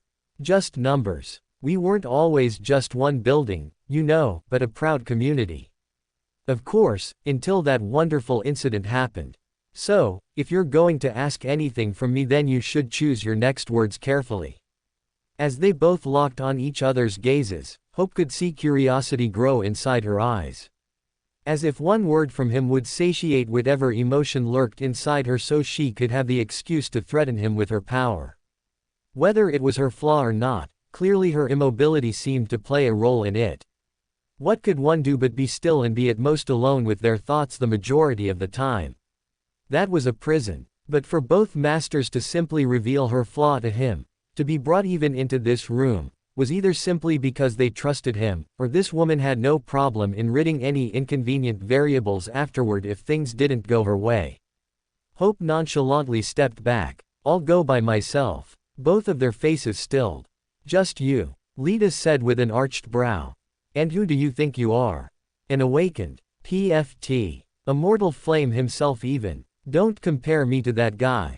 A mortal flame. Another propaganda figure. That hero was fed in big spoonfuls to everyone like some drug medicine of his heroism. Even the recent news of him establishing his own clan reached everyone's ears. Recent as in being the most gossiped news about his personal life. The idea that maybe his lineage would carry his legacy of fire had people fantasize that one day they'd be alive to see the day his kin would also carry his name proudly. Of course, Hope didn't dream that sort of day himself. No. Hope shrugged. I'm just a simple soldier. Quote. I suppose to hell with leaving this damn city then. Hope internally sighed. In all honesty, Hope didn't think he could do much for those people captured. Again, not his people, not his problem, but if anything, Hope was confident in his teammates' survival, although he didn't know how long for. And if these masters were taking their damn time, or plotting a completely different objective for themselves, then he wasn't going to beg them for help either. She said, ambushed. Hope thought again to himself. Clearly, that at least hints Sector 5 must have waited for the convoy to pass through this month to attack. Although, Hope couldn't imagine what else they wanted them for if they too presumed the cargo holding ammunition. But in a city of lawlessness, any bad deed could stretch flexibly into uncharted territory. Just how deep were his teammates in trouble? Ah damn it. PFT. Ha ha ha. Maeve's head reared back as she laughed. Almost maniacally so. The vines dragged the throne chair closer before seating her gently down, her arms laying back on the wooden armchair, her body limp onto the seat like a broken doll. Her head was the only animated object. The vines unraveled from her body and hissed back into the shadowed edges of the room. Intriguing indeed. A tiny vine wiped a tear from her eye as she breathed out a few more laughs. All right then, soldier. No explanation for your crimes, no knowledge of those people's actions. Quite disappointing. Your valor is sadly a little too early anyway. And almost untamed it seems. Her smile seemed to have cracked for a second with that last comment, but she recovered well as she turned back to Lita. Do you have that memory on you? Yes I do. Carry on with it. She said with her lips curved into a frown as she turned and walked back to the table with her hands on her hips. Good. Suddenly, something shifted next to Hope's feet, and he looked down. Vines started to crawl from all angles on the floor into one thick twine. It twisted high until it reached his face, red fiery buds unfurling like outstretched hands caressed his cheeks. Their petals like wrinkled paper swayed gently as the familiar black eyes with crowned pupils at their center released their pollen, tickling his senses. Sweet, floral, dreamlike. Hope understood at that moment what the master intended to do. It was nice chatting with you, soldier. You'll be of use to me sometime later then. Hope took a silent deep breath and closed his eyes. The last thing he saw was Maeve sitting on her throne, grinning. And he collapsed into slumber. Of course, Hope wasn't actually asleep. As he collapsed onto the floor, he made sure not to flinch as he made hard contact with the ground or how the vines dented into his body as he dropped. He remained perfectly still and breathed softly as if he were truly asleep, the pollen still lingering on his nose. Hope remembered, of course he did, those flowers were the same flowers that bordered the sector like a fiery river. And knowing the main purpose for them, the master had the same intention of using them here. Slowly, he felt the vines recede beneath him. Why, that's such a shame. I rather hoped he gave more information about those people. Maeve's voice announced. I guess there really isn't a physical ticket that any of them possess. Not that my flowers have heard of any. We have bigger problems than this boarding situation, Lita spoke with an annoyed tone. Our preparations seem too slow. It took you long enough to even return from the dream realm. Why, I had business, Maeve said with false brightness in her voice. Oh, don't look at me like that. I may not be the most active person on the field, physically, but you can imagine my value amongst the people. Step, step, step, step, creak. Distant footsteps echoed somewhere in the blackness of Hope's vision as well as a door creaking open. Then, an unknown voice spoke, almost in surprise. Lady Maeve, you're back. Don't sound too disappointed now. No, it's just. Ahem, Lady Lita, your cohort has just arrived and will be here shortly. Huh, that voice actually sounds familiar. Hope thought as his memory's voices started to flurry in his mind from which person it belonged to in the building. Finally. Took them long enough. You know they're getting impatient as well. I'm afraid they'll actually disappear and save those people on their own. Lita sighed, followed by her heel tapping in impatience. Since you're here, drag this boy out of here. Are your awakened still wearing those masks? Maeve spoke again. It's a pity we don't see their faces. No one is talking about their looks.